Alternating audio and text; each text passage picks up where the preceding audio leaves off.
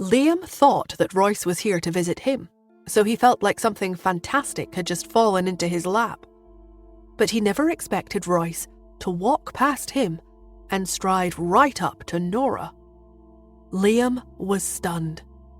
When he turned around, he saw the man, who was one of the highest-ranked officials in the company, ask, "Ms. Nora, I mean Ms. Lisa, why are you here? Does ma'am know?" Liam had no idea what they were talking about. The handsome and cheerful boy was stunned. He stared at Royce in disbelief. What did he just say? He swallowed. "Ms. Lisa, ma'am." Why was he speaking so politely, as if her position was above his? The only person whom Royce would address as ma'am was the boss of NTT. Why was he asking Lisa about her? Liam's thoughts were in a mess. He couldn't figure out what was going on at all. He stared at Royce and then at Nora. For a while he felt like he was dreaming. Nora sighed a little the moment she saw Royce. It seemed that she wouldn't be able to conceal this identity of hers in front of Liam anymore. She broke into a small frown. She gave a slight nod at Royce, motioning to him to wait a moment.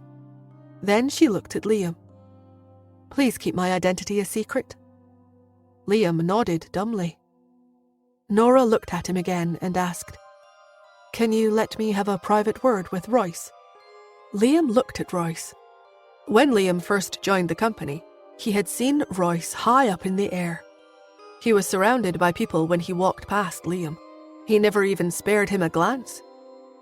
At that time, Liam had told himself that he must work hard to climb the ladder into the department and become Royce's subordinate, and become someone like Royce. But the goal he was struggling to move towards now was standing humbly in front of Lisa with a respectful look on his face. In fact, the man who had never even spared him a glance before was even giving him a smile right now. Liam knew that this was all because of Lisa. In his trance, he nodded and walked into his house. After closing the door, he couldn't hear what Lisa and Royce were saying anymore. However, at this distance, he could see Lisa saying something to Royce in a low voice, and Royce nodding repeatedly. This huge reversal of roles made Liam hang his head in disappointment. He was an honest man, so he wanted to climb higher grounds with his own efforts. Even when Fred was bullying him the other time, he hadn't felt anything, and he believed that this was something that a man should do. But at this moment, seeing Lisa's sudden transformation from someone who needed his help to someone high up in the air, he couldn't help but sigh. In this world, a person's social status was too easily put in place. "Don't tell my aunt," Nora ordered, her voice cold and frosty. Royce gave her a wry smile. "Ms. Nora, if ma'am finds out, I'm afraid I will be punished." Nora sighed. "It's fine. I'll get Cherry to bail you out when that happens." "Okay, fine. With Ms. Cherry around, there won't be any problems with ma'am." "What are you doing here, though, Ms. Nora?" Royce had come for Nora's future promise. One was his boss, while the other was the future successor. He didn't want to offend either. But if he informed his boss straight away, Nora would get angry, so it was imperative that he came to ask for instructions and to get a guarantee from her. Royce was a stickler for the rules. Cherry's significance to his boss was incomparable to everyone else. Nora assured him, "You don't need to bother with my affairs. Just make sure you do your job well, and that will do." Royce lowered his head. "Okay." Then he gave Nora his promise. "I will definitely handle Professor Meyer's project well, and I won't let anyone block his funds. And Liam too. I will promote him when the time comes. Ms. Nora, are you planning to set up your own team in the company?" The successor would need a new team, so Royce had misunderstood. Upon hearing this, Nora glanced to the side. Liam was standing in front of the window, and staring at her with a complicated expression. However, the scorching, idolizing look in his eyes was impossible to hide. That was what a young man who had just graduated from school should look like, full of hope for his career, enveloped in passion, and dying to break out into the world. Nora thought of how Liam stayed by Renee's side and had never abandoned her. She also thought of how she had done a background check on Liam because she was worried that he had brainwashed Renee and was emotionally manipulating her, but found that he had a clean family background. From kindergarten all the way to university, there were photos from every stage of his life. There was no way anyone could fake that. After thinking for a moment, Nora replied, "You can try putting a little more effort into grooming him." Liam was kind-hearted and a good person. He had even dared to speak up for her at the university. From that, one could see that the young man did have the passion needed to make achievements. People like him were capable, so it would also be beneficial for NTT to train and groom him. Royce nodded right away. "No problem." After the two reached an agreement, Nora instructed Royce not to disturb her if there was nothing important. Only then did Royce leave, satisfied with his new instructions. After Royce left, when Nora was about to enter her house, Liam opened his door and walked out. He looked at her blankly as he stammered, Lisa, He wanted to say something, but he didn't know how to put it into words. In the end, he simply put it, "About the incident with Fred the other time. Thanks." He had finally understood. It wasn't because of his luck that something had happened to Fred. Rather, it was Nora who had given the company a heads up. Nora looked at him. Her lips curled into a smile and she replied, "You're welcome. You can let Renee keep my children company a little more." Liam nodded and thought back to what he'd said about how she didn't need to thank him and that it would do if they just spent a little more time with Renee. Liam's face started to burn. He scratched his head and smiled at her shyly. The naive young man couldn't help but think that he was the hero of the world and that it was his good fortune to be appreciated by his boss. It was only now that he realized that his real luck was actually getting to know Nora. After Royce left, he got into the car. As he was about to leave, he noticed Fred approaching. Mrs. Long was still living here for the time being. Her son had suddenly lost his job and he couldn't find a job in the industry anymore. She had no place to go for the time being, so Cindy, the landlord, had given her a few more days to find new accommodation before she moved out. Nora didn't have much to say about this. After all, Mrs. Long was busy looking for a job, so she didn't have the time to bully Cherry anymore. It wasn't like Nora would only be satisfied after she drove them into a dead corner. Fred's job search had been very difficult. At NTT, he was a senior executive, so now that he was restarting as a low employee, not many companies were willing to hire him. Even if there were some that were willing, they offered a very low salary. He wanted to go back to NTT, but he was told that he had offended someone. Who on earth had he offended?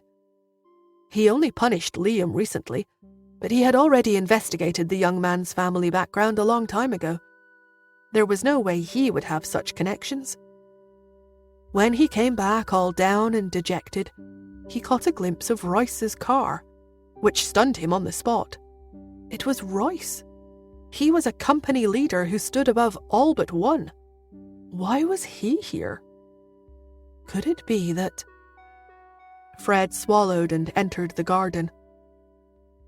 When he did, he happened to see that Nora hadn't gone into her house yet. During the last 2 days after he returned home, his mother had pointed at Nora's door and complained to him. She said that the woman who had just moved in had bullied her. She had told him how she was taking care of 3 children, even though she was all by herself. Fred had been busy looking for a job, so he hadn't had time to give them trouble yet. But he was planning to make trouble for them today. But when he thought of Royce's car, the stunned man blurted, "Was Royce here for you?" Nora looked over at who had raised their voice at her. She raised her brows. It didn't matter that Liam had found out about her identity because he would keep the secret for her. But Fred and Mrs. Long were not good people. If they found out, Nora wouldn't be able to keep her identity a secret anymore. But Royce had just left and she was out in the garden. Nora glanced to the side. When she saw Liam, she pointed at him and replied, "No, he was here for him." Liam froze in shock. Fred was looking straight at him. Faced with his former supervisor's gaze, Liam swallowed. After a while, he nodded and pretended to say in a calm voice, "Yes, he was here for me." Fred was stunned. He thought of how he had been fired when he was going to punish Liam. He was told that he had offended someone he shouldn't have. Wouldn't that mean Liam? He reacted very quickly and rushed over. He begged, "Liam, no, Mr. Martin, you know what they say about how friends begin as enemies? We got off on the wrong foot, that's all. I'm sorry for what I did to you in the past. Should I get down on my knees? Spare me. I can't find a job now and my family will be out of food next month. I have elderly people and children in my family." Liam looked at Nora in alarm and uncertainty. Seeing that he was staying quiet and looking at Nora, Fred also looked at her. He thought of what Mrs. Long had done and added, "Miss Lisa, I'm sorry. My mother only bullied you because her younger sister wanted to move here. She wanted to rent the house that you're living in. That's why she wanted to drive you away. I'll apologize to you, okay?" Nora knew this a long time ago, so she was unmoved. At this moment, Mrs. Long also came home. With her cell phone in hand, she ranted as she walked. "If you're not coming, then why send me a message saying that you want to? You asked me to rent a place for you, and you said that you wanted to live with me. I almost drove my neighbors away because of you. Now you're telling me that it wasn't you? That you didn't send me any messages? Ha! How can that be? My chat messages are all right here."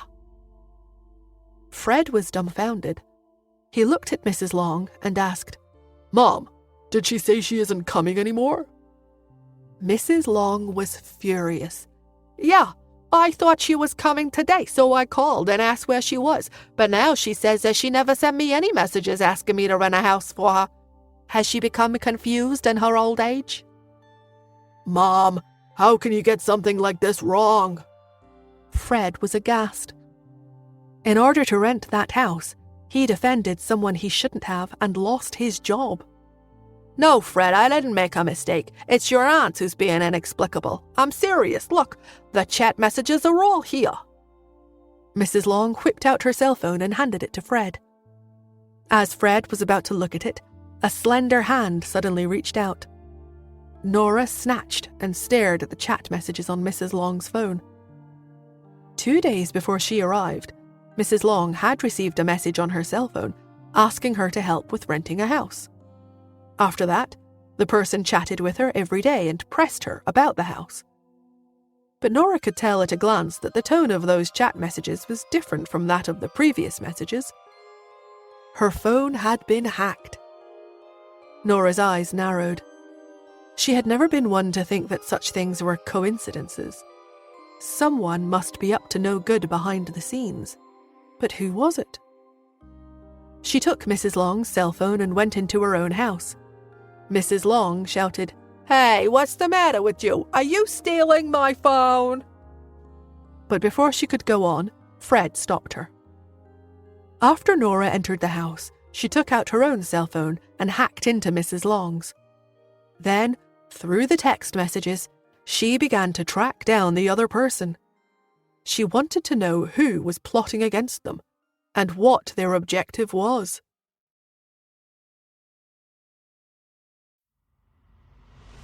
The only way the mysterious other party could have used Mrs. Long's sister's phone number to send her messages for so long without her sister ever finding out would be to hack into Mrs. Long's sister's cell phone. With that in mind, Nora hacked into Mrs. Long's sister's cell phone. There would always be traces left behind whenever a cell phone was hacked into. She sat on the sofa, her cat-like eyes skimming through the programming codes at high speed, and she quickly found something on the phone. She followed it, planning to find out who that person was. Unexpectedly, the person who had still been online a moment ago suddenly vanished. The device on the other end was also destroyed.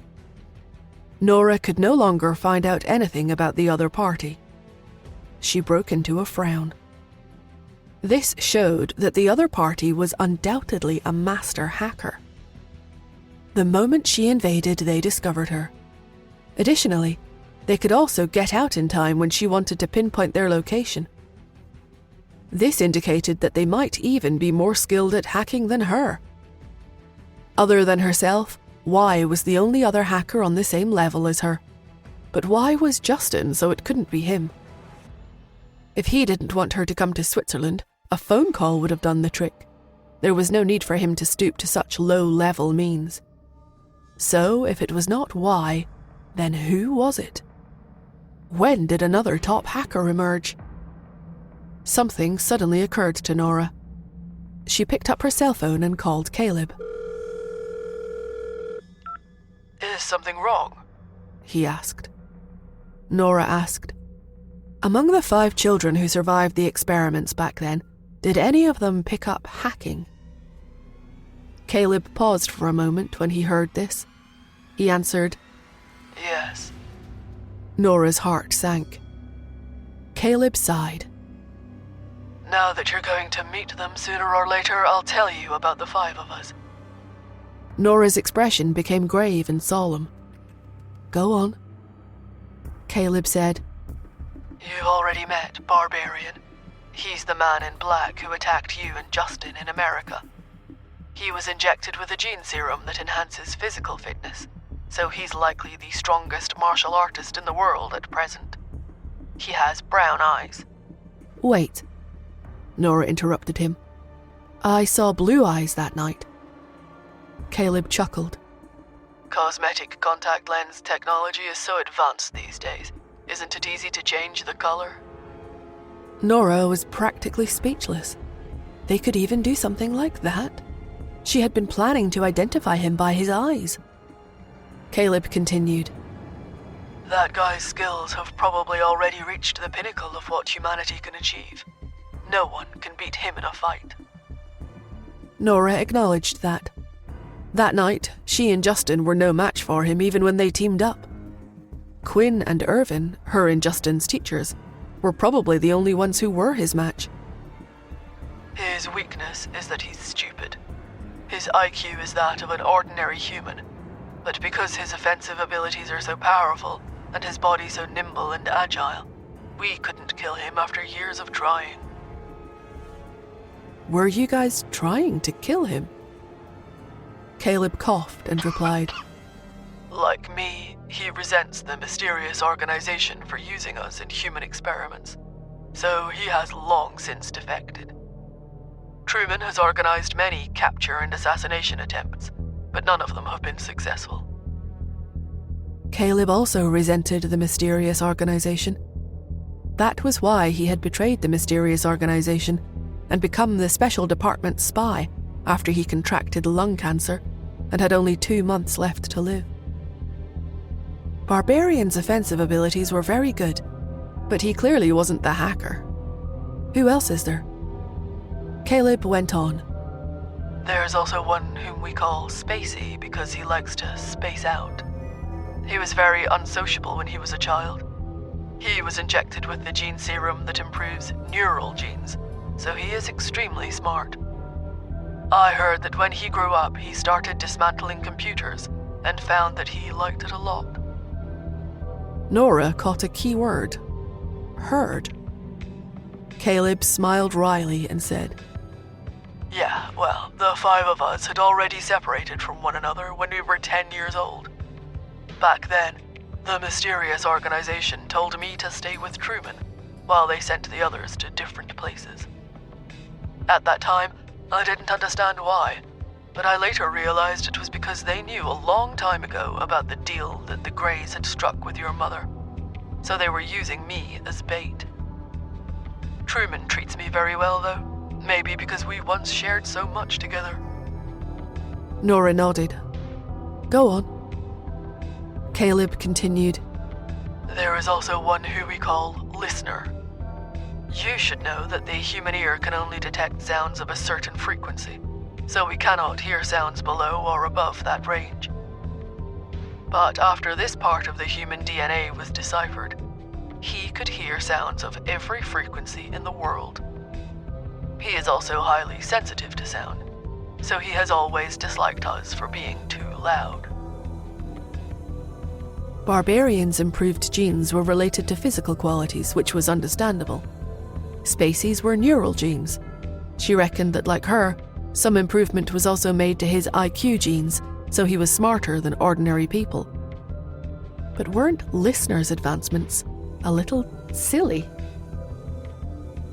The corners of her lips spasmed. Isn't a skill like that kinda useless? Caleb coughed. Humans research DNA and decipher the DNA code in order to enhance our abilities.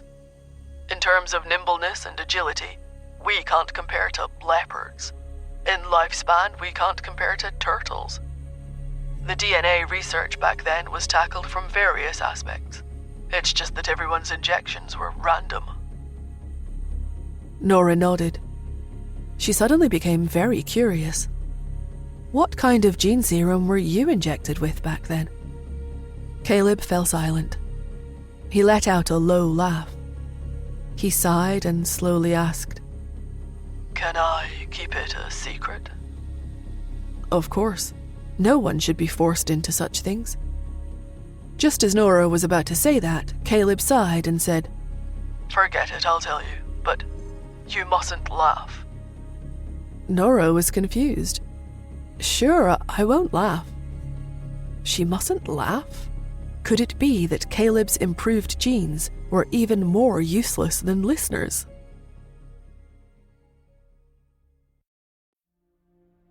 While Nora was wondering about it, Caleb coughed and said, Forget it, I won't say it anymore.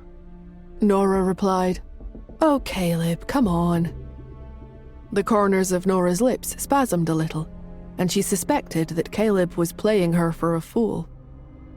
Sensing her displeasure, Caleb chuckled quietly and said, I really can't bring myself to say it. If I ever see you again in this lifetime, I will tell you in person. Caleb had returned to the mysterious organization this time as the Special Department's spy. He only had 2 months left to live. If his lung cancer worsened, he might not even have 2 months.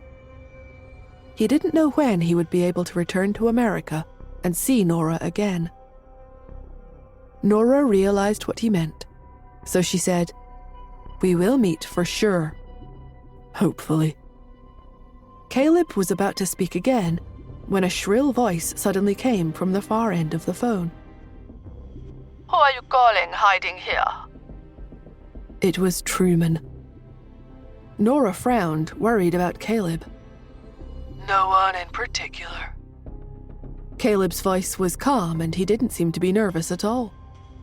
Oh, show me. Nora heard the sound of people fighting over the phone.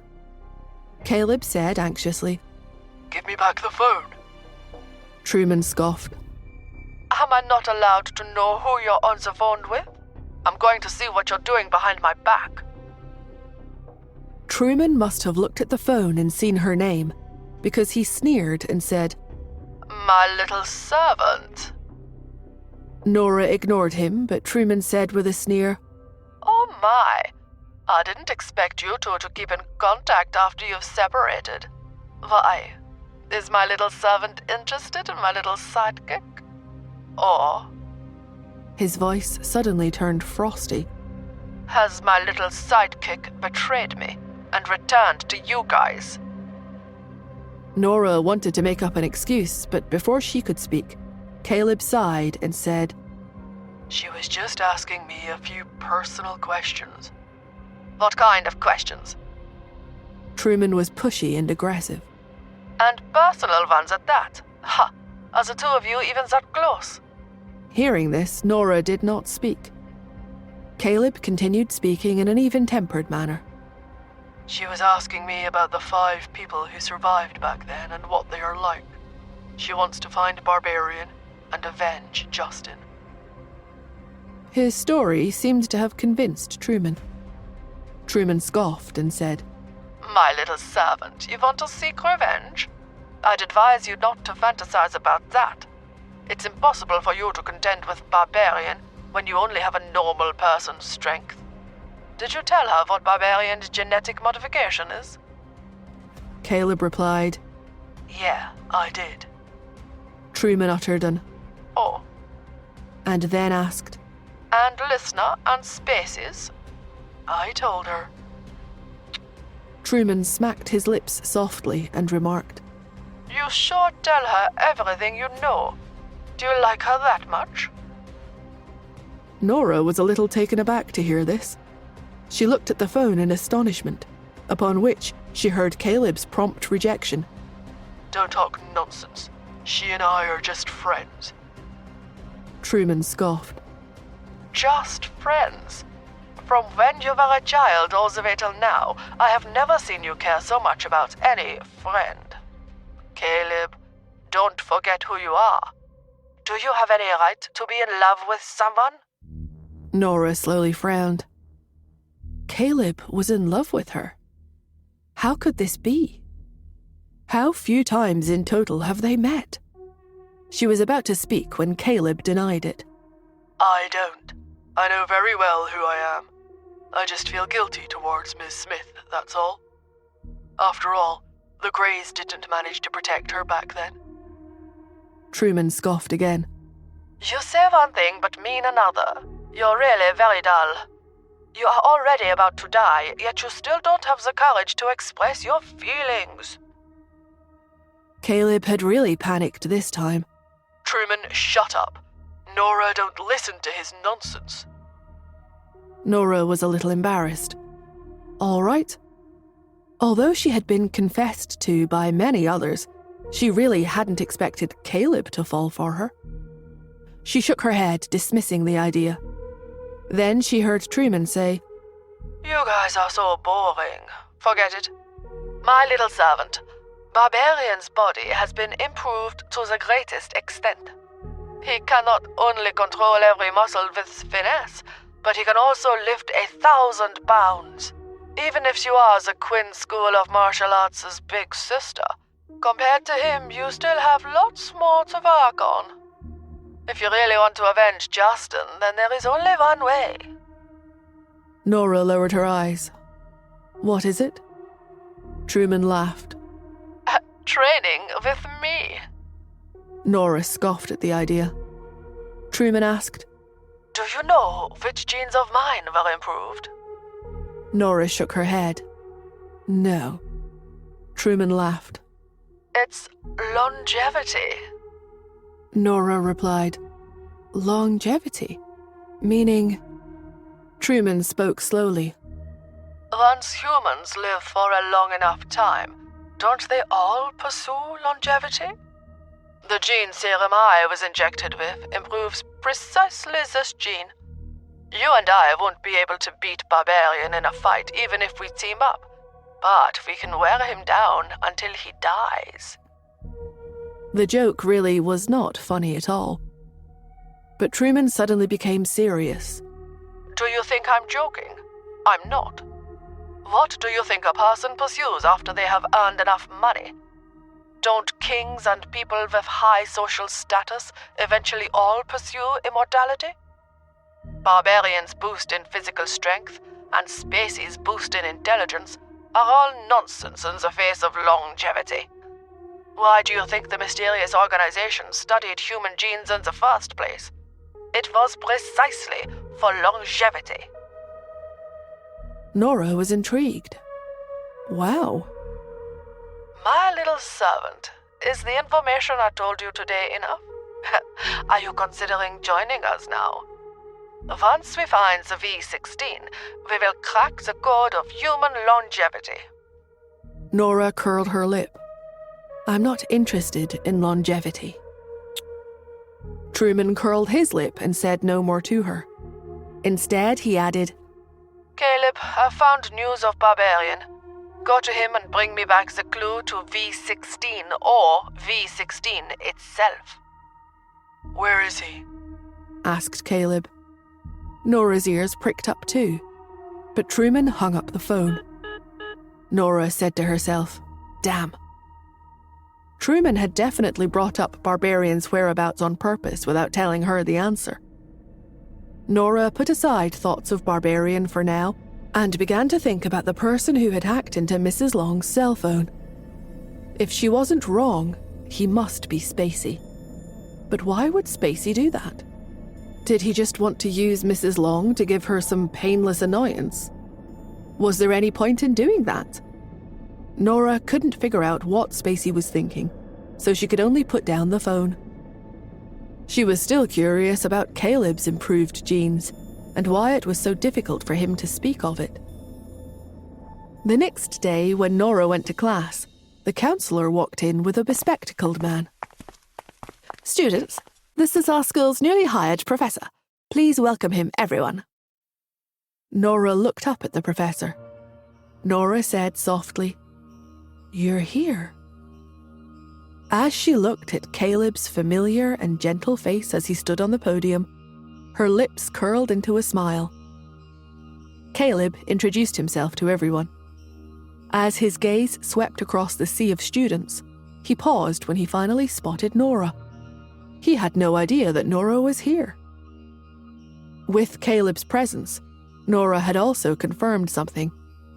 Truman had ordered Caleb to find Barbarian. Since Caleb had shown up here, this meant that Barbarian was at Stav University. And now that Caleb was here in person, he would have to tell her the truth about his improved genes. That professor is so handsome. The students below the podium were all whispering about Caleb. Nora raised her brows. Caleb was really very handsome. He had a dashing aura that was elegant and gentle. He wore glasses and always smiled gently before he spoke, which gave people a refreshing feeling, like a spring breeze. Yet, at the same time, it didn't give people the feeling that he was easy to get close to. He carried a sense of alienation and nobility. He and Justin both came from wealthy families, but the two gave people completely different feelings. Justin felt like a fierce and ferocious war god. He was terrifying and intimidating. Caleb, on the other hand, was like a celestial being, making people feel like he was out of one's reach. Nora lowered her eyes, put her head on the table, and fell asleep. She attended classes just so she wouldn't attract attention. She had chosen to be an exchange student at this time because there weren't many classes during this period. Caleb's voice was gentle and hypnotic. As Nora listened, she slept even more soundly. On the podium, Caleb chuckled when he saw the girl fall asleep, and he subconsciously lowered his volume. He gently reminded the other students, Keep your voice down. Don't disturb your classmates who are sleeping. The students were confused. Sleeping in class, and he's letting them? The class was soon over. After class, Nora stretched and stood up. This time, she didn't leave immediately, but looked at Caleb at the front instead. Caleb wanted to come to her, but was stopped by a student. Professor Gray, I don't understand this part here. Nora yawned. While she was waiting for him, a voice suddenly came from the side. Hey, Lisa. She turned her head and saw Olivia standing beside her, an embarrassed look on her face. She said, I know you may not care, but I still want to apologize. Nora knew what she meant. She didn't mind, though. She didn't regard Olivia as a friend, so she didn't take her prejudice towards her to heart at all. Nora nodded and said, It's okay. She picked up her bag and went out the door. Olivia had a complicated look on her face as she looked at Lisa from the back. After hearing what the counselor had said the day before, she had gone to Professor Wilson to check her exam papers. She found that the other girl had indeed gotten every question right. At first, she felt that the girl had deceived her, but she immediately realized the next moment that Lisa had never said that she couldn't do the questions. She had even mentioned several times that she didn't need her help. It was her own arrogance that had made her think that Nora's grades were bad. Olivia stared at Lisa from the back. She felt like the girl's image in her mind was getting bigger and bigger. Nora didn't leave after she exited the classroom, but stood at the corner and waited. After a while, Caleb came over. The man, who was a head taller than her, asked with a smile, "Lisa?" Nora nodded. "Yeah, Lisa." Caleb smiled again. He said, "Long time no see." "Yeah, long time no see," Nora replied calmly. Caleb looked straight at her and asked, "Are you okay?" Nora replied, "What do you mean?" Just as she was puzzled over Caleb's question, she heard Caleb speak again. "About Mr. Hunt." Nora had once again forgotten that Justin was dead. She lowered her eyes. In order to hide her emotions, she could only say calmly, "Actually, we weren't that close." Strictly speaking, she and Justin had only known each other for 3 months, and during those 3 months they had not been together every day either. When she put it that way, even she herself was puzzled. She had never had many friends her whole life, so why had she fallen in love with him in such a short period of time? And their love was deep. They had complete trust. Nora's expression seemed a little puzzled, but her statement convinced Caleb. After all, Nora had always been cold and indifferent since she was a child, and had never been one to fixate on relationships. To be honest, it would be stranger if she was dramatic about it. Seeing that she wasn't too hung up over it, a smile formed on Caleb's face, and he said, "Yeah, I'm glad you're all right." He looked at the time and suggested, "Let's have lunch together?" Sure. Caleb was the special department's undercover agent. When he was in America, he'd helped her a lot, and Nora wanted to know about Barbarian, so she and Caleb left the school together and went to a private room in a restaurant nearby. When the food came, Nora sat opposite Caleb and asked about Barbarian first. "Is Barbarian here?" Caleb nodded. "Truman found out that Barbarian had appeared in the school, so he wanted me to come over and take a look. Why are you here?" Right after he spoke, he figured out something and asked directly, "Did you come here because you have a clue about V16? Nora knew that she wouldn't be able to give a convincing explanation when she was found here. Even a fool wouldn't believe her spiel about being an exchange student at this point. Even though she couldn't fully trust Caleb, some things were still okay to let him know. She nodded. Yes. Caleb frowned. "Then you have to be careful. If Spacey has his eye on you, then he must know that you are here. Barbarian is also here. Nora, you mustn't underestimate any of the 5 of us who survived among thousands of people." Nora nodded, her expression solemn. Got it. Nora needed to know the truth. So, which genes of yours were improved? Caleb instantly turned red. He was a little embarrassed.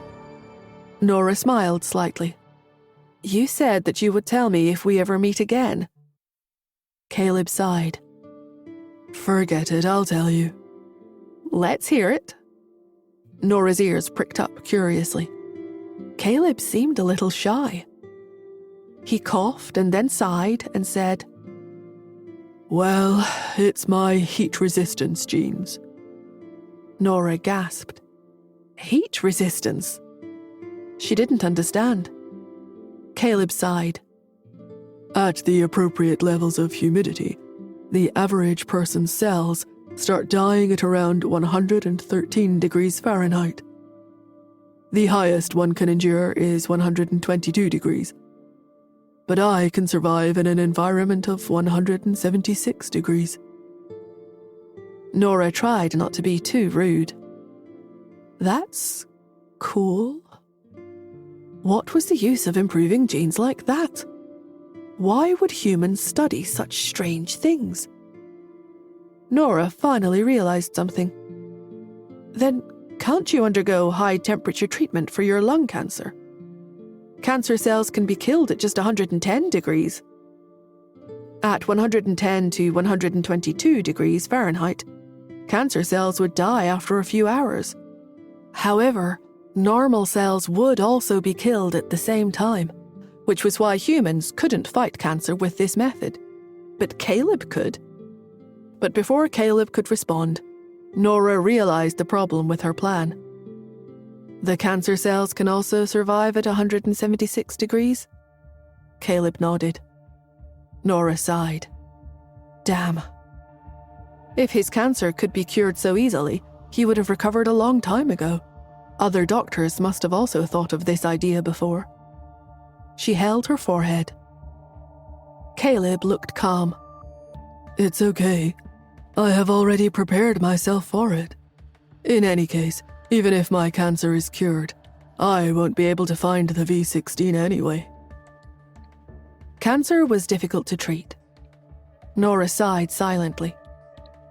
She asked, "What are Spacey's characteristics?" Caleb shook his head. I haven't seen him since I was 10, and he didn't like to talk much back then. Apart from Spacey, you also have to watch out for Listener. Nora, all 5 of us who survived want to live, so they will definitely fight with you for the V16. The key here is time is running out. Xander didn't have much time left either. Nora knew that she had to hurry and find a way to enter the archives and obtain file number 004. The food order arrived, so the two of them stopped talking and started to eat. Halfway through the meal, the loud chatter in the private room next door traveled over. "Professor Epson, the results of your research are great. You have been trying to invite Athena to do this project with you, right? Except she didn't respond. If she learns that you have succeeded in your research for the project, she will definitely regret it." It was a student paying lip service to Epson.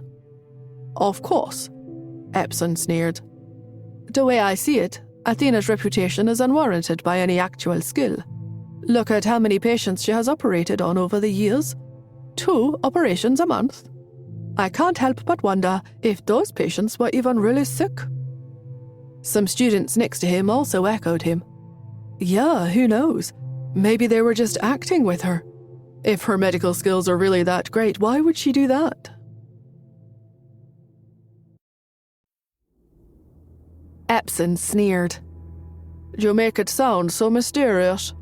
Her formalism is too extreme. She only treats 2 sick patients every month. I don't believe that she'd only treat 2 people a month, when her husband, son, and father all get sick. Will she let the other person wait for death? How ridiculous." The others laughed. Epson was actually not popular with the students. He deliberately gave convoluted lectures to emphasize that he was different from the others, rendering everyone unable to understand his lectures. All of the students regularly gossiped and complained to one another about how tiresome his classes were. Even Olivia had to listen carefully. If she was even a little distracted, she would not be able to keep up. Epson had always taught a hard class in school. He was arrogant and proud. The project he applied for could not be completed by himself, but he did not want anyone to share the credit.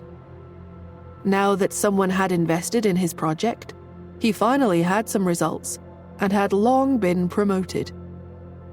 If he did not know Athena and did not have her contact details, he would have walked to Athena long ago.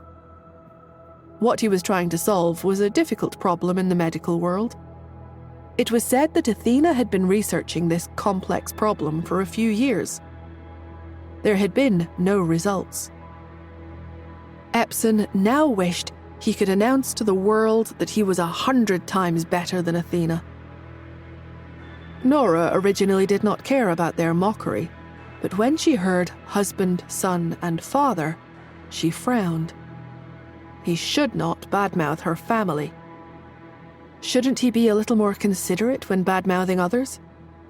She stood up and was about to go over and teach Epson a lesson when the room door was kicked open. Epson and the students exclaimed, "Who are you? Which school are you from?" Nora raised her eyebrows when she heard a familiar female voice charmingly respond, "Listen carefully. You can learn from me. Call me Mother. Come, learn from me." "Mother," the students repeated. Epson and the other students were at first very vigilant against this woman who had suddenly barged in. But when they heard her charming voice, they subconsciously repeated her words. "My stupid sons." The woman smiled. It was only then that Epson and the other students realized that they had been played. The students were instantly furious and shouted at her. Epson was furious, but he was a teacher after all, so he tried to keep his composure and asked, "What are you doing? Do you have something against us?" The woman sneered. "I don't have any grudges with you, but the Athena you're talking about is my sister-in-law.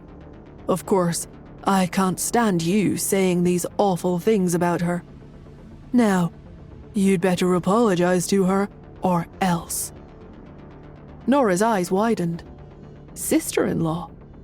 Did that mean the woman in the other room was Justin's sister Brenda? Then again, who else would behave so protectively over Nora?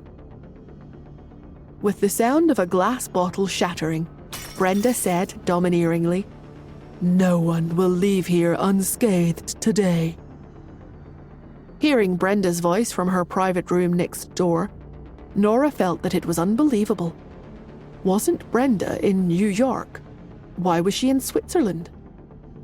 Nora had tried to hide her whereabouts from everyone in order to keep them safe. Now Brenda had somehow ended up in the exact same restaurant Nora was in. She was about to leave the room and reunite with Brenda when her phone rang again. She picked it up and heard Solo's voice on the other end. "Athena." Nora asked, "What is it?"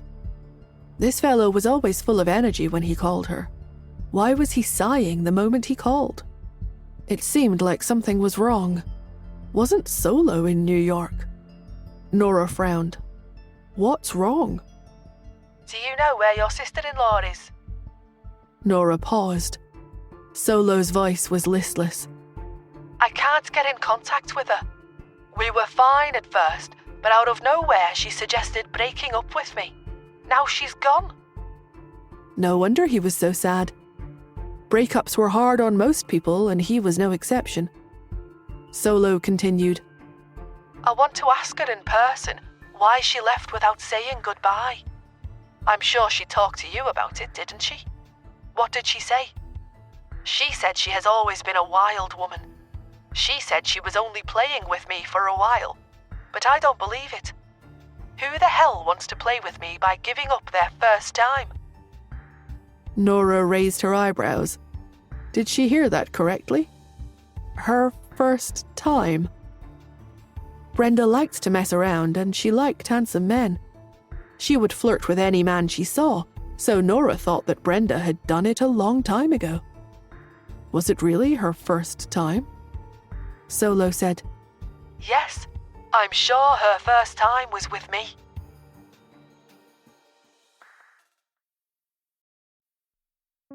Nora felt a little stunned. Was Brenda's flirtatious behavior all fake? She thought that Brenda was naturally dissolute. Oh, wait.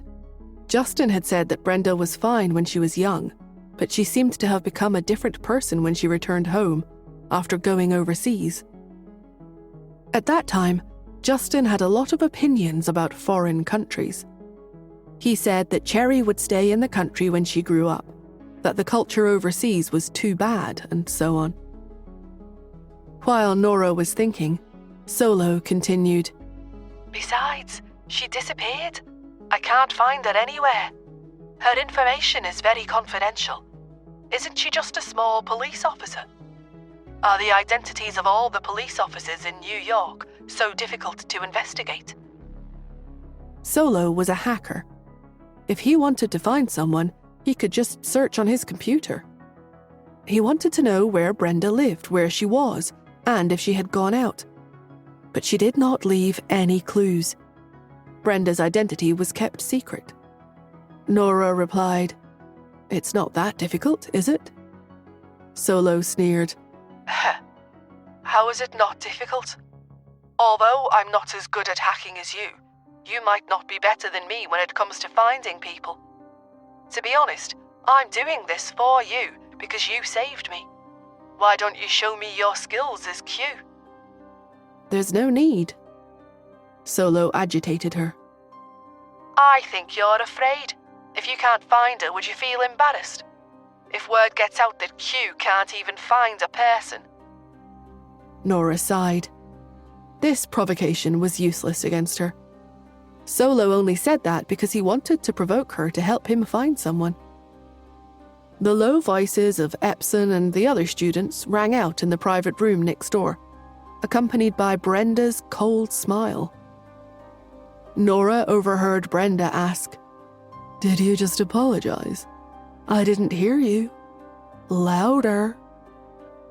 Nora confessed to Solo, "I know where she is." You do? Solo couldn't believe it. Damn, are you that fast? How long has it been? I've been searching for hours on the internet and I haven't found anything. Only a second has passed, right? Solo felt like his view of Nora's hacking skills had exploded.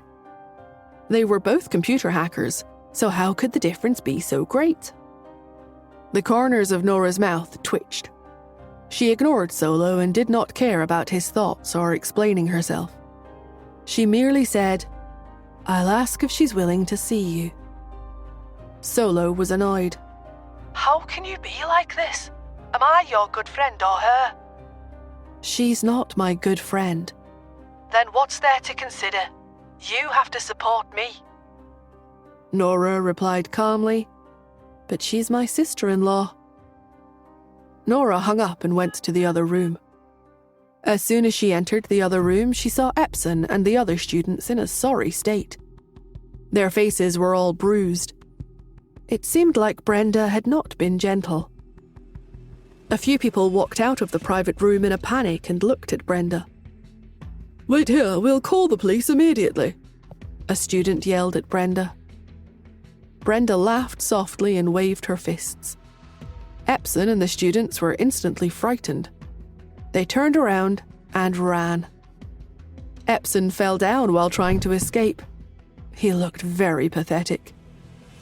Brenda seemed to be satisfied. She clapped her hands, and when she turned around, she finally saw Nora. She immediately said in surprise, "Nora, why are you here?" Then she saw Caleb walking out of the private room with Nora. She asked, "You're eating with a friend?" "Yes." Nora pointed to the private room. "Join us?" Brenda nodded. Her gaze brushed past Caleb's face and she asked, "Didn't you go to Truman's place to be a spy?" Caleb had been captured by the special department before, so Brenda knew him very well. Caleb answered, "Yes, he sent me to complete a mission." "I know," Brenda said.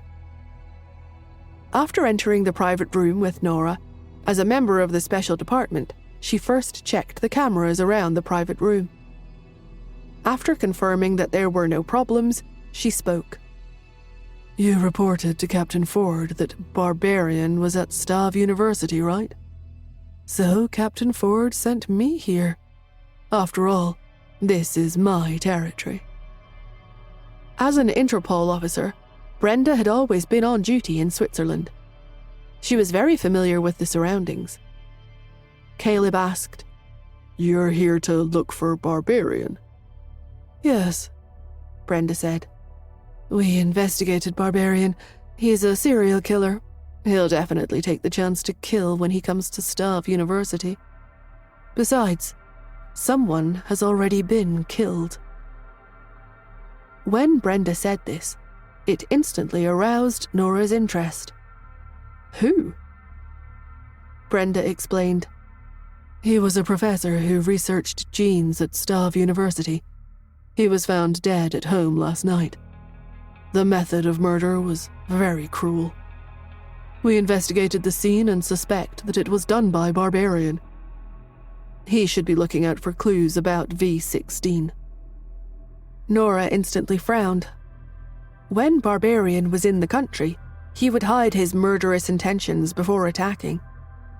But Nora couldn't help but have some sympathy.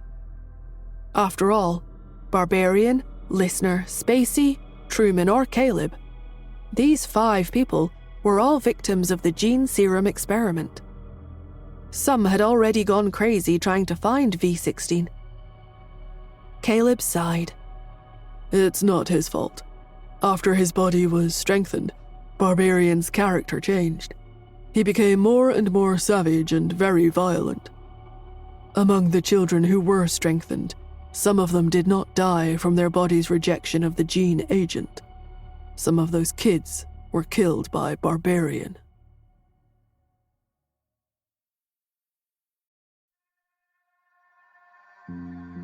A group of children had been detained when they were young and had never received an education. They were only given gene serum at fixed intervals. The mere thought of it was cruel. These children were pitiful. Brenda explained in a calm voice, "But this doesn't become a reason for him to kill people. If people start taking revenge on society because of traumatic events in their childhood, then what will become of law and order? And what was the professor's fault in all this? Why was he killed?" Caleb and Nora nodded in agreement. Brenda's expression was filled with justice. She was no longer lazy when she spoke. She continued, "The meaning of our existence is to protect justice and to be fair." She looked at Nora. "Nora, I don't know why you're here, but the future of Stav University will be very chaotic. You're so thin and weak. Why don't you leave first? Tell me what you want and I'll help you." The weak Nora pursed her lips. "Don't worry, I can protect myself." Brenda did not trust her, but she knew that she would not shrink back from what her sister-in-law wanted to do. Therefore, she nodded. "Nora, then put my phone number on your speed dial. If you encounter danger, call me. I'll be there anytime you need. It's best to keep your identity as Athena a secret to prevent Barbarian from targeting you. Don't worry. I'll catch him and kill him personally to avenge my brother." Brenda's voice turned cold when she said the last sentence. "Okay," Nora replied without any emotion. After Brenda finished talking to them, she looked at the time. "A few of us are going to Stav University to investigate. Nora, if there is nothing else, I'll get going." With that, she looked at Caleb. "And you're a spy. I don't think it's good to interact too much with Nora. You should avoid attracting Barbarian's attention. You guys should maintain a distance." Caleb nodded. Brenda always knew the best course of action to take, despite looking like a rich lady who only cared about clothes, wearing high heels, a short skirt, and a mink coat. Nora saw that she was about to leave after saying that and called out to her. "Brenda?" "What's wrong?" Brenda stopped in her tracks and looked at her. "Is something the matter, Nora?" Nora replied, "Solo wants to know where you are. Should I tell him?" When Brenda heard the name Solo, she fell into a daze. Then she sneered and lowered her eyes. She said in a light and cold voice, "There's no need. Tell him not to look for me. He has no chance. I'm sick of him. If he keeps pestering me, I'll be annoyed. He shouldn't be such a sore loser, right?" With that, Brenda turned and left. Nora stared at her back for a while. Caleb asked, "What's wrong?" Nora lowered her eyes and replied, "Something's wrong with her." Caleb tilted his head. Nora noticed that he did not understand, but she did not explain it. There was something up with Brenda. When she met other men, she would always take the opportunity to flirt, but now she didn't even tease Caleb. She let it go and went straight to the point. Clearly, she was not interested in other men anymore. It must be because of Solo that she was so frustrated. When she said that she was sick of him earlier, even her eyes were lowered and covered it. Nora still saw the coldness in them. Brenda hated Solo. But Solo said that when he and Brenda were glued together, Brenda turned hostile out of nowhere. Logically speaking, if she suddenly turned hostile, she should be a little sorry for Solo. There shouldn't be resentment. There must be something going on between Brenda and Solo. Nora called Solo. The call was picked up quickly. Solo asked, "Is she willing to see me?" "No," Nora replied. "Solo, what happened between you and Brenda?" Solo was stunned. "What happened? I really don't know. Was it because that one time I didn't wash my feet before getting in bed?" Nora's eyes widened, and she opened her mouth to reply, but nothing came out. "Or was it because I touched her head with my right hand when I woke up in the morning? Does she like me touching her with my left hand?" Nora tried to interrupt. "Solo?" But the hacker continued to blubber. "Or is my cooking too bad? I told her to order takeout, but she insisted on me making it myself." Nora couldn't get a word in edgewise. Solo was about to cry. "Athena, tell me, what did I do wrong? Why is she ignoring me? I'm almost 30 now. After so many years, I've finally fallen for a woman. Help me." Brenda left and called her subordinate right away. Aaron, her subordinate, barked over the phone, "Captain Brenda, I'll gather our men right now." Aaron, who was wearing a police uniform from Switzerland, was a tall white man. He was walking on the street and was about to meet Brenda when 4 people with bruises on their faces walked over. When Epson and his students saw him from afar, they rushed over as if they had seen their savior. "Officer, someone beat us up." Aaron was a person with a strong sense of justice. He asked, "Who is it?" "An American woman," Epson shouted. Aaron narrowed his eyes. "She beat up the 4 of you alone?" When Epson heard this, he realized that it was very embarrassing. He nodded. "I suspect that she's American. She knows boxing. She's very strong. Officer, you should get a few more people over. Otherwise, I'm afraid you won't be her match alone." When Aaron heard this, he assured them, "Don't be afraid. My captain is nearby. I'll call her over." With that, Aaron made a call. "Captain Brenda, there's a situation here." "What? You're already nearby? You saw me? Okay." After Aaron hung up, Epson and the students demanded, "Officer, you have to punish that woman severely. She's detestable. She beat us up without any reason." Aaron tried to calm them down. "Don't worry. Our captain is a higher-ranking inspector who hates evil. With her around, no one will be afraid. Even if an international assassin came here, he wouldn't be able to beat my captain." Epson was relieved. He had just been bullied by a woman, which made him uncomfortable. Now this was his chance to take revenge. He had to teach that woman a lesson. He had to send her to jail. Epson turned around and saw a person walking over. He proudly raised his head and came face to face with Brenda.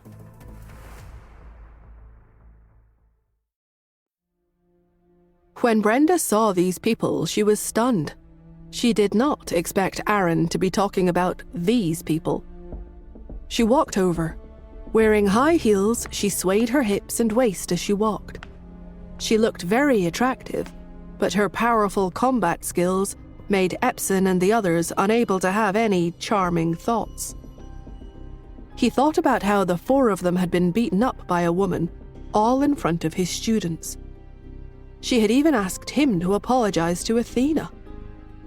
He was shocked to see her again, but Epson decided to regain face. He walked forward and bellowed, "Girl, do you see that? The police are here. If I called the police, how many years would you be in jail for beating the 4 of us?" Brenda raised her eyebrows and sneered. When Epson saw her like this, he continued, "It's not too late to beg for mercy now. Perhaps I'll be soft-hearted and agree to let you go. However, I want you to apologize for your actions earlier and kneel down to lick my shoes. Say a few words about how Athena is inferior to me, and this matter will be over. How about that?" Brenda's sneer turned to a cold smile. "I think your skin is itching for another fight." When Epson heard this, he growled, "You're too arrogant. You dare to threaten me in front of the police? All right, then don't regret it.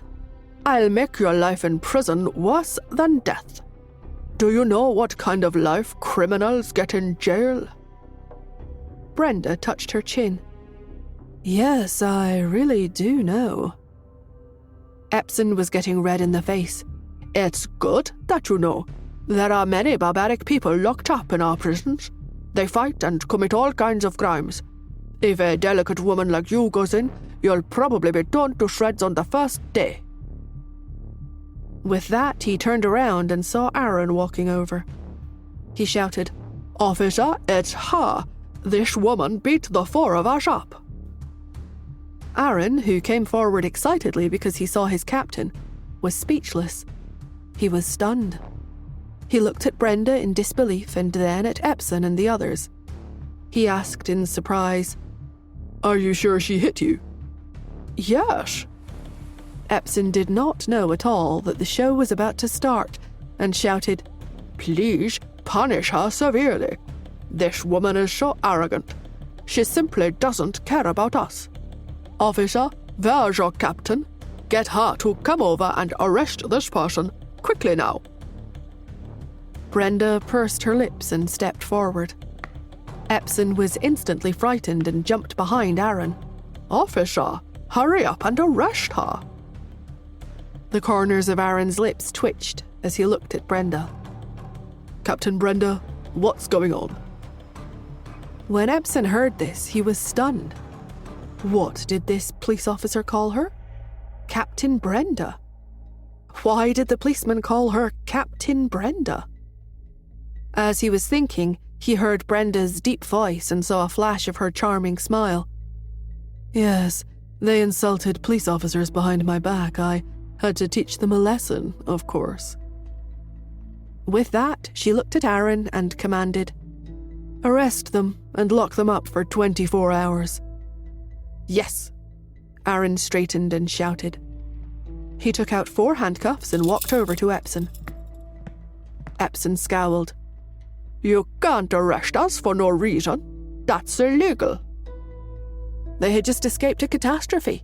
They did not expect that they would be going to jail. They would be detained for 24 hours, locked up with those hooligans. They might not have a good time tonight. Epson looked at Brenda pleadingly. He was about to speak when he saw the woman reach out a slender hand to her lips and gesture for him to keep quiet. Then she looked at Aaron and smiled. "Our professors and students love crowds a lot. You have to find them a good cell. Let them have some good company tonight." Aaron nodded. Yes. Before he had a chance to react, Epson felt the handcuffs on his wrist. The next day, when Nora went to school again, she heard Olivia say, Professor Epson is really awesome. Do you know he and Professor Athena are researching the same topic? Athena has not made any progress, but Professor Epson has an idea. He's about to succeed. Nora raised her eyebrows and asked, What project? Although there was some friction between her and Olivia previously, Olivia had always liked the strong. She had no objections to Nora now. On the other hand, Nora had never taken others seriously. Therefore, she did not hold any grudges against Olivia. Olivia had become the only person in the class who would share info with her. Olivia whispered, The topic he's researching is about neurosuppression using gene improvement drugs. Athena has studied this before. Unfortunately, she stopped because she couldn't succeed. But Professor Epson is about to succeed. Then she lowered her voice even more. I heard that Professor Epson always treated Athena as his imaginary enemy and is secretly competing with her. Now that he has developed this project, he probably wants to slap Athena's face and let her know that he is very capable. He has declared war on Professor Athena many times and asked her to come to Stav University for an academic debate. Professor Athena always refuses his invitation. Nora frowned. She had not received this information at all. However, there could be two reasons. First, she never read her junk mail. Maybe Epson had really written a letter and she hadn't seen it. Second, Epson did not dare to issue a challenge at all. These words could just be bold-faced lies made for the outside world. Nora pouted, but she did not take this matter to heart. After all, she had concluded in the past if genes could suppress the nerves. It could not be done. Now she had to wait patiently for Epson to fail. She did not say much. Soon, Epson's class began. When he walked to the podium, his legs were limp and there were some bruises on his face. He even covered his buttocks with one hand, as if he had just undergone hemorrhoid surgery. When the class saw this, they all had to hide their laughter. It did not even dare to giggle. Professor Epson boomed, I plan on inviting 2 students from our class to be my assistants. Who's interested? As soon as he said this, the students' attention was diverted. They raised their hands one by one. Me, me, they all cried. It was like a king choosing his court jester for the day. He looked at his classmates and nodded in satisfaction. He waved his hand. Yes, Olivia, you may join me. Then the last person is... Even though everyone was raising and waving their hands, Epson smiled and looked at the last row all the way to the back. Lisa. Nora didn't even have her hand raised. She snapped her head up and saw Epson say, As an exchange student from New York University School of Medicine, Lisa must know a little about Professor Athena, right? I heard that she also has her own laboratory and project team. So I'm giving you this chance to come to my laboratory to take a look. Compared to me, New York University School of Medicine is nothing. Nora narrowed her eyes. This Epson guy was a real troublemaker. She twitched her mouth and was about to reject him when Olivia yelped, Oh my God, that's awesome, Lisa. This way, we can work in a laboratory together. Other students began to show their support. Professor Epson is awesome. He's giving an American exchange student a chance to learn. Okay, we're willing to give this chance to Lisa. Lisa, go. Study hard. Yes, we're willing to let Lisa enjoy this honor. We want her to have an unforgettable stay at Stav University. The students were very warm-hearted. All of them were very humble, making Nora find it hard to reject them. If she rejected them now, it would seem like she did not know how to appreciate kindness. Never mind. Nora nodded. Sure. Epson's laboratory would need the archive room to check the files. If she joined the lab, she could go and see if file 004 was there. After all, it would take time for Wayne's laboratory to get up and running. After all, the project could not be started immediately. With the initial funding in place, Wayne still needed to gather sufficient graduate students. Of course, now that NTT had decided to support Wayne, many outstanding graduate students in the school had begun to sign up to participate in his projects. Wayne was flooded with success and was doing his job well. Then come with me to the laboratory after class. With that, Epson began the class. His class today was not difficult to understand.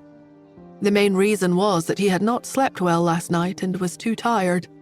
Therefore, he was not in the mood to make things difficult for the students and showcase his professionalism.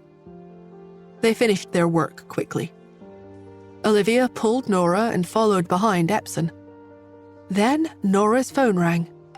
She picked it up and glanced at it. It was a message from Brenda. Nora, that Epson spent last night in a cell.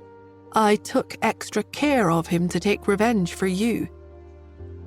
Nora looked up again and saw Epson walking in front, limping and holding his waist. This made her realize how professional Epson was. He made her, the culprit, admire him a little. Olivia broke the silence. Professor Epson, are you okay? Do you need to rest today? Epson barked. Of course not. My project can be completed in 2 days. I have to finish it quickly and let the entire world see that she's inferior to me. The corners of Nora's mouth twitched. This person was persistent in his goal to slap her. As she was thinking, Epson looked at her. Lisa, you're from New York University School of Medicine. You've seen Athena before, right? Nora lowered her eyes. Yes, I've seen her before. It wasn't an entire lie. Even though she could not see herself directly, she saw herself in the mirror every day. Epson asked, How arrogant is she? Nora narrowed her eyes. She didn't appreciate the phrasing of his question. She may be a little lazy, but she was never considered arrogant. When she did not speak, Epson sneered. I know that Athena is the new star of your school. You don't want to speak ill of her. But can she help you find glory? She can't. Only I'm willing to bring you into my laboratory. Therefore, in the future, who will be your mentor? Do you understand? Nora didn't speak until Epson turned to face her. Yes, I do understand. Olivia pulled at Nora's arm. I know you won't belittle Professor Athena, but Professor Epson likes it when others mock her in front of him. Even if you don't mock her, you can't side with Professor Athena. Otherwise, Professor Epson will be angry. Okay. Nora was helpless and anxious. She only knew about Epson from the email. She had never met him before. Why did this fellow treat her as his imaginary enemy? All right, we're here. Be careful what you say. With another warning, the two of them stopped in front of a room in the lab building with Epson. Epson took out his keycard and opened the door. Nora looked inside and saw 8 graduate students in white coats running around and researching topics. When they heard the professor's voice, they turned around and saw Professor Epson. Everyone shouted at the same time, Professor Epson, you're more professional than Athena. Nora blinked in surprise. Did they always greet him like this? Epson smiled. Hello. We're on duty tonight. We have to get the project done and send the report as soon as possible. I can't wait to slap Athena's face. A few people with bruises like Epson's echoed his thoughts. Not only do I want to slap her face, but I want to hit her nose. I want to hit her in the face. I want her to never be able to speak again. She should only bow down to us. Another person sneered, I want her to beg to join us. I heard that she has children in the country. I want her children to be ashamed of having such a mother. Nora began to feel dizzy. So their daily ritual was bad-mouthing Athena. How great of a grudge was this?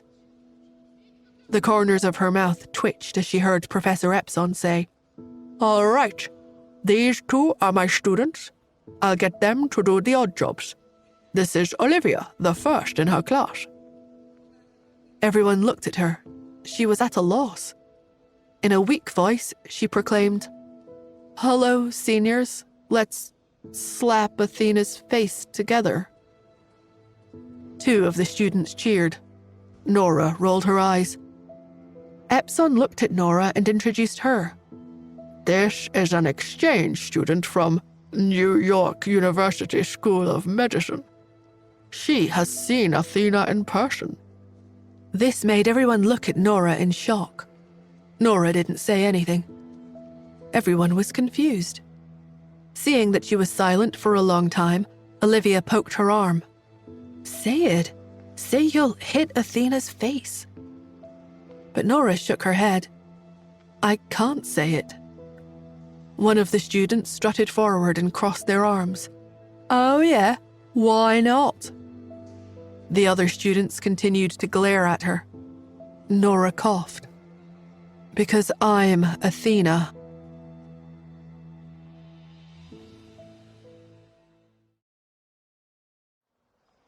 After Nora's revelation, silence fell across the laboratory. A few moments later, Olivia coughed. What did you say? How can you be Athena? You're Lisa. Oh, I know. What you mean is that you and Athena are from the same country and also from the same school of medicine. So you and she are similar, right? Before Nora could speak, the others had already opened their mouths. That must be the case. If she really was Athena, why would she come over as an exchange student here? You are so unappreciative. Professor Epson gave you such a great opportunity, yet you don't know how to cherish it? Is it because you think Athena is better than him? Then why don't you work on a project under her instead? But could she even complete the project? Upon hearing this, Nora replied, There's no way this project can be completed. Everyone retorted angrily at once. What? That's impossible. We're almost done. There are no borders in academics. You should be looking at which professor is better, rather than blindly working behind closed doors. Professor Epson, she is so ungrateful, I think you'd better kick her out. As Epson listened to everyone around him, he looked at Nora again and sneered, No, I must keep her here. Everyone's jaws hung open in surprise. Epson stormed up to Nora. You think Athena is great, right? Then I will show you that I am better than her. I will let you see with your own eyes whether this project will be successfully completed or not. I will show you that Athena is nothing. In terms of scientific research, we at Starve University are the best. All right, don't stand around here to talk. Split up and get to work. One by one, the rest of the students left the area around Epson. All of them curled their lips in disdain at Nora, and some even gave her the finger to express their anger. Olivia gently tugged at Nora's sleeve. Even if you like Professor Athena, don't speak up for her anymore, okay? Nora sighed in defeat. This was a gigantic waste of time, and she couldn't leave even though she wanted to. She asked, Is there anything that needs to be checked at the archive? She was thinking about going to the archives to look for file number 004. Someone replied, Yeah, there is. I need you to go to the archives to look up file number 102. But before he could finish, Epson sneered, No, she doesn't have to do anything. She just needs to witness our success. As soon as Epson said this, no one dared to assign her work anymore. The undergraduate who should have been worked to the bone had now become idle. Nora fell silent for a while. Then she sat in the rest area at the side. She watched as Olivia busied herself here and there. Under their directions, she printed documents and did things that would never come within a mile of something actually important. Soon it was noon. At the request of the professor, Olivia went out to buy lunch.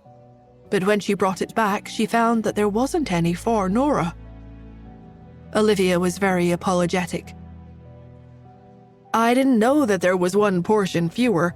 They must have done that on purpose." Nora wasn't bothered. "I'll go out and eat by myself." She stood up. When she was about to go out, Epson sneered, "You have to be back by 1 p.m. Otherwise, I won't give you any credit at all." Nora ignored him and went out. She wasn't really an exchange student, so she had no need for credits. After having lunch at the cafeteria, she was about to go back to the lab when she ran into Jack again. At the sight of her, Jack stepped forward and smiled. Lisa, what a coincidence. We meet again. Nora had half a smile on her face. Yes, what a coincidence. Jack scratched his head. Actually, it's not really a coincidence. I was waiting for you. I circled the cafeteria 5 times before I finally saw you. Nora raised her eyebrows. He sure was direct. She lowered her eyes and asked, "Why were you waiting for me?" Jack shrugged. "I heard that there's a serial killer in the school, so I thought I would protect you. Don't be scared, I can take you home." Nora raised her eyebrows, not expecting such an answer. "How did you know about the serial killer?" she asked. Jack laughed. "It's all over the school. Several SWAT cars have entered our campus, and there are SWAT officers patrolling all the entrances and exits now." SWAT officers? Did that mean that Brenda was here? While she was thinking about it, her cell phone rang. When she lowered her head and answered, she found that it was Solo. "Hey, Athena. I'm at the gates of the school, but the management is super strict. They don't allow anyone without a student ID to enter. Why is that? Isn't the Stav University campus free to enter?" "I'll pick you up at the gates." "Nah, you don't have to." Solo sighed. "Just come over to the SWAT team's temporary detention room on campus." Nora frowned. "Huh?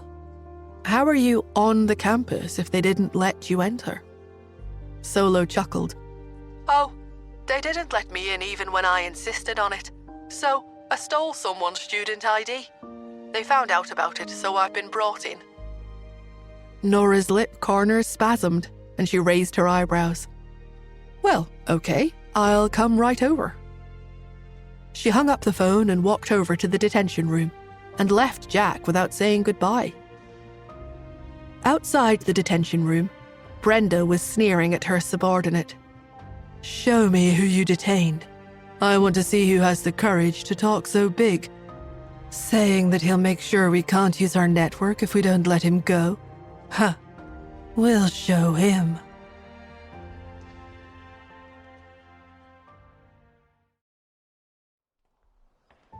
When Nora walked over, she happened to hear Brenda, so she wasn't in a hurry anymore.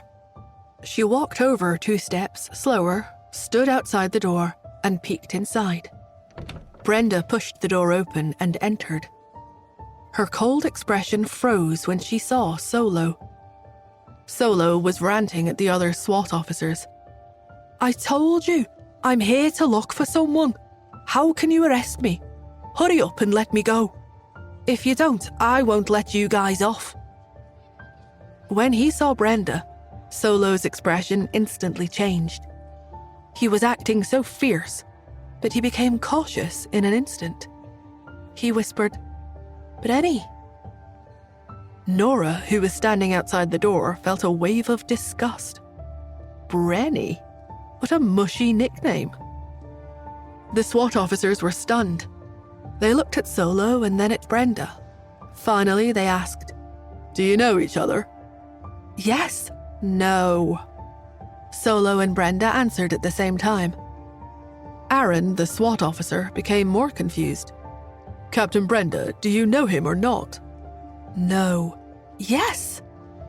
Solo and Brenda answered at the same time again, except that they had switched answers this time.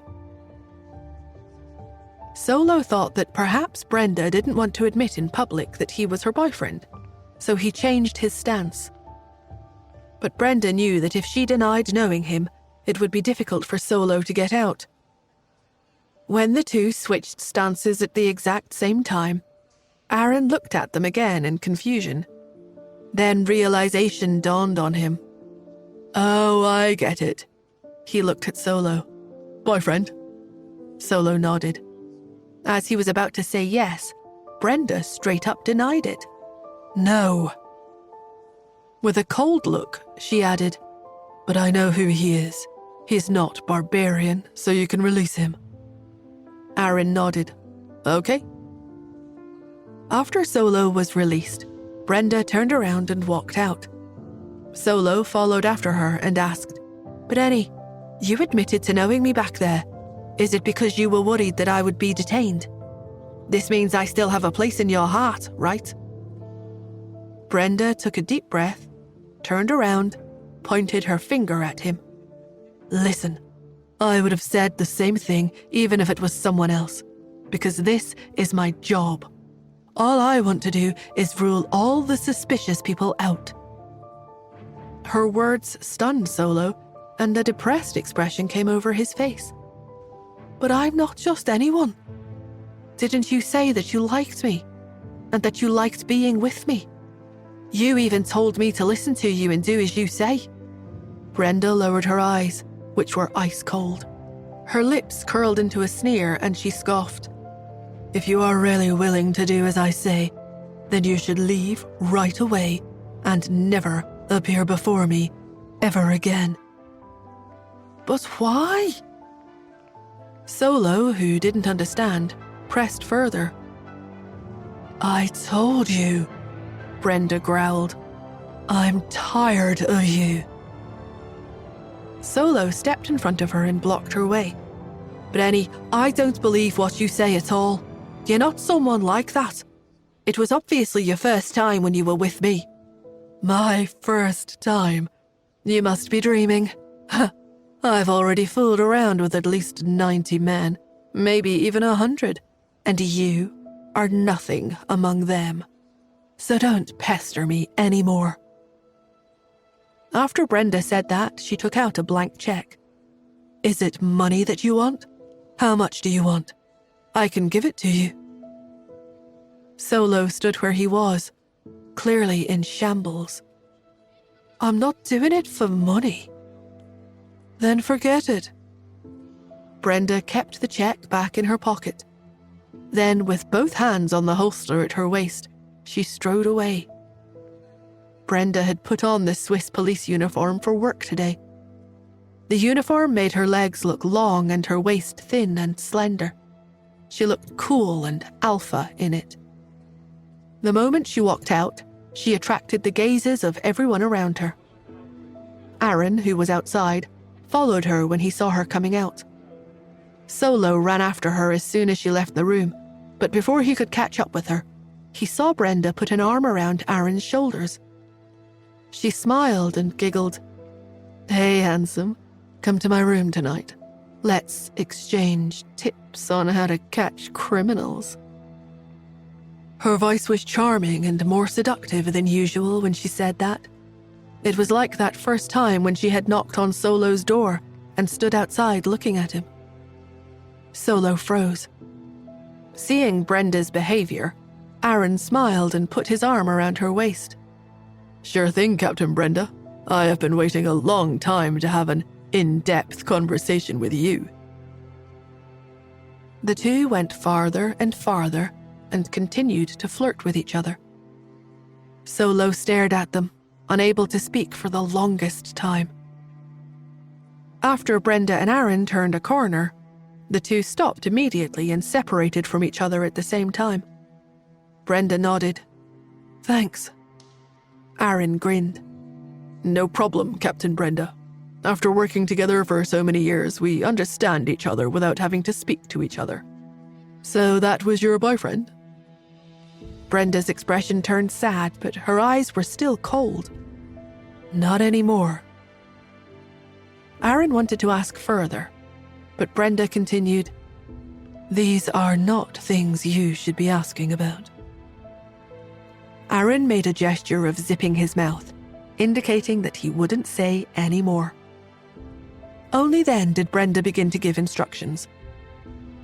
All the labs must be emptied tonight. No one is to stay for experiments. This is to prevent Barbarian from killing anyone at night. Everyone he attacked is involved with biomedicine, so we must focus on protecting those people. Yes, ma'am. Aaron straightened his back, answered affirmatively, and left. After he left, Brenda let out a deep breath. At this moment, Nora appeared beside her. She fixed her gaze on Brenda and asked, What on earth is going on between you and Solo? Brenda pressed her lips together tightly when she heard the question. She was about to speak when Nora interrupted her. I saw everything you and Aaron did just now, Brenda. Don't use lame excuses to dismiss me again. Brenda paused. She looked at Nora. Her eyes reddened all of a sudden and she gave a low chuckle. In a soft whisper, she murmured, Nora, I'd always thought that the world was very big, but why is it actually so small? Upon hearing her emotional sigh, Nora held her shoulders and asked, Brenda, what on earth happened?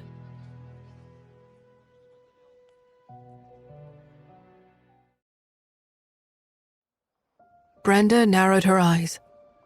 Don't ask me that anymore, Nora. It's simple. I can't be with him. Solo found his way here because you gave him the address, right? Don't do that again. After she spoke in a low voice, she raised her head again and went back to her usual calm and lazy self. After all, with him around, I won't be able to go to other handsome guys anymore, right? Seeing how Brenda looked like she didn't want to say anything, Nora knew that she had done something wrong this time.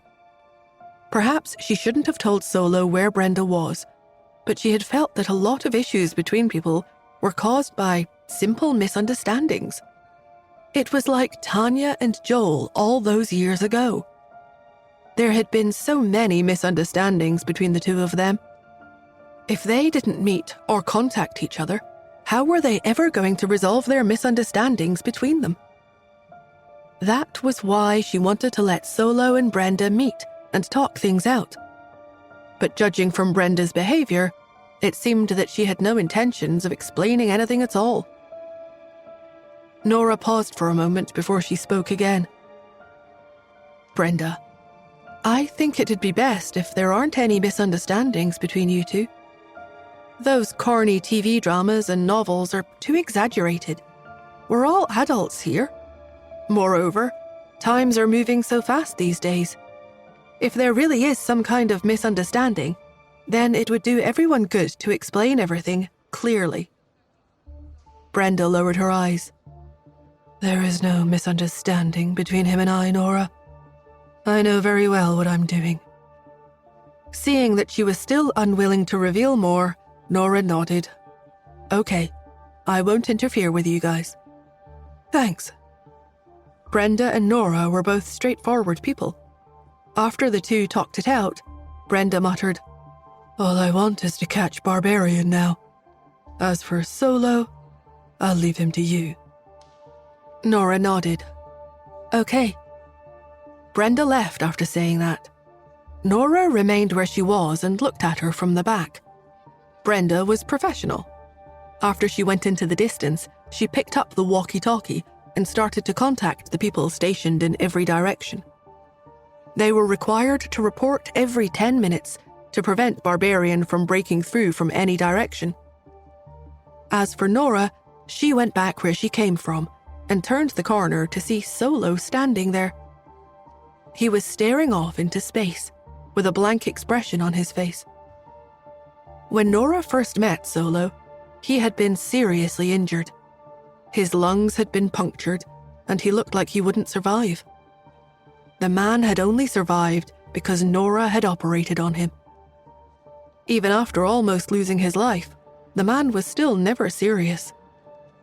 After owing her a favor, every time he had to do something for her, he had always done so very reluctantly. This was the first time Nora had ever seen him look so lost and dejected. She walked over and asked, "Are you going back?" "No." Solo shook his head. "I don't believe she would do something like this. I want to stay and find out why she's doing this. It wasn't easy for me to fall for a woman after all this time. I can't just give up like that." Nora kept quiet for a moment, but did not try to talk him out of it. Solo looked at her again. "Can you find me a place to stay?" Nora blinked. Me? Was he going to cling to her now? She replied, "It's not like you don't have any money. Go and get a hotel room for yourself." "I can't stay at a hotel." Solo followed behind her and said in a pitiful whine, "Didn't I tell you? I broke the law." Nora's lip corners spasmed a little. When she recalled how Solo had told her upon his arrival in America that Interpol was after him in Switzerland, she asked, "What did you do?" Solo scratched his head. "It's nothing serious. All I did was compete with a white hat and hack into his computer. After that, those petty guys started to come after me." A white hat referred to a hacker who served the government. Solo had always been flamboyant in his way of doing things, so Nora didn't find it strange that he would do something like that. The corners of her lips spasmed a little and she sighed. "Fine." Nora took him to a hotel, booked a room for Solo with her fake ID, and paid for a 5-day stay. 5 days later, if you still haven't gotten everything settled, you'll have to find someplace to stay by yourself, muttered a heartless Nora. Then she turned to go. Seeing that Nora was leaving, Solo grabbed her. "What kind of mission is Brenny on here? I thought she was a nobody policewoman. Why did she come to Switzerland?" "To arrest a serial killer." Solo's expression changed. "Isn't that dangerous?" Solo had been studying computers all this time, so he was cooped up indoors all year round. Although he was pretty tall, he was skinny and barely had any flesh on him. Nora glanced at his body in disdain, not sure why Brenda had fallen in love with him. He wouldn't even last a punch from her or Brenda. Solo started to become anxious. "Then I'm going to protect her tonight." Nora curled her lips in disdain. "You? Forget about it. If you go, she'll be in even more danger. Because she would have to protect him." Solo's lips spasmed and he said nothing. Nora didn't bother with Solo anymore and left the hotel. He was nearly 30 years old. Surely he could take care of himself, right? Nora kept walking around the campus. She could charge into the archives and look for file number 004. However, with Barbarian nearby, she shouldn't do that. If she did, then she would be telling him that the V16 was in the archives. She couldn't beat Barbarian in a fight, so she couldn't let him take the lead. She had to outsmart him and use a reasonable excuse to check out file number 004. It seemed that she could only approach it using Wayne's project. When she thought of this, Nora started walking towards the laboratory building. As soon as she entered, she heard people fighting ahead of her. At first, she wasn't intending to pay attention to it, but in the midst of the argument, she heard Brenda's voice. She turned around and walked over to where the noise was coming from. She found Epson and Brenda arguing. Brenda was dressed in professional attire and looked very smart. She had one hand on her hip and the other raised as she checked the time. "You must leave this place by 5 o'clock at the latest." Epson replied angrily, I'm not going to leave. My experimental project is about to be completed. You must be doing this because of Athena, right? You don't want me to finish my experiments for fear that it'll slap her in the face. Ha! Officer Hunt, you are only a police officer. We have all the permissions to work on our experiments here. You have no right to interfere with my freedom.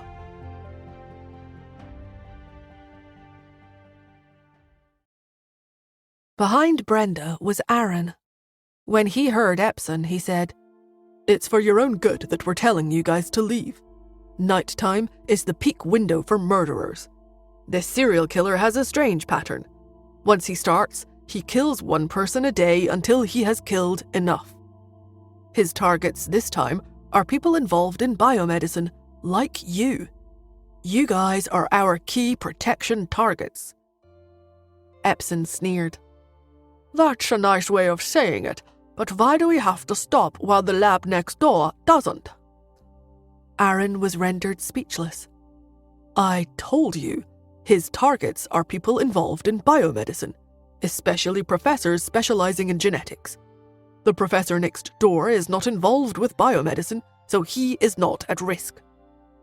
But Epson didn't believe him. The way I see it, all these murderers and whatnot are made up by you guys, right? I haven't heard of anyone who has died. Everything was very normal in school today. Captain Brenda, I just insulted Athena, that's all, isn't it? I know that you and Athena are both Americans, and that she may even be your relative, so you don't want me to continue with my project. Ha! Do you think I wouldn't know what your objective is? What are you trying to say? Brenda was dumbfounded. What objective do I have? How come I don't know anything about it?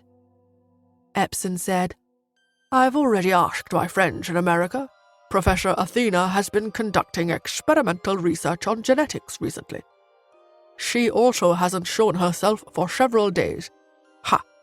Did she hear about my progress? Is that why she's burying herself into her research and trying to finish her project ahead of me?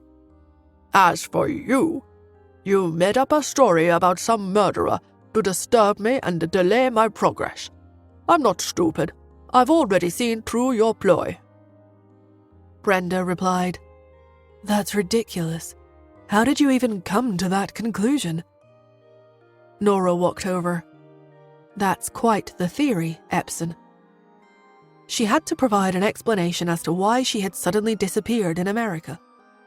She had told Lily to say that she was conducting research and not seeing guests so she could focus. She didn't expect Epson to spin such a story in his head. To be honest, before she came to Stav University, she didn't even know who Epson was. The corners of her lips spasmed.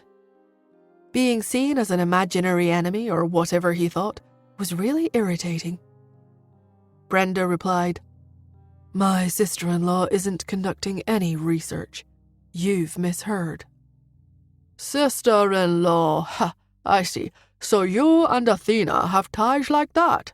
No wonder you're doing so much for her. Do you think I'd believe she isn't doing any research just because you say so? In any case, my lab mustn't hold progress tonight. Epson simply refused to listen. Brenda took a deep breath. I'm in charge of campus security now, so everyone should comply with my arrangements. If you refuse to obey orders, don't blame me for taking action against you. And how are you going to do that? Epson sneered. Keep that for the scaredy cats. I won't be fooled. In any case, you don't have to say any more. My lab will not halt progress tonight. After he spoke to Brenda, he looked at the students. Whoever wants to leave early, feel free to do so. I won't stop you. The students looked at the police, and then at Epson. Then, one by one, they stood beside him. The students all chimed in. I'm not leaving, Professor. Neither am I. I want to quickly finish this for the Professor. We're only one step away from success. Yeah, we've already worked overtime for half a month. After working so hard for so long, we are just left with 2 days of work. How can we give up now? We must continue the experiments. We have the freedom to do what we want. You have no right to interfere. Yes, that's right. If the police force us to comply with orders and prevent us from conducting our experiments, then I will report you to your superiors. Brenda looked at the ignorant people in front of her, so mad that she was about to pop a vein or two. You people don't understand. You are in danger. But the students didn't waver. Brenda looked at Epson, sneered, and said, Fine. You can stay if you want, but please sign this waiver of liability for not obeying our instructions. Otherwise, I have to take full responsibility for any accidents. She couldn't be bothered if some people wanted to court death. She was a member of Interpol. She was only responsible for arresting Barbarian. She wasn't going to pay any more attention to these idiots if they didn't want to listen to her. Brenda had never claimed to be a messiah. After solving so many global cases over the years, she'd already seen through a lot of mundane things in life. Epson scoffed. Do you think we will be fooled if you use such things to scare us? There are so many professors of biomedicine. I'm just a nobody among them. Even if the murderer or whatever really exists, they won't target me. Besides, you guys are the ones who keep bringing up the serial killer. We have never seen him before. What's the big deal about signing the agreement? I'll sign it for you. I will take responsibility for my own life. Epson stepped forward and signed the disclaimer that Brenda handed over. Brenda looked at the students. You must also take responsibility for their lives. Epson scoffed. Of course. Okay, as you wish. Brenda took back the papers. Out of professional courtesy, she reminded him once more. We will be patrolling nearby. At any time, if you see anyone suspicious, make sure to yell. We will come over right away. Epson believed he saw right through her plot. Don't worry. We won't give you the opportunity to enter the lab to search for anything. You can forget about stealing the results of my experiments for Athena. Brenda rolled her eyes. That's a ridiculous accusation.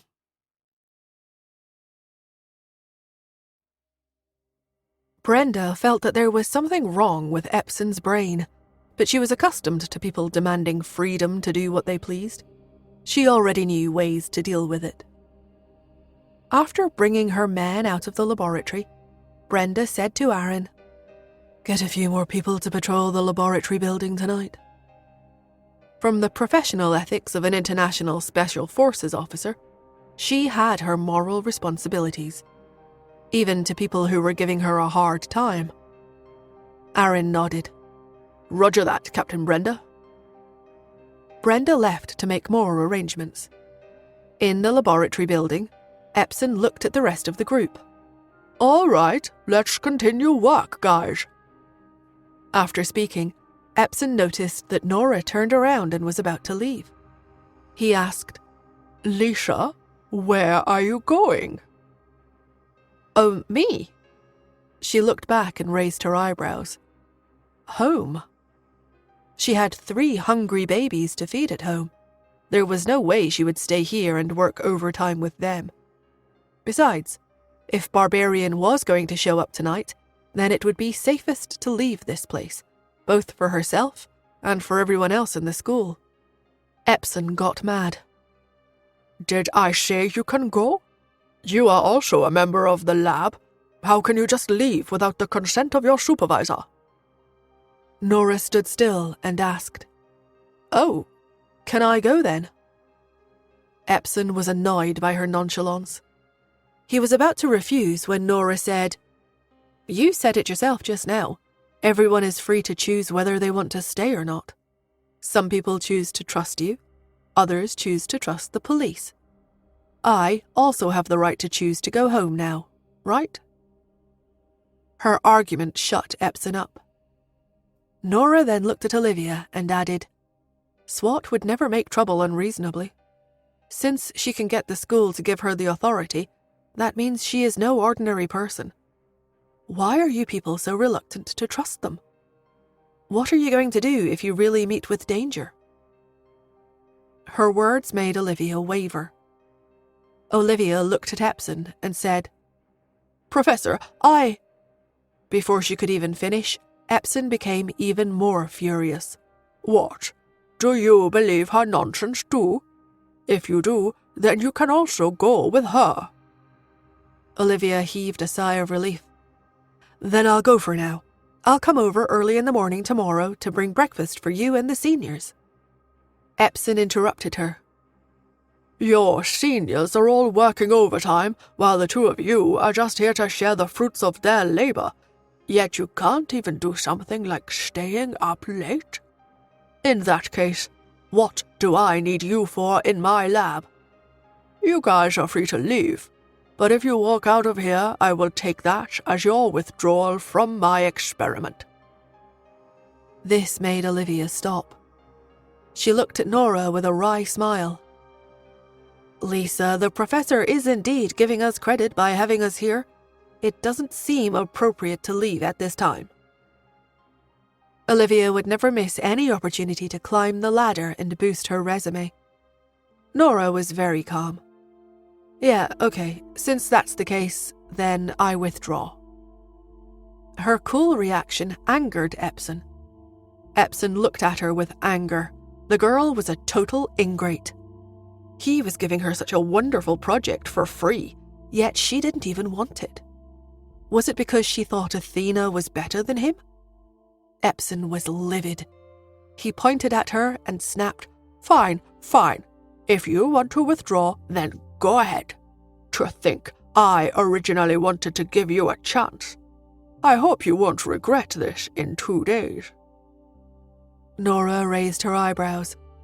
She looked at the rest of the students in the lab and said, No amount of glory is worth our lives.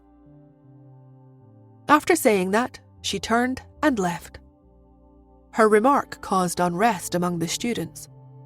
A timid student couldn't help but say, Professor Epson, why don't we listen to the police? To be honest, even if the results are delayed by 2 days, Athena should not be able to make it ahead of us. Yeah, Professor, we...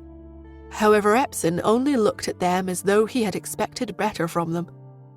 All of you are too naive. Do you know how scheming Athena is? She has not shown up in America for several days. This shows that she is putting everything she has into her research right now. She must know that we are mocking her, so she is working overtime. We are fighting a battle against time right now. Whoever successfully develops at first will win. Everyone looked at one another. The students couldn't help but raise their doubts. Athena just didn't show herself, that's all. Hasn't she always been mysterious? No one could find her. Maybe she's just sleeping. Lily had once publicly stated that Athena didn't have that much time because she needed to sleep 12 to 16 hours a day. Thus, she really didn't have time to do anything else. Epson sighed. Do you actually believe that? The student continued to retort.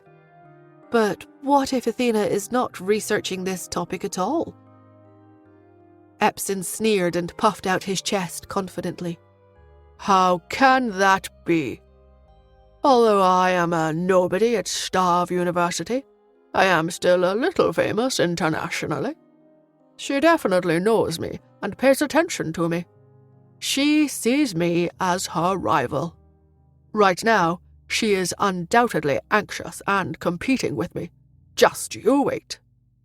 Once we finish the project one step ahead of her, she will definitely jump out and say, Oh, I am also working on this project. I'm just not as fast as you guys. She sure is arrogant. Now that Epson had put it that way, everyone believed him. They all took it seriously and said, "Then we have to be one step ahead of Athena. Let's work overtime. Professor, we are ready. We'll do this for the sake of your honor." Okay, I'm counting on you guys. Epson frowned and then said loudly, "It's not just for my sake, but also for the honor of Stav University. I thank everyone in advance." He felt awfully moved by his own words of motivation. This time, he would definitely be able to suppress Athena. He would make that arrogant woman bow down before him. As for that murderer or whatever, there's no way he would come to him. Right? Nora walked home alone. She didn't give two hoots about whether Epson's experimental project was successful or not. When she returned home, the house seemed pretty lively. When she pushed open the door and entered, she saw an uninvited guest, Renee. Renee still looked as timid as ever, her head lowered. She had taken a bath, so her hair was a lot smoother. She didn't smell bad anymore. Although her clothes were plain and even had patches in some places, they were clean. Cherry was offering her snacks to her. "Renee, try it. Don't be afraid, it's delicious." Renee was so frightened that she pushed the snack back to her. "No, it's okay. I don't eat them." "Have some, it's fine. I can't finish so many snacks anyway, yeah." Cherry's large eyes blinked. She smiled and said again. Renee shook her hands again. Cherry didn't press any further. The moment she took away the snacks, Nora saw Renee breathe a sigh of relief. Renee was scared of socializing. But since she was so afraid of socializing, why was she here? When Renee finally noticed Nora, she was so shocked that she bolted up. Miss Smith." "I'm not Miss Smith. My name is Lisa," Nora explained. Renee was stunned for a moment. Nora saw Renee's confusion. Nora explained in a low voice, "Well, just kidding. You don't have to call me Miss Smith. You can just call me Lisa." A touch of gentleness flashed across Renee's eyes when she sensed her kindness. People who lived in a world filled with malice would be grateful for every little bit of kindness that others showed them. That was exactly how Renee looked at that moment. Grateful. She lowered her head and whispered, "I'm here to thank you." "For?" While asking, Nora looked at Xander. There were still 2 months left, so Xander was in a very stable condition at the moment, but she worried about him.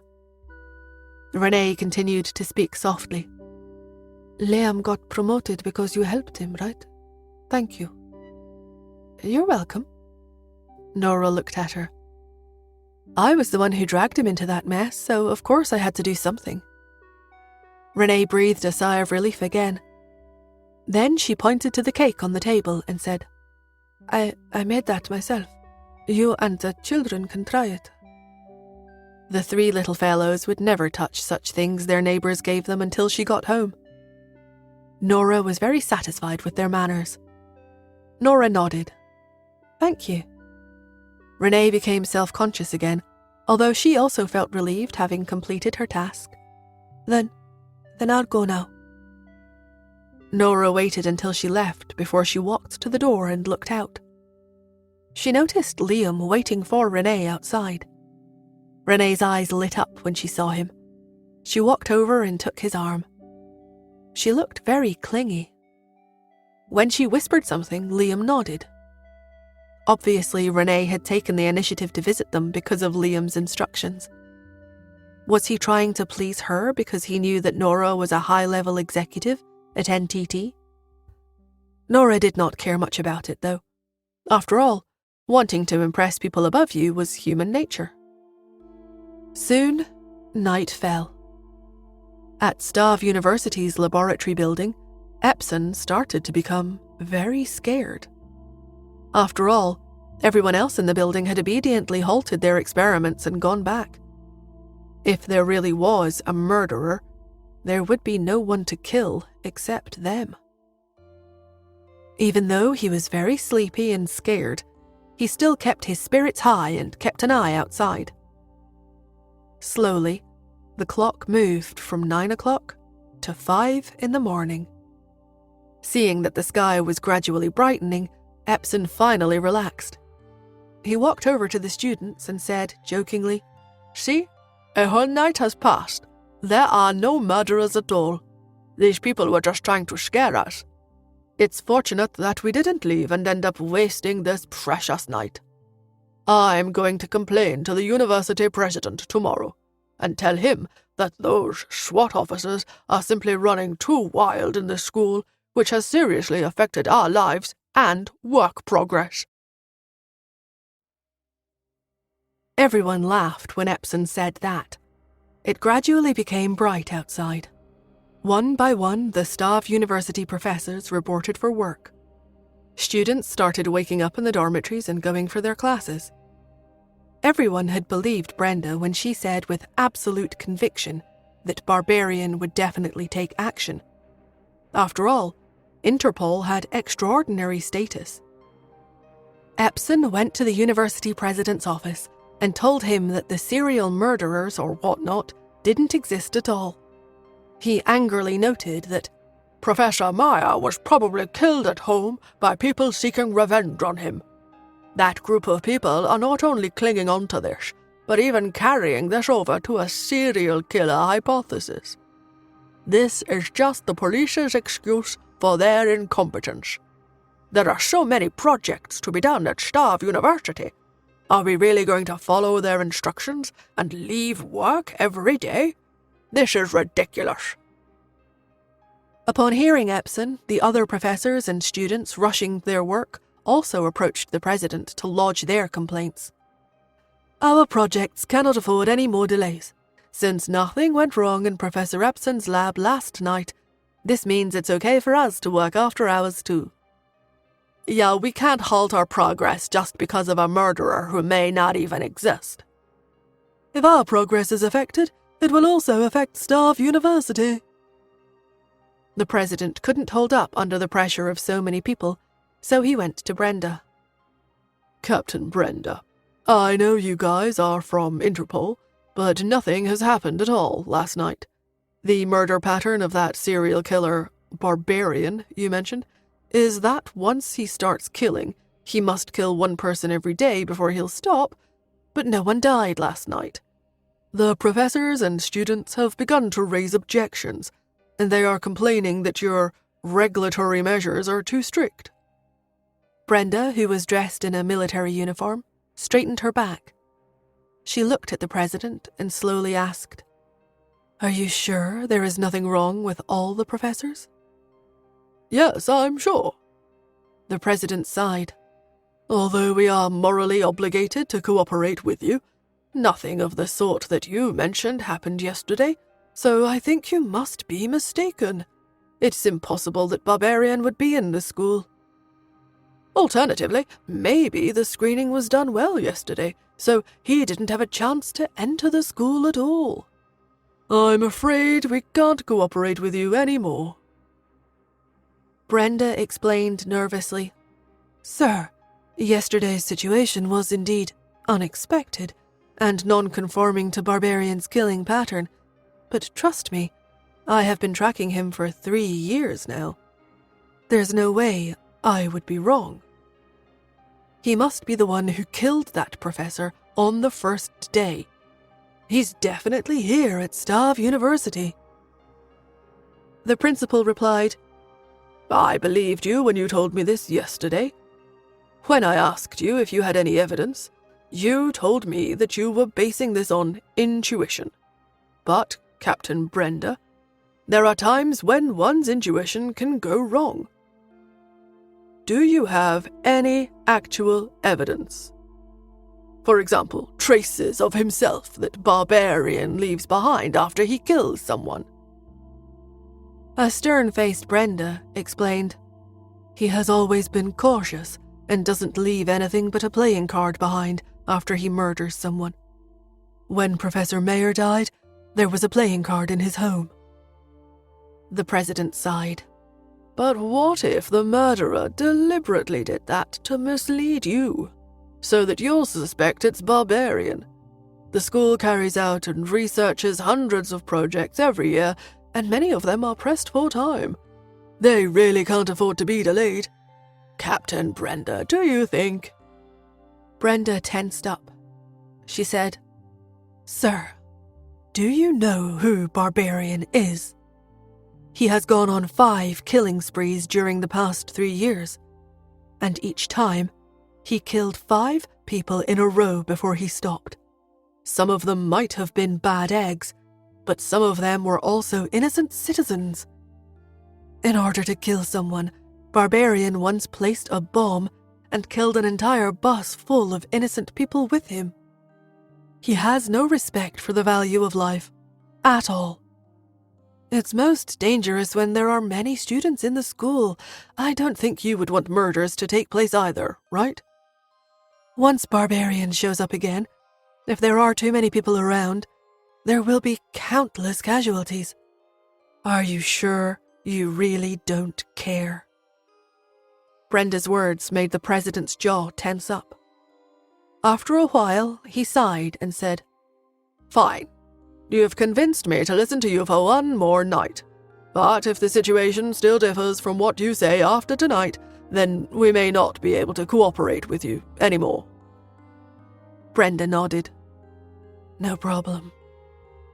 When she exited the office, Aaron came forward at once. He said, Captain Brenda, what on earth is up with Barbarian? He didn't do anything last night. The professors and students are all calling us good-for-nothings now. Some are even telling our men stationed at their positions to buzz off. Our guys are all feeling really awful. Aaron gritted his teeth in fury and added, That guy named Epson is especially bad. He brought his students with him and openly called us incompetent. When Brenda heard this, a sharp look came into her eyes. She lowered her gaze.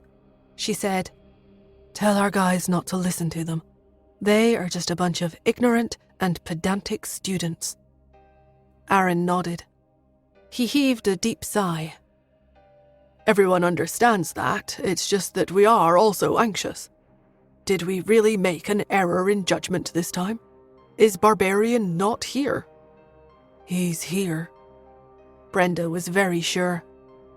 Firstly, the way Professor Mayer was killed completely matched Barbarian's modus operandi. Secondly, Caleb was here. Additionally, he also clearly stated that Truman had only sent him here to look for leads after he got to know of Barbarian's whereabouts. Barbarian must be in Stav University. But why was it that they simply couldn't find him? Aaron couldn't help but wonder, we kept everyone unrelated to the school out of the campus yesterday. Was he unable to get in? That's why he didn't take any action? The professors all had their own living quarters in the staff dormitories, so none of them had gone home the day before. All of them had stayed in the dormitories. The whole school was currently sealed off. Had Barbarian really been unable to get in as a result? Brenda found it unlikely, though. For Barbarian to walk away unscathed every time after he killed so many people, he had to be highly skilled. He relied on his strong fighting abilities. A door wouldn't be able to shut him out. Brenda couldn't help looking at Aaron once more. Get someone to verify once more whether all the professors came for work normally today. Aaron nodded.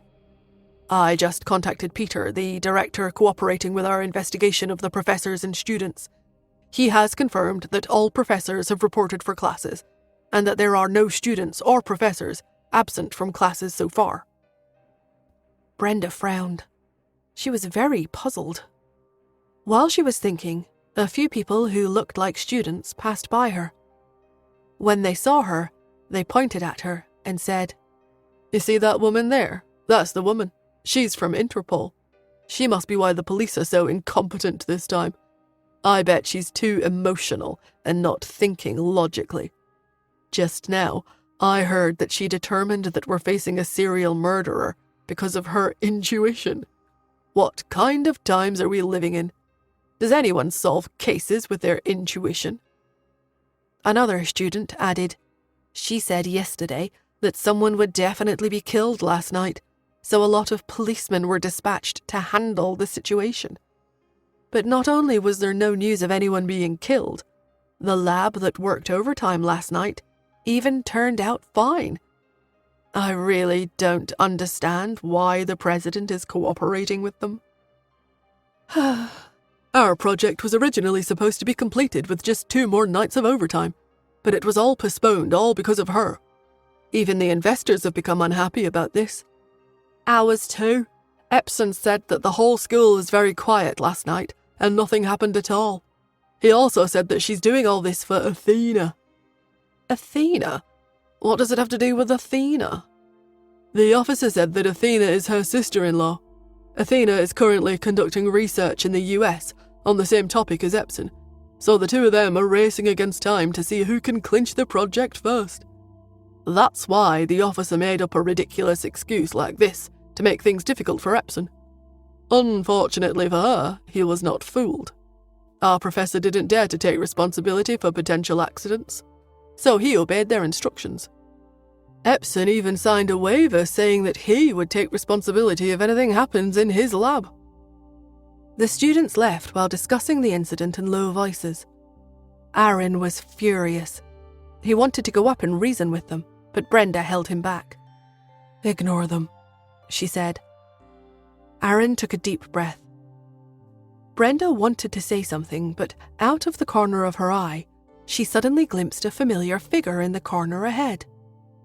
She cast her eyes down, suddenly took Aaron's arm, and said, "All right, Aaron, let's talk business instead."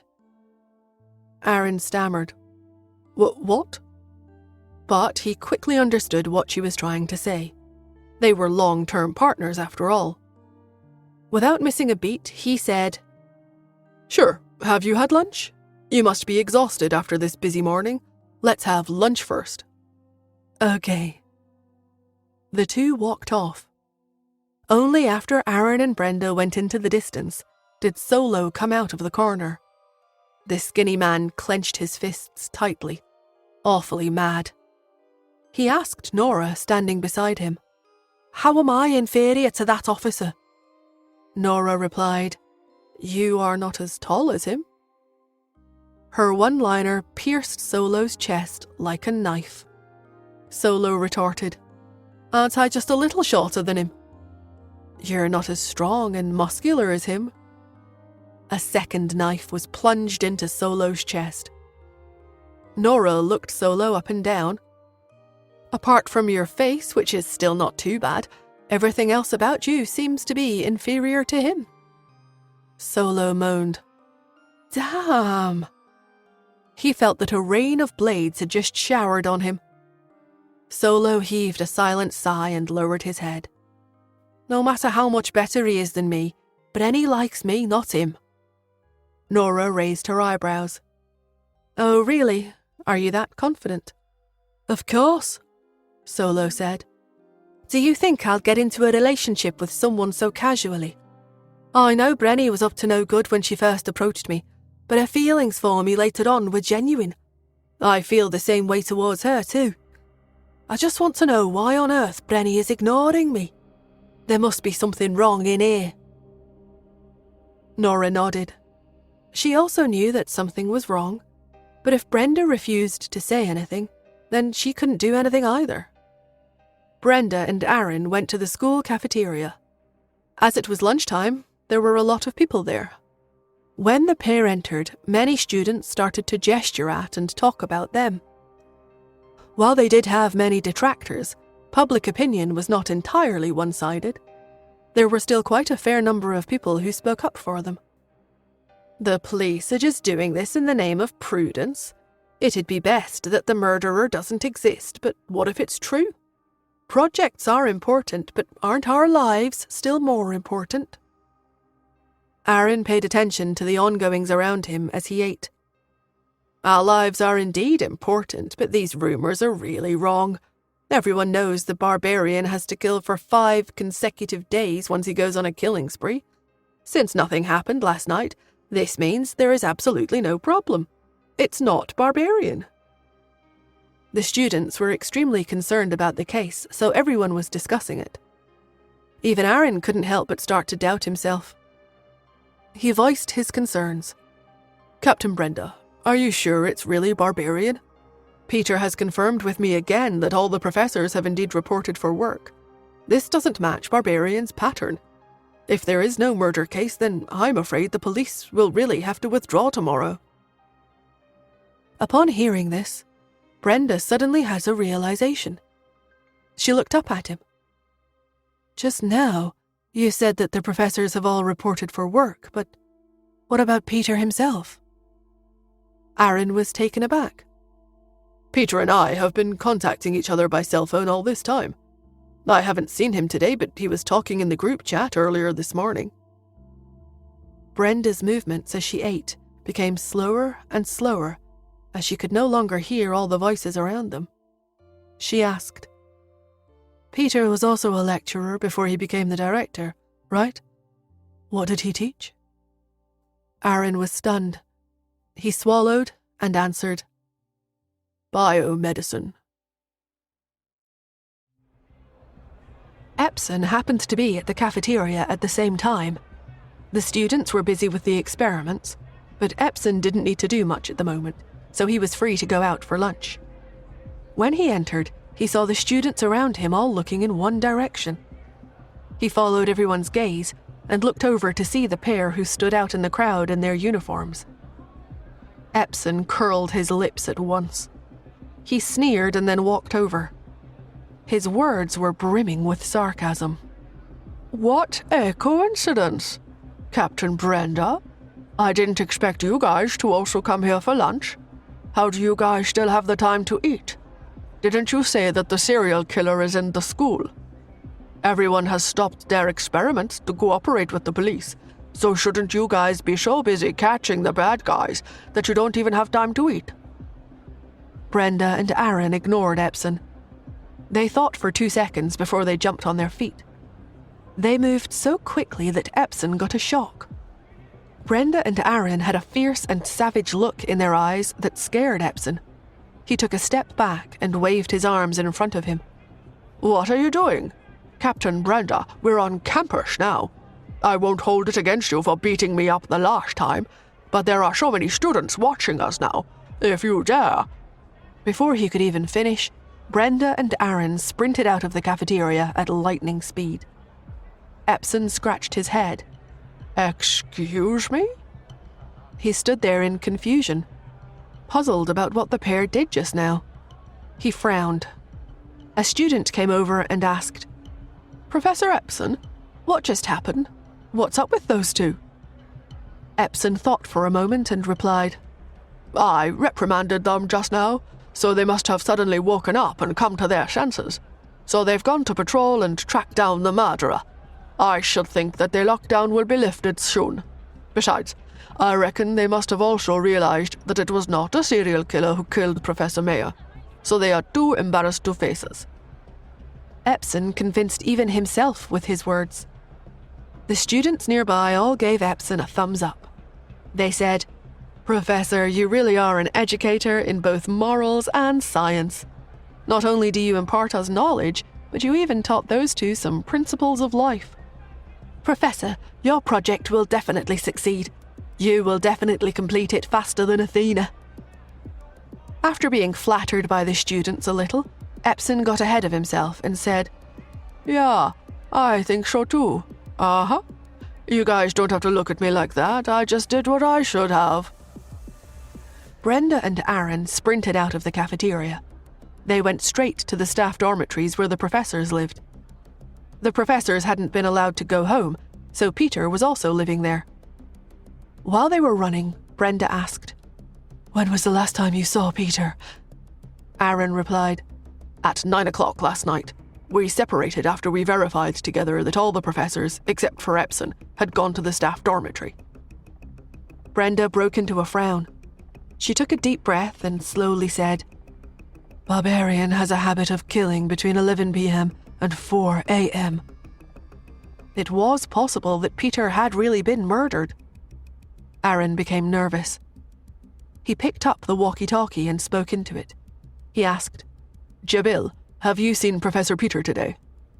I exchanged a few text messages with him just half an hour ago. He was telling me that I can go to the cafeteria to eat.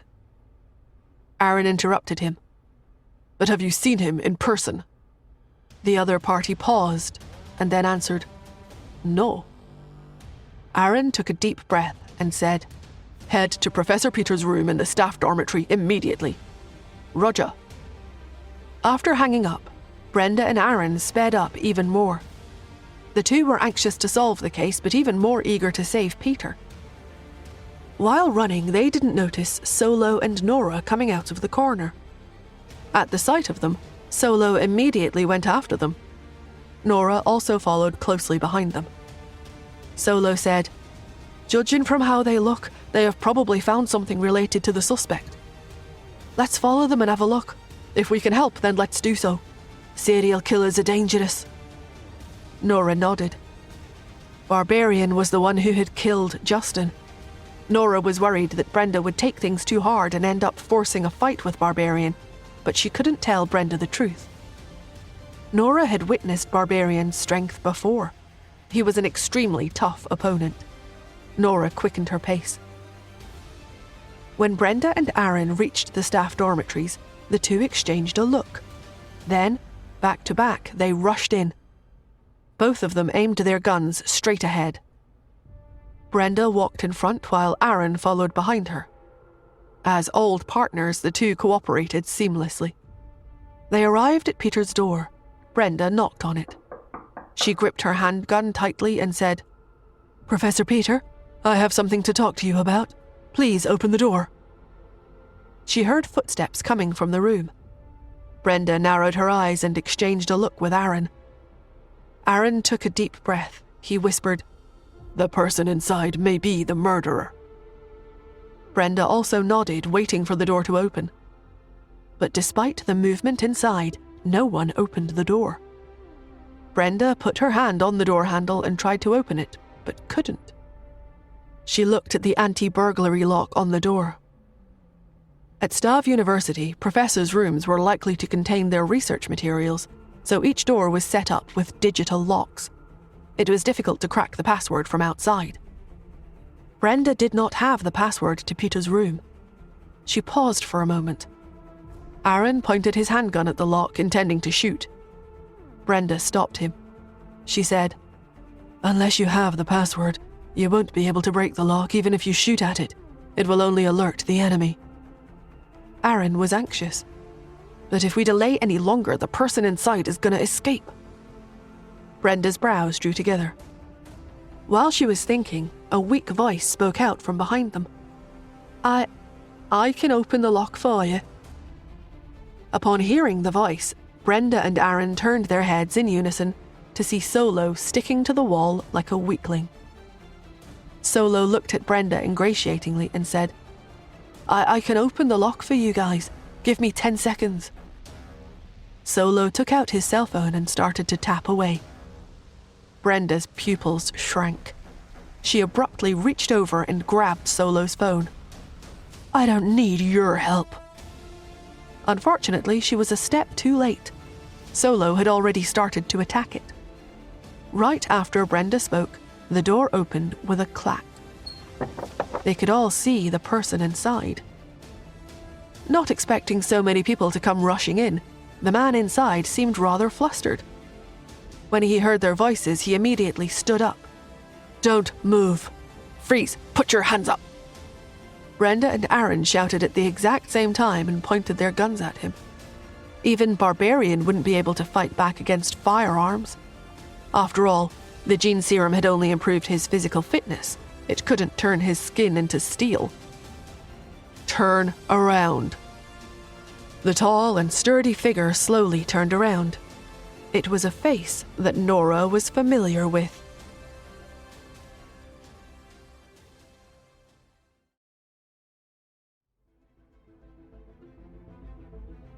Jack. Nora, who was behind the few of them, uttered in surprise. It was no wonder that she was surprised. Jack's bright and sunny image was too out of line with Barbarian. And Nora had fought with Barbarian before back in New York, so she knew that he could not be Barbarian. Aaron rushed over. Together with Brenda, they grabbed Jack's arms, held them behind him, and arrested him.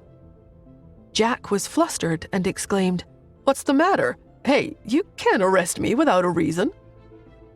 Both Brenda and Aaron felt that things were going too smoothly, and the two looked at each other. While Aaron held Jack down, Brenda was cautious and circled the room. She didn't see Peter at all. Nora took the time to question Jack. "Why are you here, Jack?" Jack answered in a hoarse voice, Professor Peter wanted me to clean his room. What's the matter with you guys? In university, many postgraduate students working under the professors doubled as their assistants in their personal life. Professors would even get their postgraduate students to pick up their children from school for them. Situations like what Jack was claiming did exist. But he had a very flustered look in his eyes, so it was obvious that he was lying. Aaron held him down forcefully, which made Jack feel as if his arm was going to break. He shouted, "You can't treat me like this. I'm a student of Stav University. What gives you the right to treat me like this?" Aaron's expression darkened. Nora warned, "If you don't tell the truth, I'm afraid we won't be able to help you, Jack." Jack pressed his lips together when he heard her. Nora nodded to Aaron. Aaron let go of Jack but continued to point his handgun at him. If Jack was Barbarian, even if all 3.5 humans present teamed up, Solo had to be regarded as half a person because of how weak he was, they still wouldn't be his match, so Aaron and Brenda did not dare to let down their guard. Jack stood up straight and shook his arm, which had become numb from being held down. Close to tears, he said, "I was doing Professor Peter's work for him. He said that he should have been taking care of this by himself, so he didn't want me to tell anyone about it." They immediately understood what Jack meant. Jack had been the one handling all the work, including verifying the professor's attendance, in the group chat, not Peter. Aaron broke into a huge frown and asked, "Where's Peter?" Jack shrugged. "I don't know. Why would the director ever tell me where he's going?" Aaron looked at Brenda. All of a sudden, Brenda rushed forward and raised her arms to attack Jack. The boy yelped in fear and fell to the ground, covering his face with his hands. Brenda stopped in her tracks. "He's not Barbarian." The fierce and menacing look on Aaron's face began to vanish, but he was still furious. "When did you start handling these affairs for him? And when was the last time you saw Peter?" Even though Jack was annoyed at being attacked for no reason, he still answered Aaron's questions. He replied, "At 10 o'clock last night. When I left this place, I told him that I would come over at 6 this morning to continue helping him with his work." Aaron asked, "Didn't you see him when you came here this morning?" "No," Jack replied. "He was already gone when I came. He usually gets up at 5:30 for morning runs and then he takes his breakfast after. I was wondering why he wasn't back yet and was about to call him." Aaron noticed something suspicious. "How did you get in if Peter wasn't here?" Jack was confused. "I have the password for Professor Peter's room. I come here every morning to clean up when he goes for his morning run. Is something the matter?" His explanation was flawless. There was no problem with Jack's answers. Nora frowned. After circling around the room, Brenda took a deep breath. "Peter has been murdered." Aaron and Jack looked at her in shock. Jack blurted out, "How can that be?" Brenda took out a poker card. "This is Barbarian's calling card. He leaves a poker card like this behind whenever he appears. Here's the real question. Where is Peter's body?" She looked straight at Aaron. "Retrieve the surveillance footage." Aaron nodded. The night before, they had spent the whole time keeping a watch on the staff dormitory, There was no way anyone could enter the room without them knowing. There must be something wrong. Aaron retrieved the surveillance footage and started checking it on his cell phone. Everything was fine the night before. Except for a few students, no one had gone to Peter's room. There was no trace of Barbarian having ever entered. After going through, Brenda shook her head. Barbarian kills at night between 10 and 4. Let's slow down the video and watch the footage for those 6 hours again. Okay. Aaron replayed the video. They had sped through the video at 20 times the original speed. This time, they slowed it down and watched it carefully. Nora noticed something amiss. She was about to speak when Solo tugged at her sleeve. Nora understood and closed her mouth. Solo wanted to display his professional expertise. Sure enough, Solo pointed out, "Look at the part at 5 minutes past midnight." Brenda was taken aback. Aaron's fingers paused, but he still reversed the video to the part at 5 minutes past midnight. Solo pointed to the video. "The time flow here is not right. A hacker has covered up something here. Look here." Solo pointed out something odd. The reflection of the moon outside the window was at this position at 11 p.m. It should have changed its direction after midnight, but this part stayed the same the whole time and never changed. Aaron and Brenda were stunned, and they both looked at Solo. Solo continued, "This shows that their hacker has masked the video after midnight with the footage from 11 p.m., trying to prevent you from noticing anything unusual." Aaron asked, "Is there any way to restore their surveillance footage at 12 o'clock? Solo shook his head. That's where they were really brilliant. The surveillance footage after 12 o'clock has been fully masked, which means that the camera was turned off at midnight. Even if you discover something wrong, you won't be able to find the original video anymore, because it was never recorded. If the video was never recorded, then even if they had a master hacker on their side, it would be impossible for them to recover it. After all, how was one supposed to recover something that had never existed?" Solo rubbed his chin. "This guy is cautious. He must know that you have hackers on your side." Hackers? As soon as Solo said that, Brenda looked at Nora. Nora narrowed her eyes. Between Q and Y, only her identity had been publicly announced, so the other party did not know that Y was Justin. Besides, Nora couldn't say for sure whether Justin was here or not, let alone the other party. She was the one that they were guarding against. In other words, Barbarian was already aware that Nora was here. Nora frowned. Once again, she was realizing just how tough the enemy was. Barbarian's powerful fighting abilities, coupled with Spacey, whose hacking skills were just as good as hers. Could she really beat a combination like that and get the V16? While Nora was thinking, Brenda had sorted out her thoughts. She looked straight at Aaron. "The most important thing for us now is to find Peter's body so that we can prove that I am speaking the truth, or else the president is going to kick us out tomorrow. The students and professors are all intellectuals with minds of their own. They will never let us confine them here for 10 days or half a month." Aaron nodded. "But where is the body? We don't have any clues at all." Brenda furrowed her eyebrows. "The whole campus was closed off last night, so they couldn't have transported the body out.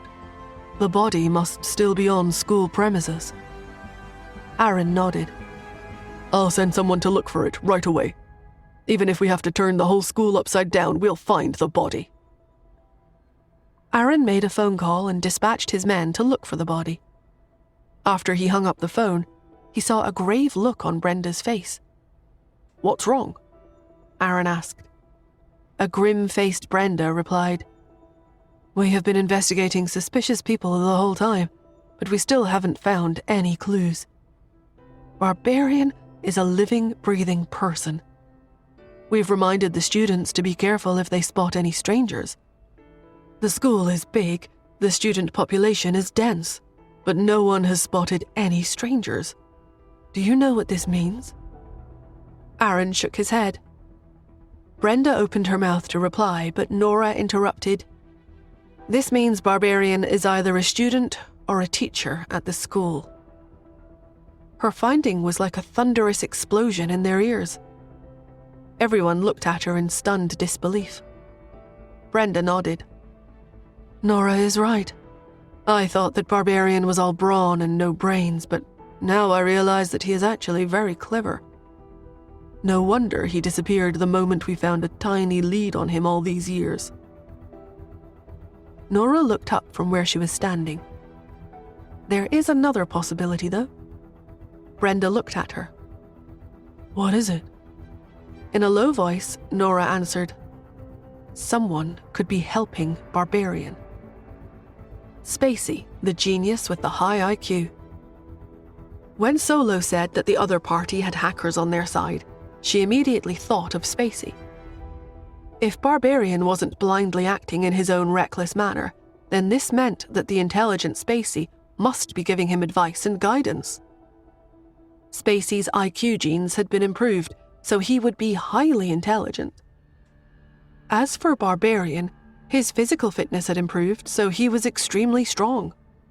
The two teaming up made for an even more terrifying enemy than Barbarian alone. Brenda was solemn and nodded in agreement. The room suddenly fell into silence. After a while, Brenda recovered.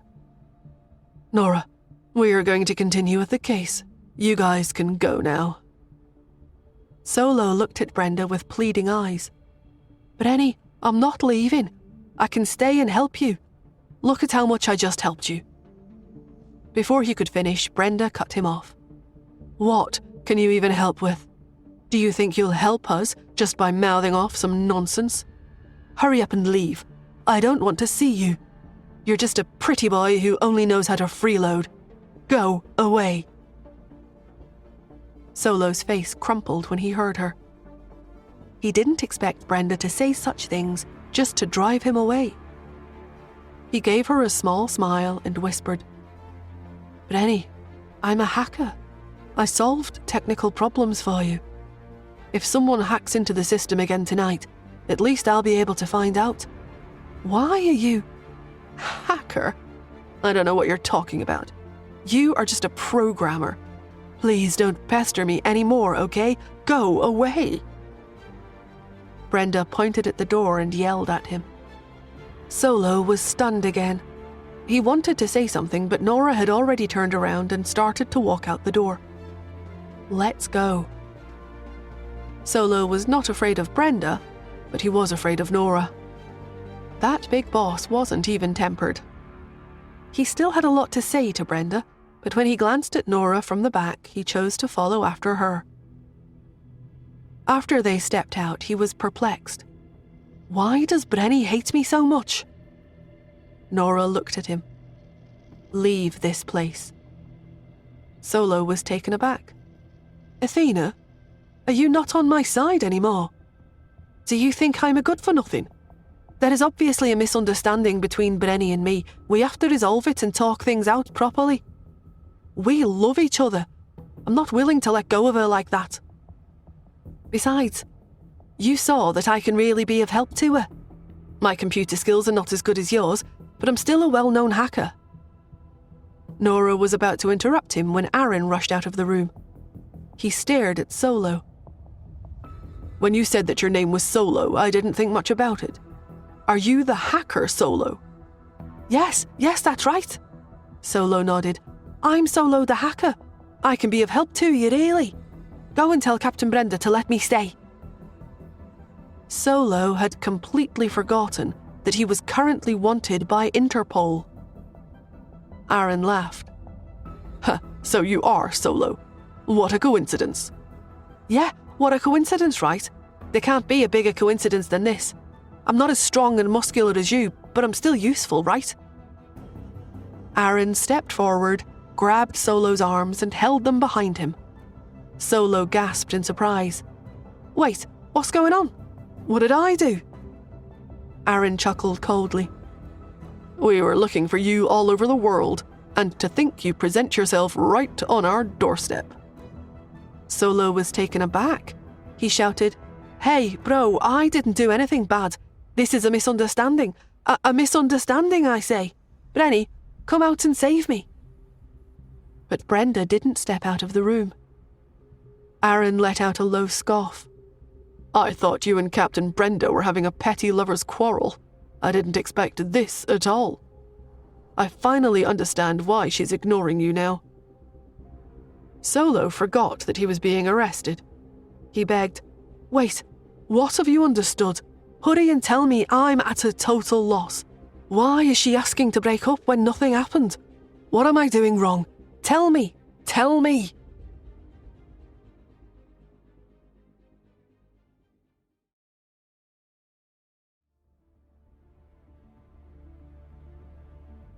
Solo didn't take the fact that Interpol was after him seriously. All these years, he had only taken private commissions, and most of the money he earned was legal. He ran to America because he wanted to visit Nora, and because he found being targeted by Interpol to be troublesome. Even if he was caught, he would be released from jail after 2 months. If he took the initiative to cooperate with Interpol, he could even join them. Start out on a clean slate and become a white hat. The Interpol had invited Solo to join them before, but he had declined. Now that he knew that Brenda was an Interpol officer, he started having thoughts of joining them. That was why Solo was not afraid at all, despite Aaron arresting him, and was asking him what was going on. Aaron didn't hold his anger back at all, which made Solo's shoulders hurt. However, none of it could compare with his desire to know what on earth was going on with Brenda. Aaron stared at Solo, the deep hatred in his eyes overflowing. He sneered, "Fine. If Captain Brenda won't tell you the truth, then I'll do it. The two of you will never be together because Aaron." Before Aaron could finish, Brenda's frosty voice echoed from down the hall, preventing him from speaking. The woman, who stood tall and straight, came out of the room, and her gaze fell on Solo. Her pretty face was tense as she spat, "Don't waste your breath telling him unnecessary things." She took a step forward. She clenched her fists and stared at Solo. "You and I have been walking 2 different paths from the start. I've told you a long time ago to stay away from me, but you keep sending yourself up to my doorstep again and again. In that case, I might as well accept this achievement that you're offering me. Aaron?" Aaron stood straight up. "Present." Brenda lowered her eyes. Solo was staring at Brenda, his eyes full of disbelief. He begged, "Captain Brenda, I know I may have done things that violate international law, but I don't think I've done any huge wrongdoings. Seeing that I am sorry and have offered to help you, why don't you consider recruiting me into the team?"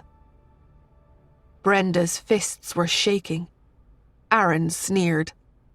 His eyes were red, and all his muscles were bulging, as if he could kill Solo with just one punch. Before he could speak, Brenda muttered, "Detain him for now, then get the local police to take over. Our main priority is to arrest Barbarian." "But Captain Brenda," Aaron yelled. Brenda was still shaking all over. "Do as I say. We will do everything according to the system." Aaron looked at Solo. The way he was gritting his teeth in fury confused Solo and shut him up. After a short pause, Aaron replied, "Yes, ma'am." Solo couldn't help but plead, "No, I'm asking to join you guys here. Aren't I just a tiny little criminal? Do you really need to treat me this way? You make it seem like I'm some kind of a dangerous murderer." "Shut up," Brenda glared at him and shouted, which shut Solo up. Brenda looked at Aaron. "Take him to a solitary cell and keep him there." "Yes, Mom." Aaron left with Solo. Nora, who was standing at the side, glanced at Brenda. Brenda took a deep breath, Nora walked up to her. "Tell me exactly what is going on." Brenda's eyes were red and there were tears in her eyes. She lowered her eyes and smiled. "You know something, Nora? Some people with certain abilities may not have done anything wrong, but their abilities are in themselves the problem." Then she turned around abruptly. "I'm going to look for Peter's body. If I can't find it today, I'm afraid we'll really be turned away tomorrow. Goodbye." With that, she left. Nora's jaw tensed up as she stared at her from the back. She didn't go after Brenda. She followed Aaron instead. Solo was a hacker, so he was physically very weak and posed no threat to her at all. Brenda didn't escort Solo in person but got Aaron to do it instead. This showed that Brenda had been covering up for Solo all this time. She was giving Solo the chance to escape. After all, for Solo to successfully dodge the pursuit of so many police officers all these years, he must know how to do it. After she walked over, she found that Solo had kept his head down and followed Aaron the whole time, showing no intention of resisting whatsoever. Halfway, when Aaron passed by the bathroom, he paused. He muttered, "I'm going to the bathroom for a while. Stay here and don't run. You hear me?" Solo looked at him with blank eyes. "Okay." Aaron glanced at him again before he entered the room. Nora hurried over and grabbed Solo's arm. "Let's go." But Solo stood still and shook his head. "I'm not leaving." Nora didn't know whether to laugh or cry. "Aaron left you out here to give you the chance to run." "I know." Solo let out a sigh. He looked like a confused child as he lowered his head. "That's why I can't leave. I want to know why on earth Brenny is ignoring me. I have to find out why, right?" Nora had a vague idea as to what might have happened, but she would have to investigate to get the specifics.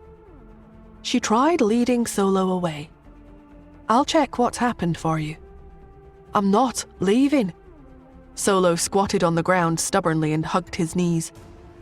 Nora bent down, her patience close to running out. "What's up with you?" Solo sighed. "If I go, Brenny and I won't ever have a chance of getting back together. I have to stay." Nora realized what he meant. Solo wasn't stupid. Otherwise he would not have worked well with her after all these years. He knew and understood everything deep down. He knew that he would become a fugitive if he ran away. Brenda didn't want to arrest him, but at the same time, Brenda was pushing him away entirely. Solo looked up at Nora. "Even if I've done something wrong to her, I have to know what it is. I have to find out whether there's any possibility of making it up to her. I don't want to give up Brenny." Solo's crimes would only put him in jail for 2 months at the most. Nothing would happen to him. Seeing that he couldn't be talked out of it, Nora sighed. "Fine." Aaron's voice came from the bathroom entrance. "You can never make up for the mistakes you've made." Solo turned around and looked at Aaron. "What on earth is going on? What did I do wrong? What did I do?" Aaron clenched his jaw. He looked at Solo as if he was some savage. "What have you done wrong? You owe us a life." Solo was stunned, but he came back to his senses. I didn't. I've never killed anyone. I've never taken such commissions." Before he could finish, Aaron asked, "Do you remember someone named Marcus?" Solo paused for a while. Yeah, I remember him. Isn't he a hacker? He provoked me and said that he was a better hacker than me. But what does it have to do with me?" Aaron lowered his eyes. "He was my and Captain Brenda's partner." Solo was taken aback. Aaron continued, "Marcus, Captain Brenda, and I, the 3 of us were close friends, and we always worked together whenever we handled cases. Marcus was in love with Captain Brenda, so he worked hard to coordinate with her during operations. Marcus was very capable.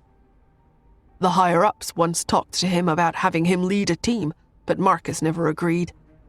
Instead, he worked under Captain Brenda, not only because he admired her abilities, but because he wanted to protect her.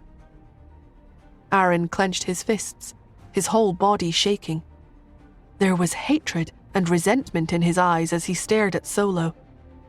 His appearance caused a dreadful feeling to rise in Solo. Where is he? Aaron lowered his eyes. He's dead. Solo's heart sank. But I wasn't the one who caused his death. What does it have to do with me? Before he could finish, Aaron interrupted. He was not convinced of your hacking skills, so he once publicly claimed that he wanted to put his skills against yours, right? Solo nodded. Yeah, but I ignored him. Aaron sneered and lowered his head. 3 months ago, did you take a commission to hack into someone's cell phone? Solo nodded. Yeah. How did you know? Solo always took private commissions, but he had never done anything terrible like murder. The people commissioning him were required to inform him of what they intended to do post-commission. He didn't allow them to make use of his skills to do bad things. When he thought of that, he looked at Aaron. That phone was Marcus. Aaron lowered his eyes. No, it was Captain Brenda's. His reply made Solo's eyes widen. He thought back to 3 months ago when someone had sent him an email saying that his girlfriend had betrayed him. She had cheated on him with many people at the same time and was a scumbag. He'd offered Solo $3,000 to pinpoint the girl's GPS location. $3,000 was peanuts to him, but it was an easy job, so he'd accepted the commission. He checked the cell phone number, and he found that the woman was being unfaithful and was a player, because the cell phone's GPS location was in places like nightclubs. After Solo sent the GPS coordinates to his client, the client replied, "I can't believe this. How dare she? She's been cheating on me for years. Man, I'm pissed." Solo had replied, "Just break up, she's not worth it." But his client then sent a message begging him for help. "Can you help me hack into my girlfriend's cell phone for 10 minutes? I want to lock her in the toilet and scare her as a little punishment." For Solo, a small request like that was not even worth mentioning. He agreed. In fact, he'd felt that he was punishing evil and promoting good. But he didn't understand how that woman could have been Brenda. While he was in a daze, Aaron sneered. That day, after much difficulty, Captain Brenda, Marcus and I managed to get hold of Barbarian's whereabouts. In order not to alert the enemy, Captain Brenda went in to scout the place first. We agreed that she would give us a signal in 5 minutes, but all of a sudden we lost contact with her. Marcus was worried about Captain Brenda, so he rushed in at once. He thought that the signal source he had set up was inadequate, causing Captain Brenda to be unable to send us the signal. But we had never thought that the reason why she hadn't come out was just because of a hacker's little prank. Marcus, in order to save Captain Brenda, was brutally killed by Barbarian. At this point, Aaron raised his fist and slammed it into Solo's face. Nora didn't do anything, she only watched. Solo didn't duck the attack. It was like he had never imagined that things could have turned out like that. He'd hacked into someone's phone for 10 minutes and prevented them from using it. How did that result in someone's death? And out of everyone it could have been, that person was Brenda. He remembered that he had had a few conversations with the owner of the cell phone back then. Using an unknown number, he had sent the other party text messages and scolded her, saying that she should repent and that her boyfriend was still waiting for her. The girl had replied, "Are you nuts?" He then harassed the girl by sending her a ton of text messages because he wanted her to change her mind and return to her boyfriend. In fact, after hacking her cell phone for 10 minutes, when he returned control of the phone to the girl, he had left a message on the screen. "Ha ha ha, you must have been scared silly, right? You deserved it." Solo staggered backwards. He thought of how those big mocking words would have appeared on the phone as Brenda came out, dragging the body of her comrade who had died such a tragic death. When he thought of how he was the one who had sent that message to her, Solo clutched his chest. No wonder Brenda had said that there was no misunderstanding between them. There was only hatred and a feud between them. That was why Interpol, who had ignored him for years, had started to come after him when the charges were not serious. Solo's nose was broken, and warm liquid slowly trickled down. He didn't know what to do anymore. Aaron pointed to the outside. "Leave. We investigated after the incident and found that it was just a hacker's prank and that you don't have anything to do with Barbarian. Yes, you are innocent and you were deceived, but no matter how many excuses I make up for you, it can't erase the fact that you caused Marcus's death. You get it now, right? Captain Brenda will never forgive you, because the moment she sees you, she thinks of the text message, those 10 minutes, and Marcus's tragic death. Get lost. I'm not interested in detaining you. Stay away from us." Aaron wanted to beat up Solo and kill him, but Captain Brenda had fallen in love with him. Marcus's only wish when he had been alive was for Captain Brenda to find someone she loved. Now that she had, Aaron couldn't kill Solo, even though he wanted to avenge him. But Solo remained where he was. He murmured, "What can I do to make up for it?" "Make up for it?" Aaron sneered. "You can't bring Marcus back to life."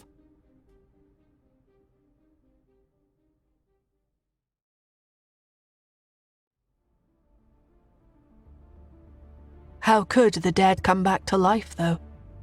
Solo remained where he was, stunned. He didn't know how he should explain himself, let alone what he should do. All of this was thanks to his stupidity and self-righteousness. He couldn't reconcile himself with it. He still wanted to grasp something, so he asked, "What can I do now?" Aaron lowered his eyes.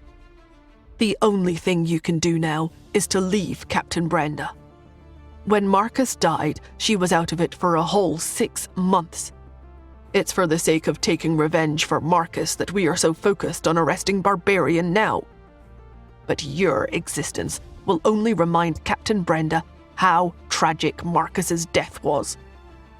You being with her will only bring her pain." After saying that, Aaron looked down and checked the time. Then he walked past him and said, "I won't arrest you, because you don't deserve to go to prison for reformation." With that, Aaron left, leaving behind Nora and Solo. Nora looked at Solo. She didn't know how she should comfort him. She understood Brenda's feelings very well. From her perspective, Solo might not be the murderer. In fact, he had been deceived. But how could Brenda bring herself to face him?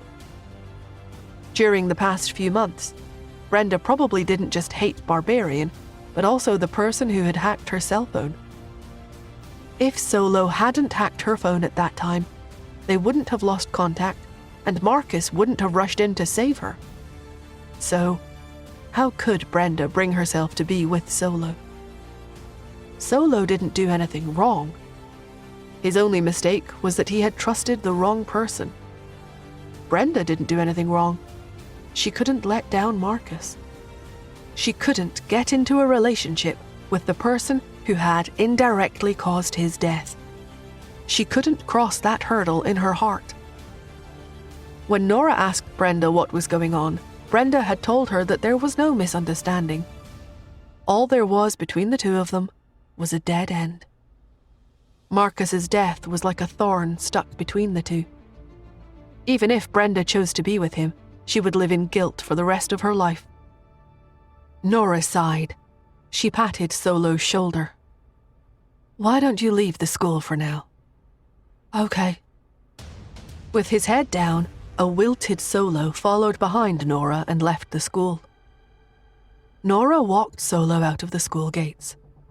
She watched Solo enter the hotel outside the school. After he packed his modest luggage, only a backpack, he got into a cab and left. Nora turned around. She saw a flash of Brenda dart away. Nora gave a slight smile. Brenda couldn't get over Solo either. She walked over and came up to Brenda. She reported, "He's gone. You don't have to worry anymore." Brenda turned around. On the face of the stubborn woman was a strong and resilient expression. Nora asked, "Can you not bear to part with him?" Brenda's lips curled into a sad smile. "I can't." She paused for a while and then said, "It wasn't easy for me to fall for a man, but I have to let him go. Don't worry, Nora. I'm not someone who can't think straight once I fall in love. I don't have time to mope around right now. My priority now is to catch Barbarian and avenge Marcus." Nora was surprised to hear this. Avenge Marcus? Yes. Brenda seemed to have lost the carefree attitude that was usually around her. Then she stated, "I know Justin isn't dead." Nora was taken aback.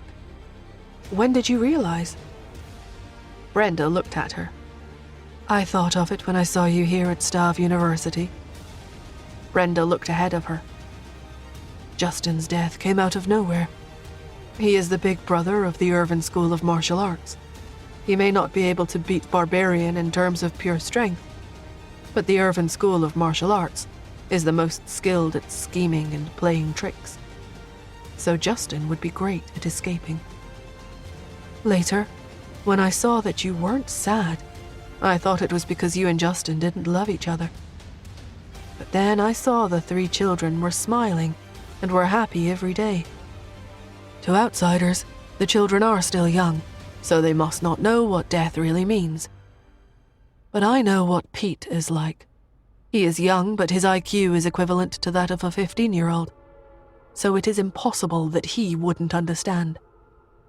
Then, when I saw you here, I knew right away that there must be something up with you and Justin." Brenda was a police officer, great at noticing details. It was not surprising that she would detect such things. Nora didn't want to hide it from her anymore either. She nodded. "You're right. He didn't die." Brenda heaved a sigh of relief. "I won't ask what the 2 of you are doing, but if you ever deal with Barbarian again, you can count me in. I need to settle the feud between us." "Okay." The 2 chatted while searching for Peter's body in the school. The rest of the policemen had searched everywhere, but it was as though Peter had disappeared into thin air, and they couldn't find any clues. Then, some students said that they had seen Peter buying breakfast in the cafeteria in the morning. Brenda found this puzzling. "That's impossible. Are they sure that the person they saw was Peter?" Aaron was in even more disbelief. "Yes, they are sure that the person they saw was Peter. After I asked them about it carefully, they told me that Peter always wears a baseball cap and carries a towel with him when he goes running every morning. Then he goes to the cafeteria to buy breakfast and brings it back to his dorm room. I've checked the surveillance cameras in the cafeteria. This Peter had his back to the cameras the whole time and didn't show his face at all. He created an illusion to make everyone think that Peter had gone for breakfast, when in fact the person buying breakfast at that time had to be the murderer." Brenda's brows drew together tightly. "Barbarian's motives are strange this time. He used to kill in a direct and brutal manner, but this time it's different. Why? Not only did he kill Peter and leave us without any clues, but he even pretended to be Peter after that. What on earth is he trying to do? While Brenda was thinking, Aaron remarked, "If it weren't for the poker cards in the room, I would have thought that Barbarian wasn't the one behind it all this time. How could someone like him, who has always been simple-minded and straightforward, come up with such a complex plan? What the hell is he planning?" Nora suddenly spoke up. "I know what he's planning now." Aaron was taken aback. "What is it?" Nora looked out the window. "There you go. His objective has come." Someone pushed open the door to the office they were in. A few professors and students walked in. As soon as they did, they began to criticize and accuse Brenda and Aaron. "Officer, what on earth is the matter with you guys? Do you have any idea how urgent our projects are? We agreed to your request when you wanted us to cooperate with you yesterday. There's absolutely no way we're doing that again tonight." "We're staff and students here at Staff University, not prisoners. We can choose to disobey your orders. We demand freedom." "We're all students and professors. Instead of investigating Professor Myers' death and going after his murderer, you're staying here and doing meaningless things. On top of that, you're claiming that Professor Peter has been killed? How can that be? If Professor Peter has really been killed, then produce some evidence for it." Is it okay to lie in order to prove that your judgment is correct? Professor Peter just posted on Instagram, yet you're saying that he's dead? This is ridiculous. "Do you think that Staff University's staff and students are pushovers? We have a school of law here. I'm a law student myself. Officer, I'd like to talk to you about human rights and freedom now." Officer, you have no right to imprison so many of us. We have our rights. You can't lock up 10,000 teachers and students in this school with you just because of a murderer. I'm going out now. I have something going on at home. "I'm going out too. I need to go to the supermarket." Hey, if you're leaving, then so am I. The people's voices got louder and louder. Nora lowered her eyes and whispered to Brenda and Aaron, "You see that? Now this is exactly what he's after." She looked at Brenda. "Barbarian came here to look for something, and he's not leaving until he finds it.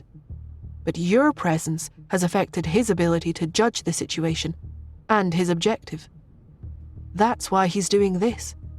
He wants to incite the students and professors into driving you guys away." Aaron clenched his fists furiously. "Damn." Brenda was much calmer. She lowered her eyes and looked at Epson, who was leading the crowd. She addressed the angry mob. "The President and I have already agreed that I will leave tomorrow if there's no murder tonight. In the meantime, all of you must obey our orders. We represent the school's decision." Epson scoffed. "You represent the school's decision? So we should just waste another night here? Captain Brenda, if no murder happens by tomorrow and the police leave, then what happens to our lost time tonight? Who is going to compensate us for it?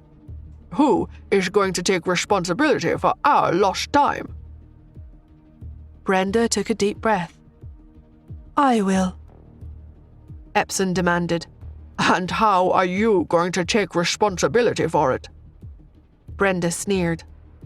"If nothing happens by tomorrow morning, then I am willing to be punished. I will take off this uniform I'm wearing." "Okay, don't forget what you said." Having achieved his goal, Epson smiled cheerfully. "I hope you won't break your promise when tomorrow comes." "Don't worry, I never go back on my word," Brenda retorted stubbornly. Epson scoffed. "Then we'll wait until tomorrow." After Epson left with the students, Aaron couldn't help but ask anxiously, "What do we do if we still don't find Peter's body by tomorrow? Captain Brenda, are you really going to hold yourself responsible for this?" Captain Brenda had once said that she would never take off her uniform until she caught Barbarian and took her revenge. Brenda lowered her eyes. We may not be able to find Peter, but Barbarian is definitely going to continue killing tonight. With Nora, in other words, Hacker Q, here, no hacker would be able to breach her firewall and infiltrate the staff dormitories. And if the staff dormitories were unsafe, Barbarian wouldn't be able to attack them. So he could only set his sights on the laboratory. Barbarian was a psychotic murderer. Once he started a killing spree, he would kill 5 people before he stopped. This was his principle.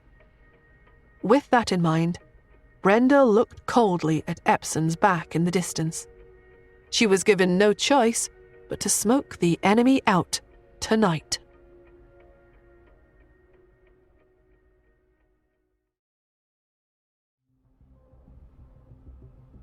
That night, a curfew was imposed on the staff dormitories. Brenda also requested that the professors remain in their rooms and not go out after 8 p.m. The professors had a lot to gripe about. They all looked at Brenda. Are you treating us as prisoners? This is too much. We are your targets of protection, not your targets of surveillance. The police are too much. What makes you think that you can stop us from going out after 8 o'clock? Not only are you stopping us from carrying out our experiments at night, but you're even starting to dictate what we can and cannot do tonight. This is too much. The professors protested, but the iron-fisted Brenda still forced them to stay in their rooms. When the professors were asked to return to their rooms, they dished out trash talk. Just you wait. I'm definitely going to report you tomorrow. You people shouldn't be here at all. Brenda had already become immune to such words by now. She replied, Okay, if nothing goes wrong tonight as well, I'll get out of here by myself tomorrow. Her reply shut up all the professors. Seeing that they weren't talking anymore, Brenda left. More than a dozen SWAT officers were protecting the staff dormitories. Aaron said, With all this, even a housefly can forget about getting in there, right? Brenda stroked her chin. Yeah, under such circumstances, it is impossible for Barbarian to head there again. Aaron, get our men to follow me to the laboratory building. Aaron followed behind her. He looked at Brenda curiously and asked, Captain Brenda, are that student's skills good enough? Barbarian has a hacker with him, so surely we can't rely on a student here, right? Brenda played it cool. She said to Aaron, Don't worry. Aaron asked, Captain Brenda, didn't you work with Auntie when you went to the US? I remember Auntie once revealed that she's Q, and Marcus also used to admire the hackers Q and Y the most. Is Q really that amazing? Nora listened to their conversation and followed behind the two with a smile as they walked to the laboratory building together. She had already encrypted the surveillance camera system in the staff dormitories. No hacker, including even Y, would be able to breach it. Nora wanted to go with Brenda to arrest Barbarian. Brenda was worried about Nora. Are you really going to the lab? Nora nodded. Yeah. Brenda was still very worried. You're weak and powerless, so you have to keep yourself well hidden, okay? Don't let Barbarian catch you. Nora wanted to laugh when she heard the words weak and powerless. She said quietly, Don't worry, no matter what, I'm still capable of protecting myself.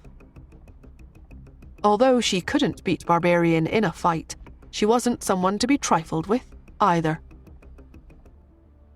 While Nora was on the way to the laboratory, Brenda, who was still worried about her, handed her a small button and said in a low voice, Nora, if anything goes wrong, press this button immediately. We will rush in right away. Okay. Nora placed the button in her pocket and went to the upper floors. When she entered Epson's laboratory, she happened to run into Olivia, who'd just had dinner and come over to work. Upon seeing her, Olivia grabbed her wrist and asked, "Why are you here?" Nora asked, "Why shouldn't I be here?" Olivia looked around.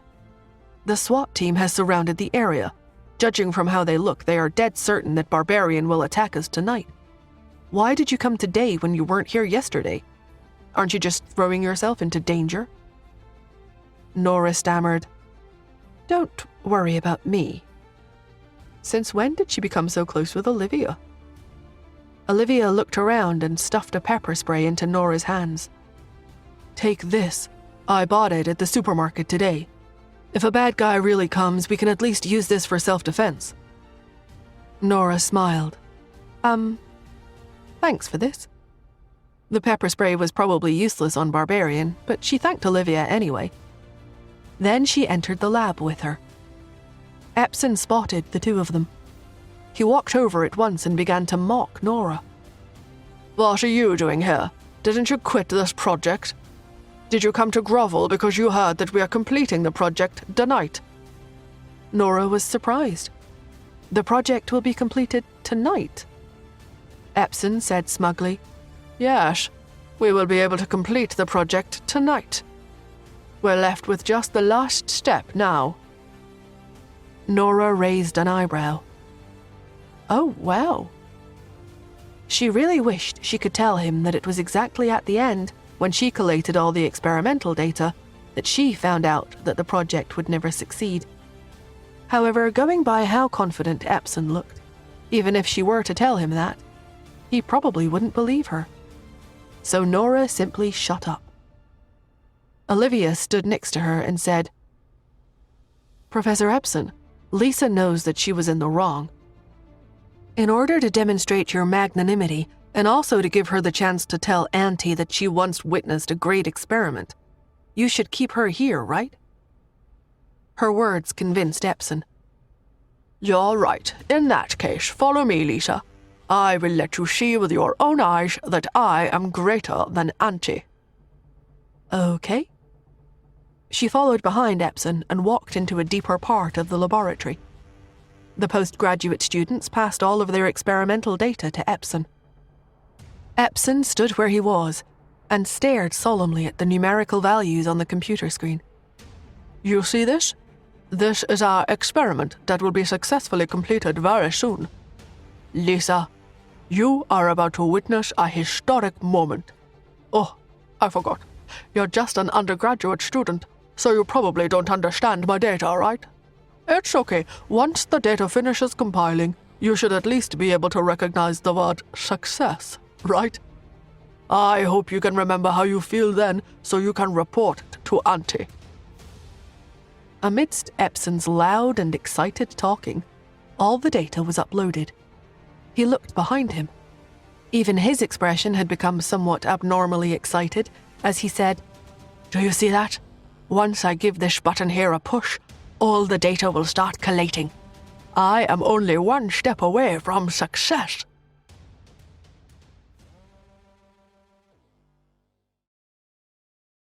Nora stared at his data.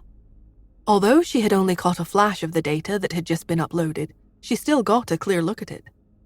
Epson's experiment was the same as the one she had done in the past. Its final outcome would only be a failure. She lowered her eyes and kept quiet. Many of Epson's students swarmed toward them. Everyone had painstakingly worked day and night for a month now, and it was finally time to get the fruit of their labor. This was the moment that mattered the most to them. Epson pressed the data consolidation button. Epson's students said, "Lisa, you have never seen an experiment like this back in America, right? You'll bear witness to a miracle today." The students chimed in, "Yeah, you are so lucky. Even though you didn't do anything, you still gained Professor Epson's trust. It's really a blessing for you to be able to take part in an experiment like this." "Yeah, I bet even Professor Athena wasn't this nice to you, right? Staff University is much better than the NYU School of Medicine. At the very least, Athena is the only internationally well-known doctor there, whereas Staff University has many. Professor Epson is just one of the many professors here. You should have a better understanding of how great Stav University is by now, right?" Amidst their sarcastic, envious, or admonishing remarks, Nora didn't utter even a word. "Look, it'll be done real soon." Distracted, everyone stopped focusing on Nora.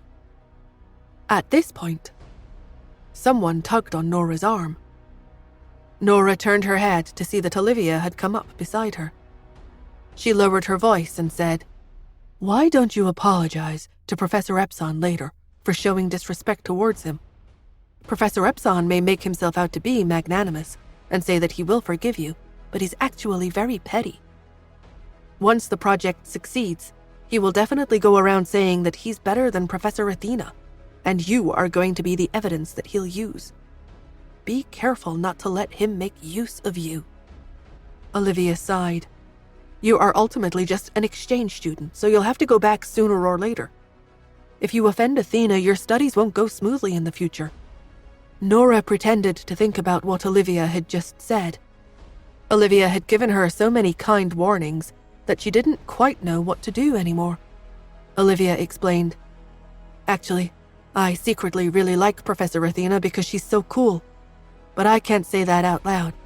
Even if Professor Epson succeeds in his experiment, I'm still not going to think that he's really better than Professor Athena. It would be nice if I could meet Professor Athena, even just once in this lifetime." Olivia sighed and added, "Unfortunately, there is probably no hope for that anymore, because Professor Athena only took one postgraduate student under her wing. I really wonder who it is that's so lucky." Nora smiled knowingly. "Hey, don't count yourself out. You'll meet her for sure," she said. After all, they had already met. But Olivia didn't understand. She lowered her voice again and asked, "You must have already told Professor Athena that Professor Epson is carrying out this experiment, right?" "Yes, she knows about it." Olivia then asked, Then, can you pass a message to Professor Athena for me?" "Sure."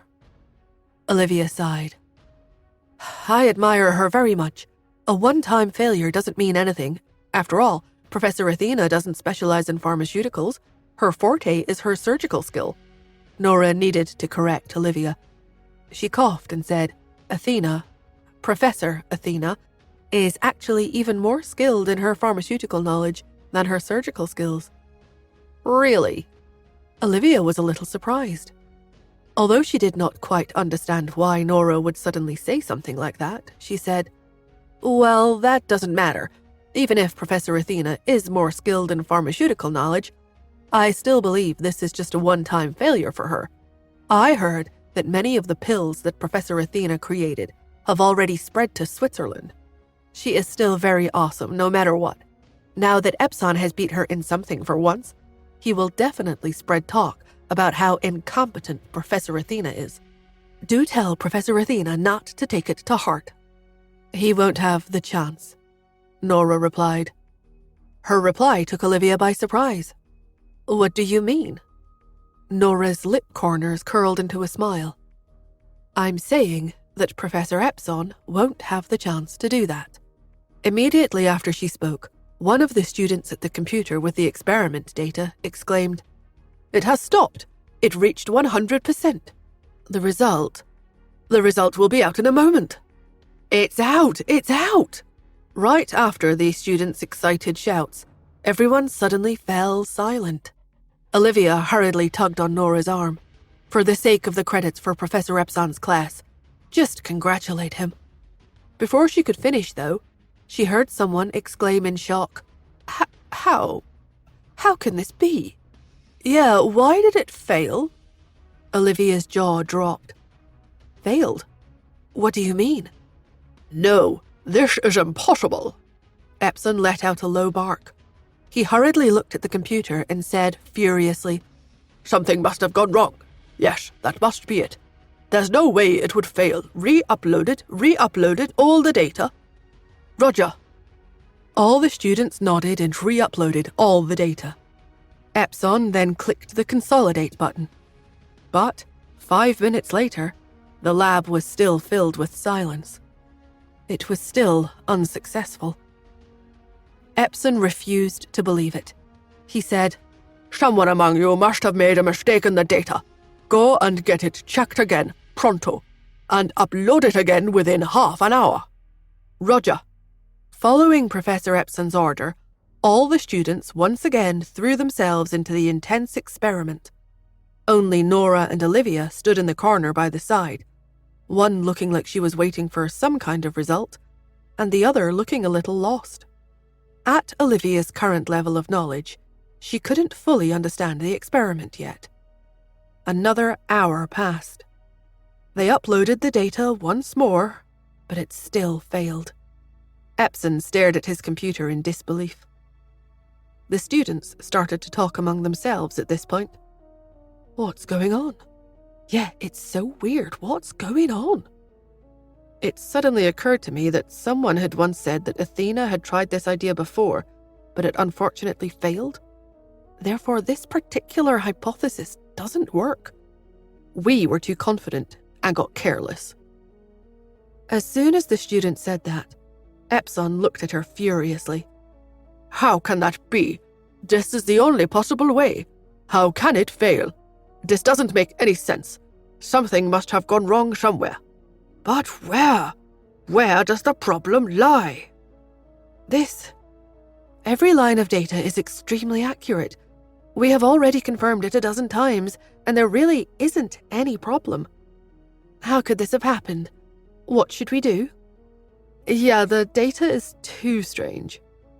While everyone was deep in thought, a low voice reached them. It's the third set.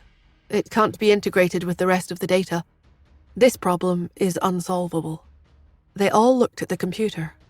Sure enough, everyone discovered the problem. How did it turn out like that? It really is impossible to integrate this part into the rest of the data. In other words, our hypothesis was wrong from the beginning. Have we been doing pointless work this whole month? Professor Athena once said that this method will never work, but we simply refused to believe it and insisted on wasting a month to verify it. Amid everyone kicking themselves over their actions, Epson held his head. "How can this happen? How? This is impossible. I'm definitely better than Athena." Seeing his reaction, the students hurriedly comforted him. "Professor Epson, you have done your best." "Go away. Even if I've done my best, I still can't accept this. This is a matter of academic dignity." Epson's eyes were fixed on the screen. No one realized that Nora was the one who had pointed out the problem just now. Olivia, who was standing beside Nora all this time, stared at her in shock. It wasn't until then that she finally recovered and asked in astonishment, "How did you know that there was a problem with the third set of data?" "Well, I have experienced this failure before," replied Nora. Olivia was stunned. A moment later, though, she suddenly realized something and said, "I see. Did you also participate in Athena's experiment back at the NYU School of Medicine? That's why you knew from the start that this experiment would never succeed." "You can say that," Nora said. She had indeed been involved in her own experiment from the very beginning. But the moment she said that, a besotted look instead came over Olivia. Professor Athena is simply too amazing. As soon as she started the experiment, she noticed the problem and ended it. Gosh, I really wish I could meet her. Olivia lowered her head and took out her cell phone. "What are you doing?" Nora asked. Olivia replied, "I'm going to search for photos of Athena. I want to see what she looks like." Nora tried to play it cool. "You're really going to look up what Athena looks like?" Nora looked over and saw that Olivia really was opening up her internet browser and typing in the search term. Nora asked in surprise, "Haven't you seen a picture of her before?" There were indeed news reports about her in the States, but she and Justin had deleted them from the internet after each incident. She didn't want to reveal her face. If one checked the news in time, they might still be able to catch a photo of her, but now there would be none. Why aren't there any pictures? Olivia was surprised. I heard that she trended on social media and was even in a tormented relationship with the richest man in America. I also heard that Athena has 2 children, but I don't know if it's true or not. Nora tried to be nonchalant. Oh, is that what they say about her?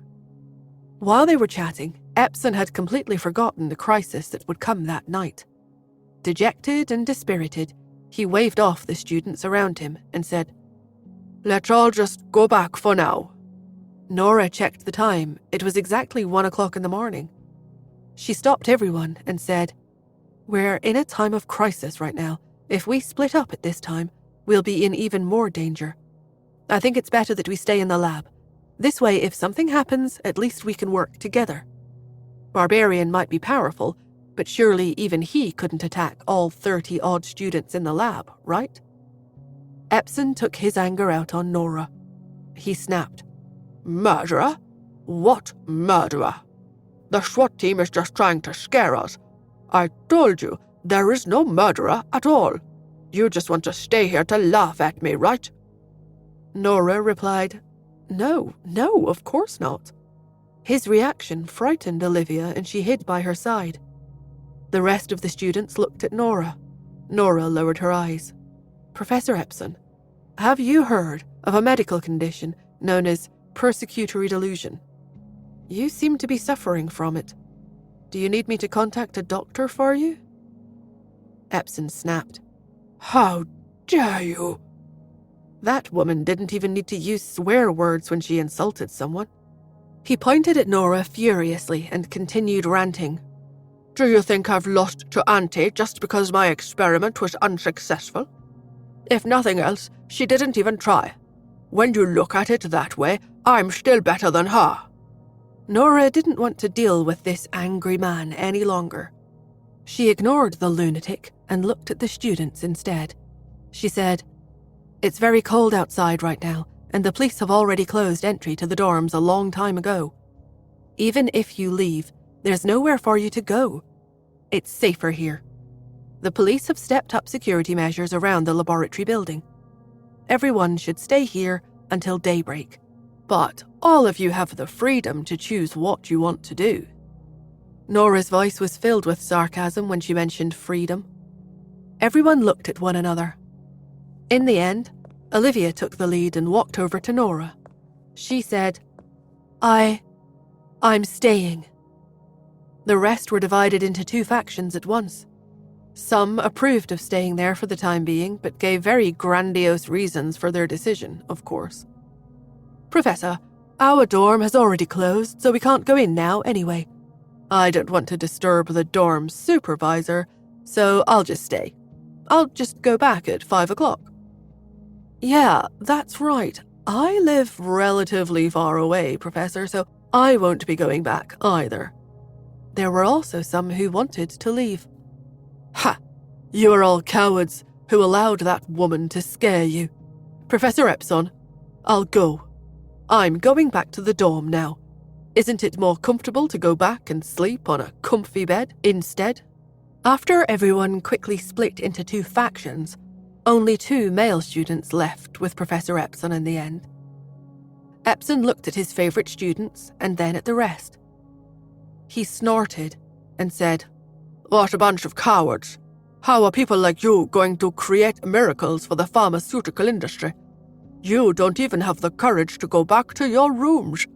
You're not suitable for carrying out research with me at all." After scolding them, Epson sneered. "Let's go." "Okay."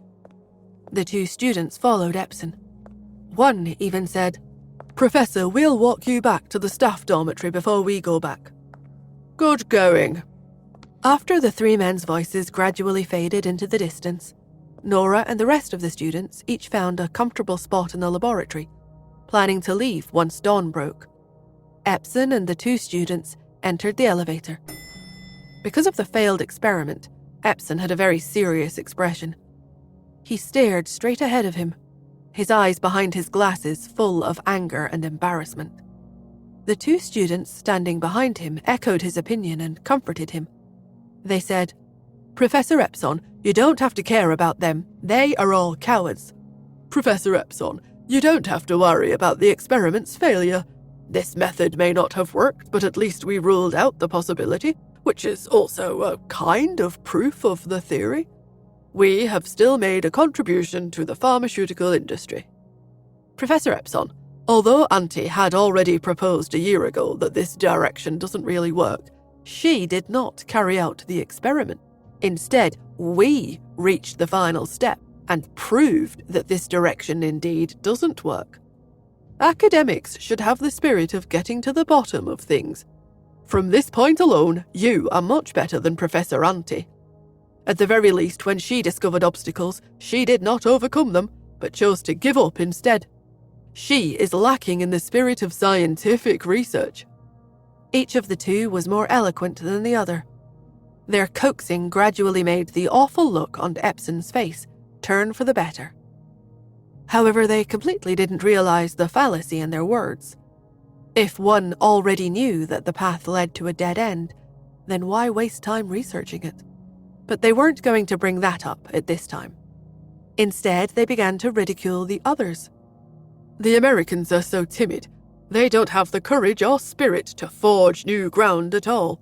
It's just like how Lisa believed the SWAT's claims. Besides, even if a murderer really comes, will the three of us men be unable to beat him in a fight when he's all alone? Ha! But they simply insist on going through those 4 hours in the lab instead.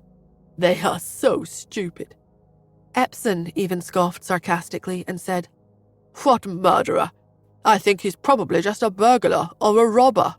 Professor Meyer was probably just killed because he was too thin and weak. Not only do I exercise every day, but the two of you are also strong and well-built. If we run into a murderer, let's just catch them and throw them in SWAT's face. This way, we can even put an awful look on their faces." The two students nodded in agreement again. The trio reached the ground floor. They walked out of the elevator with big smiles, ready to exit the laboratory building. None of them noticed the man in black standing in a corner in the dark. He had nearly blended with the night. Only a pair of eyes glowed red in the dark. Back upstairs, everyone found a corner suitable for themselves and got ready to rest. After Epson and the two students left, a student asked, "Will Professor Epson hold a grudge against us and refuse to give us credits for this subject because we chose to stay?" "Surely not. When you think about it, it doesn't really seem that scary. The murderer they were talking about did not appear at all. Maybe all this really is a joke, like what Epson said. People will only mock us and call us cowards if we stay here. That exchange student is too timid. The moment there's any sign of trouble, she immediately tells us to stay and not go out. Just how much does she cherish her life? I also think that we have been misled by Lisa. I suddenly regret staying. I should have left with Professor Epson just now. But apart from these people with 20/20 hindsight, there were also those who defended Nora. Why didn't you say that back then? What does this have to do with Lisa? You made your own choice, so don't blame it on others. Exactly. Besides, the police have been making a ruckus in school. That officer was so absolute when she said she would leave if nothing happened by tomorrow, which means that something is definitely wrong. What's the big deal about us staying here? It's just 4 hours. Is it so hard to get through that? I didn't see you guys complaining this much when we were doing experiments overnight. When the person who blamed the situation on Nora heard the people defending her, he got up and retorted, "What's wrong with me complaining a little? Why are you being so protective of her? Is it because she's pretty? Is that why you developed protective feelings for her? Huh. If you have time to have tender, protective feelings for the fairer sex, then why don't you think about how to appease Professor Epson's anger instead?" The few who defended Nora happened to be male. It wasn't that they had developed tender, protective feelings for Nora. There were only a pitifully small number of girls in the laboratory. Including Olivia and Nora, there were only 4. The other 2 had kept quiet, that's all. Seeing that the others were going overboard, Olivia piped in, "That's enough, you guys. Lisa is an exchange student, you know? Are you planning to have her tell everyone after she returns to the US that this is how we treat exchange students at Stav University? Where is your medal as a student of Stav University? Have you forgotten the school motto?" Olivia's words calmed both parties down. The boy who had blamed Nora said, "Fine, I was wrong, but I really shouldn't have offended Professor Epson. He is famous for being petty. It's clear that we stayed behind because we were afraid that something would go wrong. But actually, with so many of us here, even if a murderer does show up, what's there to be afraid of?" As soon as he said this, the rest nodded. "Yeah, what's there to be afraid of? Come on, let's go. If we hurry and catch up with Professor Epson, we may still be able to salvage a bit of our image. We can go back to our respective dorms later." 2/3 of the remaining students got up in an instant. "Yeah, sounds good. Let's go back to the dorms. This place really gets cold in the middle of the night, even with the heater on. The laboratory building is old after all. It was freezing the last 2 days. Yeah, let's go together. Even if we run into the murderer, I reckon our numbers will scare him away. We're no wimps. Besides, the murderer may not even exist."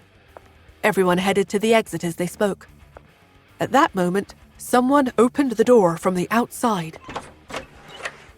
One of the students who had left with Professor Epson appeared at the entrance. The student who had criticized Nora just now immediately said, "Why are you back? We were just planning to go after you guys." But before he could finish, the student slumped right onto the floor.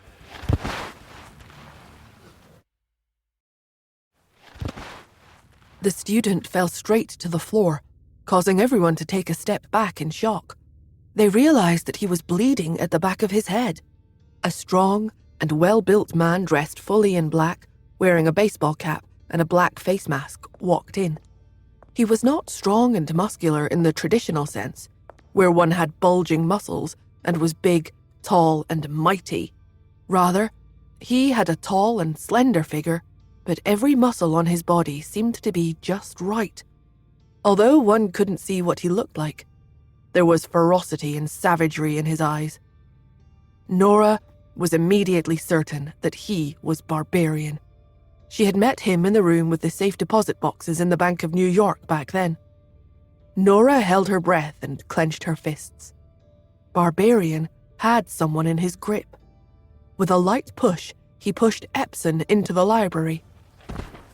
Epson looked in horror at the student's dead body on the floor and swallowed hard. The rest of the students screamed and retreated in panic. The girls hid at the back. The others were already hiding under the test bed. They huddled under the table as they shook in fear. While Nora was observing Barbarian, Olivia pulled her by the arm. They hid under the table together with Olivia. Olivia was shaking all over, her fearful and horror-stricken eyes big and wide. She gestured to Nora to keep quiet. Olivia actually remembered to pull her to safety at a critical moment like this. This gave Nora a good impression of her. Olivia took out her cell phone, typed on it, and showed the screen to Nora. "Don't make a sound. Don't be afraid, the police are nearby. They will definitely come to save us." Nora nodded. When she looked up, she saw that even though Olivia was clearly terrified, she still nodded affirmatively at her, as though she was trying to give her confidence. She cast her eyes down and looked out through the gap under the table. Epson's arms were raised. He swallowed. The door to the laboratory was shut again. Barbarian stood at the door, his eyes quietly observing everything in the room. He stared straight at Epson and said slowly, "The gene serum." His voice was very low and deep. The man spoke very briefly and concisely. It seemed like he was a very reticent man. Epson was taken aback. He said, "What gene serum? I don't know." Barbarian stepped forward abruptly and grabbed his wrist. To onlookers, it seemed like he had only exerted a little force, but Epson cried out in pain. Barbarian let go. Epson's hand had already slumped down loosely. his wrist obviously broken. Epson fell to the floor and rolled around in pain. None of the students beside him dared to step forward. Barbarian spoke again. Tell me everything about the gene serum. He spoke very slowly, just like how he had back in the States. Epson waved and hurriedly explained, I really don't know anything about a gene serum or whatnot. Can you be reasonable? I am just an unimportant little professor. How would I possibly know about such big things? Barbarian frowned. His red eyes were filled with suspicion. Nora noticed that Barbarian didn't seem to know what to say, but he suddenly turned his head as though he was listening to a voice in his earphone. Barbarian suddenly understood something. He walked over immediately and asked, Which file in the archives is related to the gene serum? Epson wanted to cry. He replied, I really don't know. The files in the archives are all accessible. If you want to know, I can check them out for you. But I've never heard of the gene serum or whatever you're talking about. You're lying. Barbarian was very hot-tempered. Just like back in the US, he got violent the moment he didn't get the answer he wanted. He kicked Epson, sending him flying. Epson crashed into a chair and coughed up a mouthful of blood. Ah! The girl squatting at the table nearby screamed in fright, attracting Barbarian's attention. Barbarian turned his head and looked over. The rest of the students gathered. A boy suddenly said, Are you the serial killer? Do you know that there are 30 of us here? You can't beat us alone, Before he could finish, Barbarian fished out a silver pistol from his pocket and shot his knee. The boy fell to his knees. The others finally realized just how strong he was, putting aside his physical strength that could send one flying with a single kick. The gun meant that none of them were a match for him. The students went into a panic. Barbarian looked at Epson again. Are you sure you don't know anything about the gene serum? Epson was curled up on the floor in pain. When he heard the question, he nodded hurriedly. I really don't know anything. Another gunshot rang out. Barbarian shot another student. Barbarian, with blood-red eyes, said, If you really can't remember, then I can get them to jog your memory a little. No. Epson's eyes widened and he shouted furiously, They are students. They don't know anything. Come at me if you want something. Don't go after them. Barbarian narrowed his eyes a little. He turned his head sideways again, likely listening to Spacey's instructions. The next moment, he held up the pistol and pointed it at another student. Will you talk or not? Nora, who was hiding under the table, was already clenching her fists. She was not Barbarian's match, nor was she a police officer. But when she saw Epson, someone who was usually awfully bad-tempered, protecting his students, an impetuous feeling suddenly surged up in her. She cast her eyes down and lightly expelled a breath of air. She was no saint. She had waited here for Barbarian so that she could find out what his intentions were and to get a clear look at his movements, so she could prepare for the retrieval of file number 004 later on. Now that she had discovered that Barbarian only knew that the gene serum was in Stav University, but didn't know anything else, she was relieved. She really shouldn't be going out there at this time. Barbarian was armed. Not only was she not his match in the first place, but she would probably even be shot in the head the moment she showed herself. There were more than 30 students present. If Barbarian beat up or killed them one by one, she reckoned that the police would probably break in before it was even her turn. With that, she could also leave the laboratory safely. If she didn't show herself, Barbarian might not even know that she was here, let alone fight with her for file number 004. She could leave quietly with the antidote. This was the best course of action. But when she saw Barbarian pointing his gun at a student again, Nora narrowed her eyes. Nora didn't feel a sense of belonging to the people here. They had disregarded her kind intentions and refused to listen to her advice. She believed they only had themselves to blame for this predicament. If Epson and the 2 students hadn't left, the door to the lab would have been locked. Someone like Barbarian would have had to put in some work to get in, and they would have held out until the police came. Nora narrowed her eyes and looked at Barbarian with a cold stare. As Barbarian was about to pull the trigger again, Epson frantically shouted, "Fine, I'll talk, don't shoot." Nora stopped what she was about to do and shrank back. She looked at Epson in surprise. Did Epson have clues to the gene serum? How could that be? She broke into a huge frown. The next moment, she saw Barbarian, whose eyes had also lit up, look at Epson. A pathetic-looking Epson got up from the floor. He was terrified to his core, and his voice trembled as he said, "I know where the thing you are looking for is." Barbarian stepped forward and grabbed his collar. "Where is it?" Epson took a deep breath and stuttered. I know what you're looking for, and I can tell you what you want. But you must promise not to hurt these students. They are innocent." Barbarian sneered. "I don't care about these worthless people." Epson swallowed. He looked at Barbarian and spoke again. "I hope you keep your word, but in order to ensure the students' safety, I will only tell you what you want to know after they have all left." Barbarian drew his lips back in a snarl.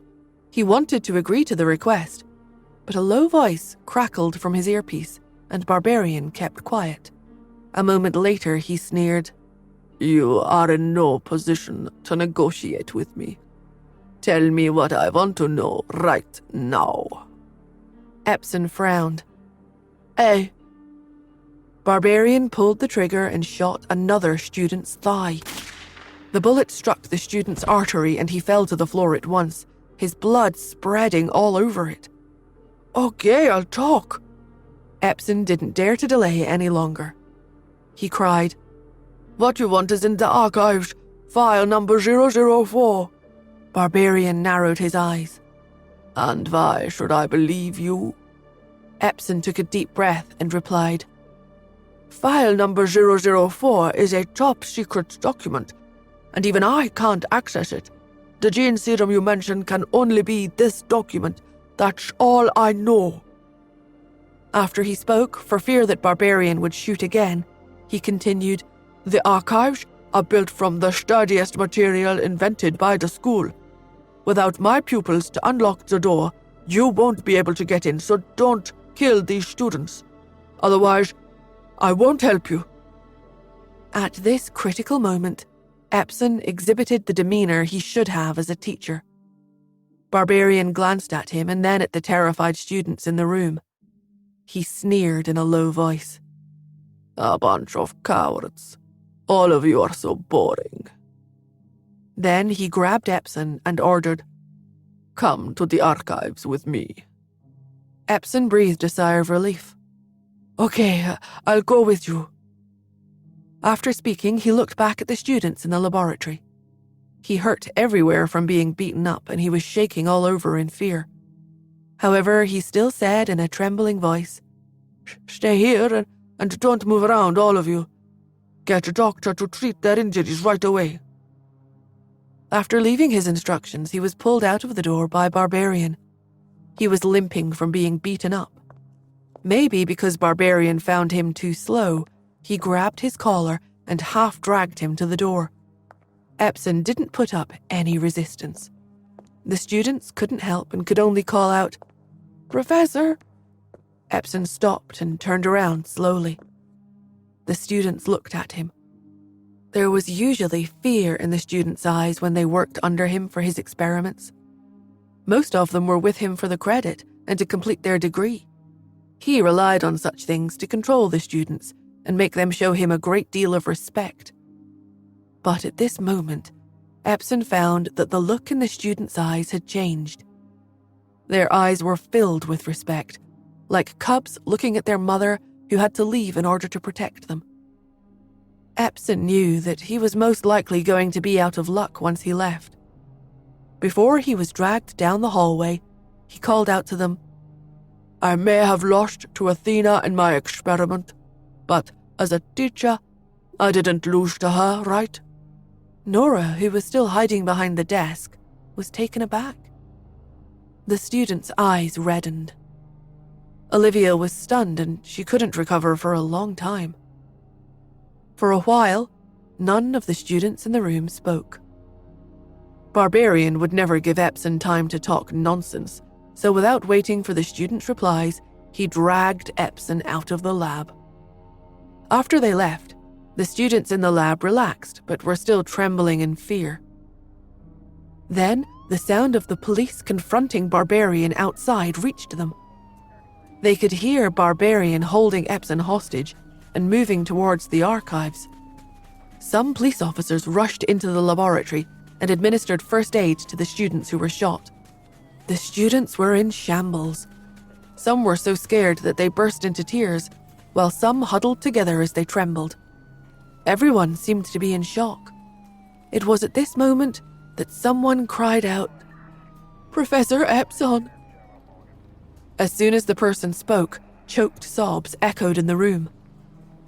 Olivia had a blank stare and was murmuring to herself, "I always thought of Professor Epson as a bad teacher. He is mean, his credits are hard to earn, he has awfully high expectations of his students, and he is extremely arrogant and focused too much on being rivals with Athena. But now I realize Professor Epson is a good teacher."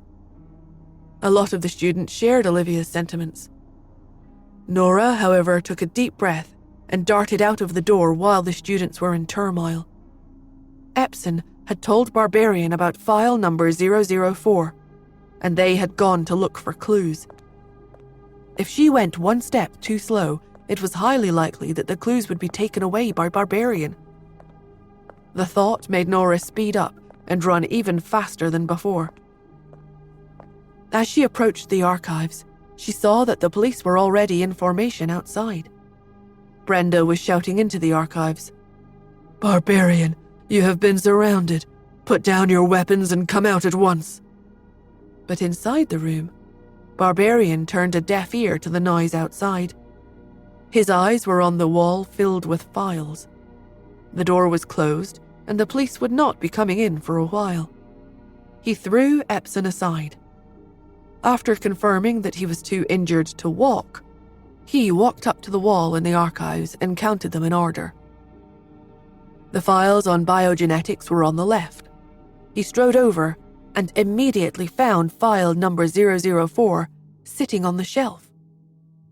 Barbarian's hands were shaking. He slowly opened the cabinet. A vigilant Barbarian kept his eyes peeled. Back in the US, he had opened the safe that he had thought contained file 004, only to find a bomb inside. He had nearly died. This time he was going to be more careful. Instead of rushing up to it recklessly, he opened it gently and inspected the filing cabinet. The filing cabinet was more complex and secure than the bank's interior, which went to show how rich and solid Staff University's history and foundation were. Their level of protection towards these unpublished intellectual properties was at its peak. There were no bombs or hidden weapons inside. This was to prevent injuring students if they accidentally opened it. This made Barbarian feel that everything had come together too easily. Meanwhile, Nora went around the laboratory to a window. The windows were made of bulletproof glass, and it wasn't easy to open them. They were there to let light into the room. One couldn't get in by tampering with the windows. Nora squatted down and remained quiet. The glass was meant to be a means of protection for the archives, but it had instead become a barrier. She looked in, hoping that she could verify file number 004's authenticity. She watched Barbarian cautiously take out a box from the filing cabinet. When he opened it and glanced inside, his eyes lit up. He put the box into a pouch. Then He took out bandages and tied them around himself to prevent the contents from falling out when he ran out of the archive room later. He wrapped the bandages around himself nearly a dozen times before he threw the tape aside. Then he looked over at Epson coldly. Epson was badly injured. He had been beaten up, and while they were walking over, he was so terrified that he had gone limp. He didn't have the strength to stand. Seeing that he had found what he was after, Epson croaked, You have what you want now. Can I go? Barbarian lowered his eyes and sneered. The man was someone who rarely spoke, and his voice was as cold and ruthless as ever. And how am I supposed to get away without a hostage? The only way to enter and leave the archives was through the door. Everywhere else was sealed. He needed to be able to walk out of the door. Barbarian grabbed Epson and headed out. When they reached the door, Barbarian put his pistol against Epson's temple and made him stand in front of him. Only then did he open the door and walk out. As soon as he did, he saw Brenda leading a group of SWAT officers nearby. She looked at him and ordered, Barbarian, put down your weapon and surrender. Do you really think you can break through all of us? Barbarian narrowed his eyes and hoisted Epson up. If you want him dead, then come and catch me. His words made Brenda's brows draw together. Epson looked at Brenda. His face was covered in tears. Next to Brenda, Aaron gritted his teeth and muttered, Captain Brenda, who cares about his hostage? We told that guy it was dangerous, yet he insisted on carrying out his experiments. He already signed the liability waiver agreement, so even if he dies, it has nothing to do with us. Let's go. Aaron had been holding back his desire to avenge his comrade in arms for a long time now, and Barbarian's whereabouts were hard to get hold of. If they let him go, there's no telling if they'd ever catch him again. Barbarian was dressed in full armor with his body and face fully covered. They still had no idea what he really looked like. Now that they had finally found leads on Barbarian after tracking him for so long, how could he give up? Epson heard everything Aaron said, and he was full of regrets. Tears streamed down his face as he sobbed, I was wrong, I really was. Captain Brenda, I should have trusted you guys. I'm the one who caused this whole situation today. It's all my fault. Suddenly, Epson lowered his head and bit down hard on Barbarian's hand. He knew that the SWAT officers did not care whether he lived or died. There was no use complaining about them. The only thing he could do now was to seek a way out himself. The instant he lowered his head, the pain made Barbarian push him away. As the two were standing at the door to the archives, Barbarian's push sent Epson back into the archives.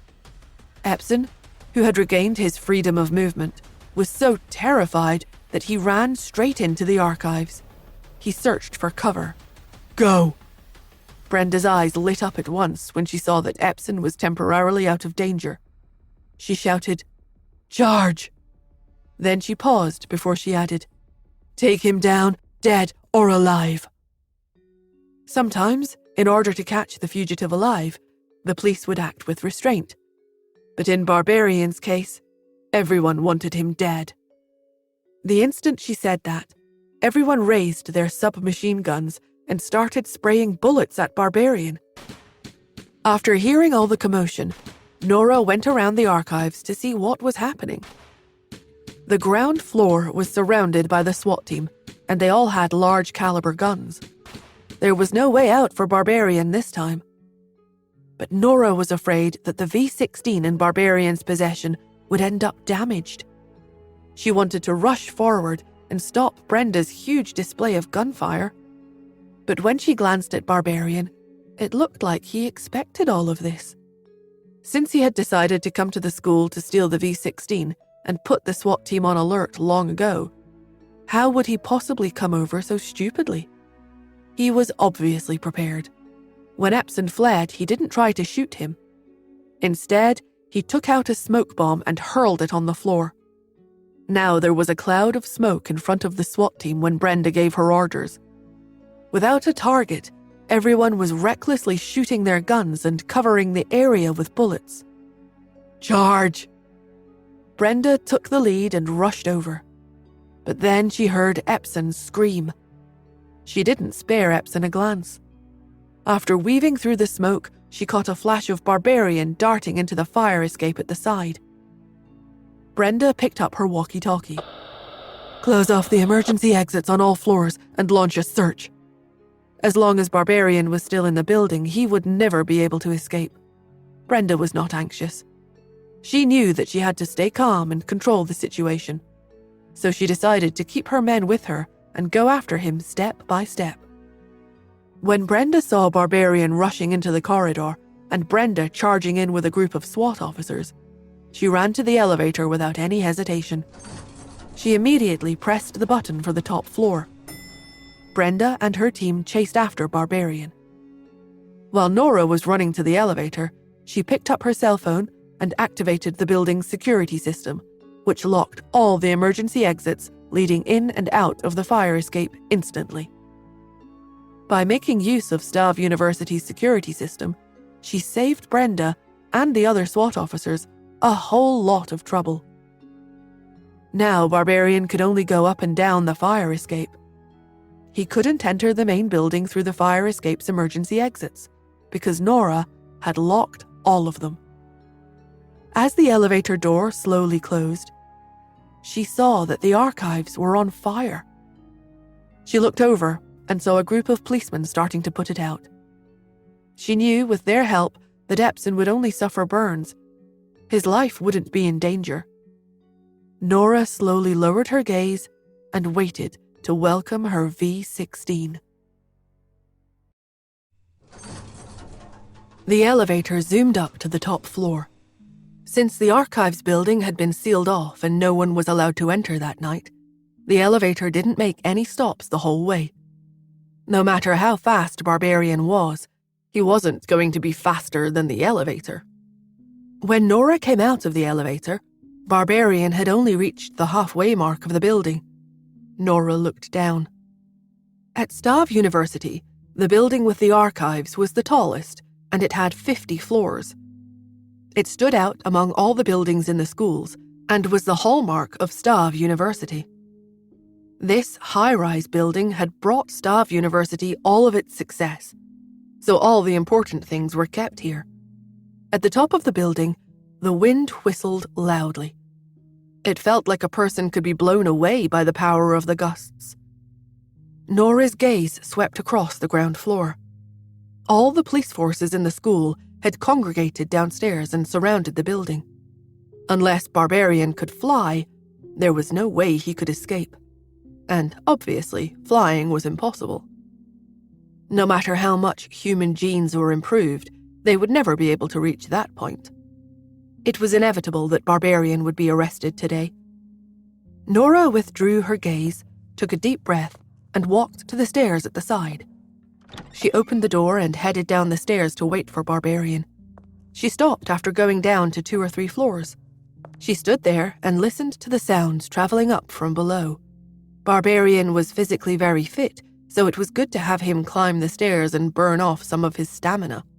Nora stood where she was with her cat-like eyes lowered and held her breath. 2 minutes later, she started to hear heavy footsteps. She leaned against the wall and looked down. The lights in the stairwell were all motion-sensitive, so the lights on each floor came on one by one as Barbarian rushed to the top. Nora lurked silently in the dark and watched as the lights below slowly came further and further up. At last, Barbarian reached the floor right below her. After such a hike, even though the SWAT officers led by Brenda were all physically fit, they were no match for Barbarian and his gene improvements. They couldn't catch up with him. They were 5 floors away from him. The sound of gunfire downstairs traveled upwards. Bullets hit the walls, causing dust to fall. When she heard Barbarian's footsteps coming from below, Nora pressed her back close to the wall. The instant Barbarian finally turned around and was about to rush up, Nora got up abruptly, propped her hand against the handrail of the stairs, and propelled herself forward. She shot forward like a leopard, her leg kicking towards Barbarian.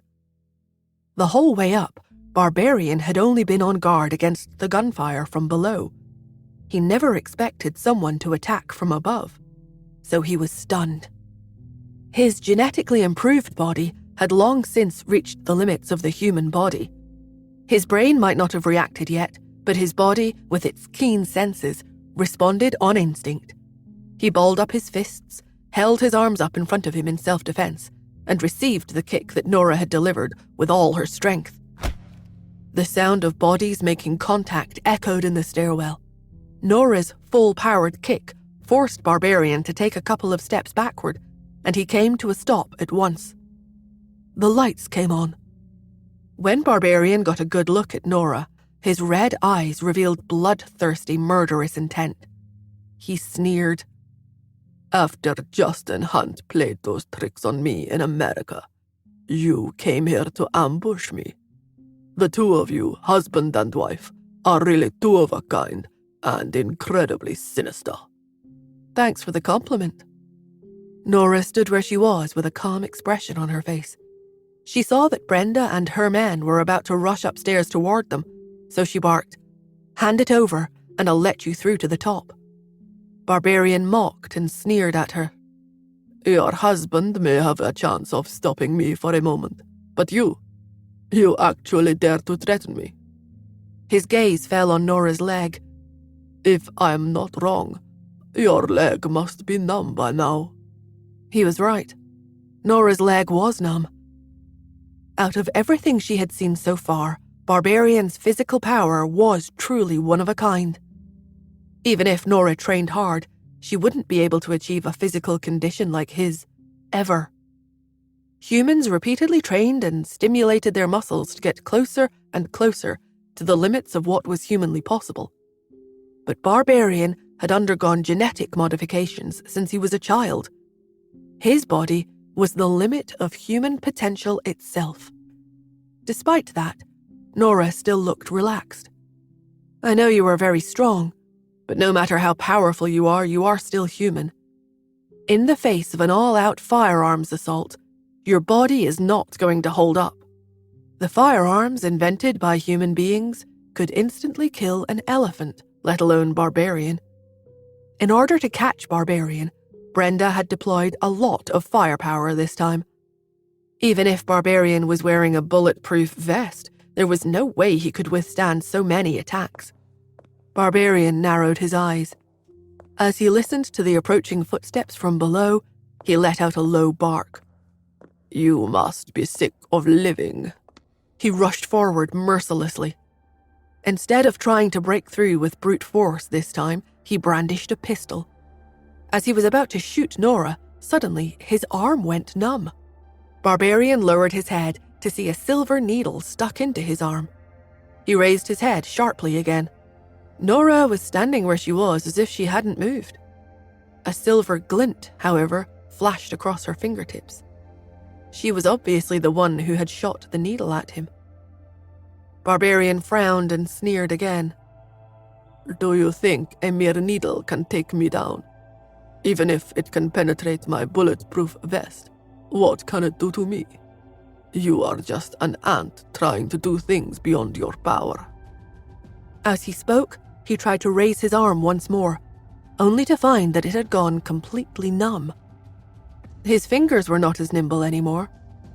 Seeing this, Nora finally took a deep breath. She continued to stay far away from him as she smirked.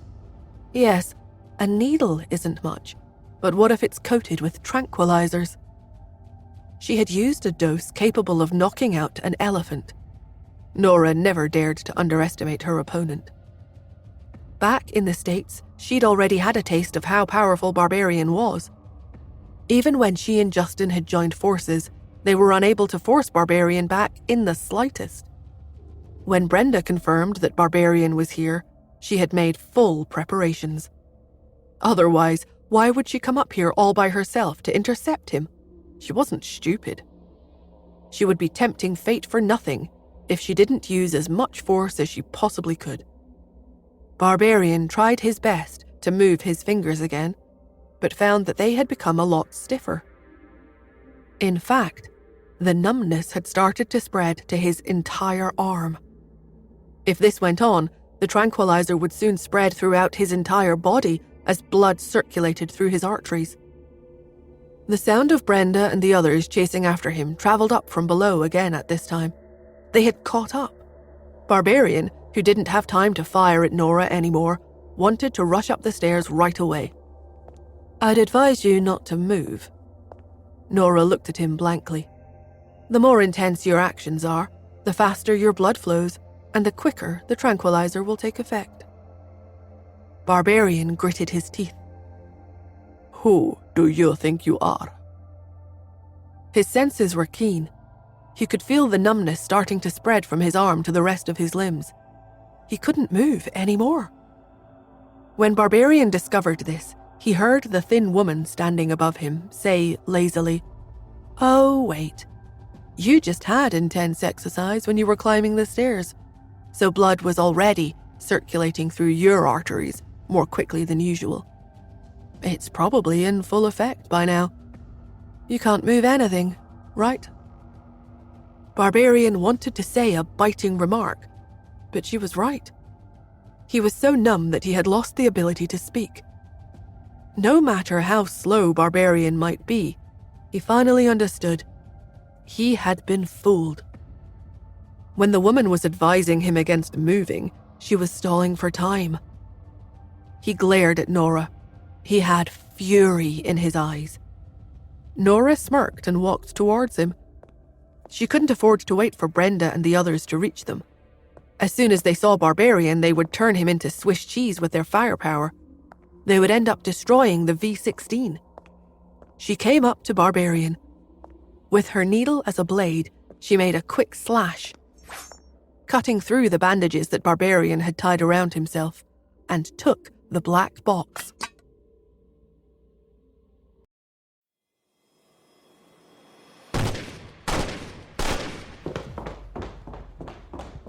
The sound of gunfire and footsteps rushed all the way up the stairwell. Brenda showed up below them, only a flight of stairs away. After Nora got the V-16, she backed away as fast as she could. Barbarian, who had killed many people, even if he was reduced to pulp by Brenda and her men's firepower, it had nothing to do with Nora. Nora wasn't going to be a saint and think of Barbarian as a pitiful soul who had been forced into this. It might be true that he had become what he was today because he had been used as an experimental subject when he was a child, but no matter the reason, it was no excuse for him to take other people's lives at will. After Nora got the black box, she stepped back to put distance between herself and Barbarian. But then, Barbarian moved. Nora had been planning for today for a long time. The silver needle might look tiny, but the amount of tranquilizer on it was capable of knocking out an elephant. He shouldn't be able to move at all. But it turns out, Barbarian hadn't been knocked out. All of it was just an act. No, maybe he had been paralyzed for an instant. Or perhaps he had been paralyzed all the way until this moment. But regardless, as Brenda rushed up and Nora took the V-16 from him, Barbarian attacked. His pistol had dropped on the floor because of the paralysis. Without a gun, he lunged at Nora's wrist at lightning-fast speed and sneered, "As it happens, I don't have a hostage with me at the moment." He was going to take Nora hostage. This way, even if Brenda and the others rushed up here, they could no longer shoot him with all their firepower. Barbarian moved fast. Anyone would be caught off guard by him, no matter who they were. Once he succeeded, the V-16 would still be his, and on top of that, he would gain a hostage to save his life with. Barbarian had it all planned out, but all he grabbed was air. Nora, who should have been nearby, was already 2 steps away from him, which was enough for her to escape his clutches. Nora couldn't beat Barbarian in a fight. She had figured that out a long time ago. When she was in the States, she had suffered at his hands because of him. Even when she and Justin had joined forces, they were still no match for Barbarian. This was why Nora had prepared the needle and the tranquilizer. Nora would never make the mistake of underestimating the enemy again. She knew that Barbarian could have been pretending to be paralyzed, so she was ready to flee the moment she got the V-16. But despite having prepared for this so far in advance, Barbarian had nearly caught her. Nora was greatly alarmed. No wonder Brenda and the others couldn't catch Barbarian after so many years of trying. The man was too strong. If it weren't for the fact that the tranquilizer had taken some effect and slowed Barbarian's movements a little, she would have been caught. It didn't matter that she had made so many preparations and how vigilant she had been. She was lucky to have gotten away by the skin of her teeth. Nora thought to herself while she fled up the stairs as fast as she could. She didn't dare let her imagination run wild anymore, because Barbarian was chasing after her. Nora ran up with all her might. Once she reached the top floor, she would only need to continue for a minute more until Brenda and the others would be able to hurry over and bombard him with firepower. But she was still worried because Barbarian's movements were too fast. The man had climbed more than 50 floors without a pause and had been hit with tranquilizers, yet he was still maintaining a speed equal to hers. The two kept running with 3 steps between them the whole time. Nora went upstairs quickly, not daring to waste any time at all. As she was about to sprint over to a safe position she had in her sight, she heard a voice boom above her. This way. The voice on the top floor startled Nora. She turned her head sharply. In the split second that this took, Barbarian caught up with Nora and threw a punch at the back of her head. After going up the last 2 floors, the tranquilizer in Barbarian's body seemed to have disappeared completely. He had overcome it. His physical abilities left Nora flabbergasted. No matter how well prepared she was, in the face of Barbarian, he had the most strength. And that was the final say. And he had never been one to be reasonable. Nora could feel the punch coming toward the back of her head, but her body felt locked in place. When she thought she could no longer break free, someone lunged toward her from the side. Bam! The man blocked the blow for Nora with his body, which sent him flying and he fell on the floor. With the V-16 in her hand, Nora didn't dare to do anything. She did a tuck and roll and put distance between herself and Barbarian. Then she looked at the man who saved her. She thought that Justin had finally come. After all, it had been a long time since that scumbag last appeared. On top of that, he hadn't contacted her for months. But deep down, she knew that Justin was nearby and paying attention to the whereabouts of the V-16. But when she took a good look, the man who was struggling to get back up after Barbarian knocked him to the ground was actually Caleb. It's you. Barbarian, who was clearly taken aback, uttered in surprise. Caleb, who had collapsed on the floor, spat out a mouthful of blood. The man had cancer and didn't have long to live. The punch hit his lungs, causing him to have a violent coughing fit. Despite this, he still tried to speak. Barbarian. Long time. No see. It's not too late to repent. To hell with repenting, Barbarian bellowed. He even seemed amused. You and I are in the same boat. You should be hating people like them who didn't take our lives seriously. Yet you are defending her. Caleb spat out more blood and ignored the metallic taste in his mouth. He replied, She is in the same boat as us. Her mother had experimented on her too. How is that the same? Barbarian was furious. The injection her mother gave her was safe. It's a gene serum with an antidote, so she's fine. But how many of us have died? Caleb started to cough again. He sputtered. But she's only after the V16 to save her son. He was also used as an experimental subject. Isn't that enough? No, it's not. Barbarian stared at Caleb. How can that make up for those 1,000 children who died in the lab back then? Barbarian lowered his eyes and sneered. What right do you have to judge me? Caleb, we have always been enemies, haven't we? All 5 of us are enemies because we all need the V16. We all want to live. So, since I ran into you today, once I've dealt with her, I don't mind getting rid of you, Truman's stupid sidekick, either. Besides, you're here to help Truman get rid of me, right? Barbarian then raised his fists again and charged at Nora. But as soon as he moved, someone grabbed his leg.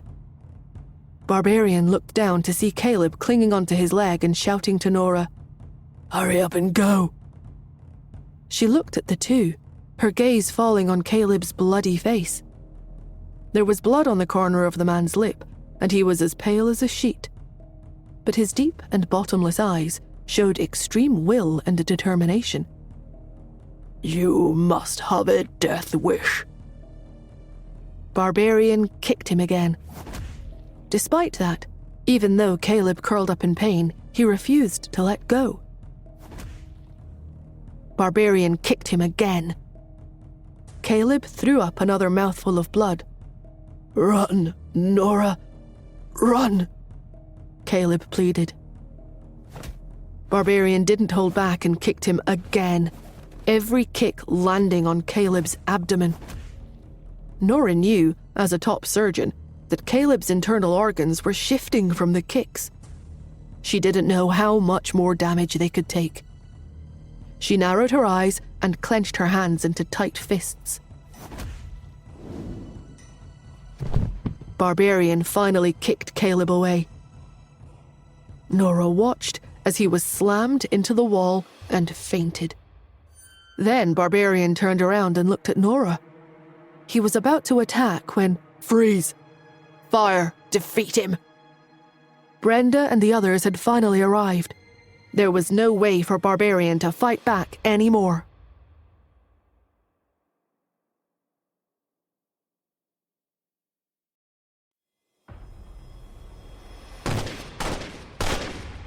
Gunshots rang out incessantly, hitting the area where Barbarian was.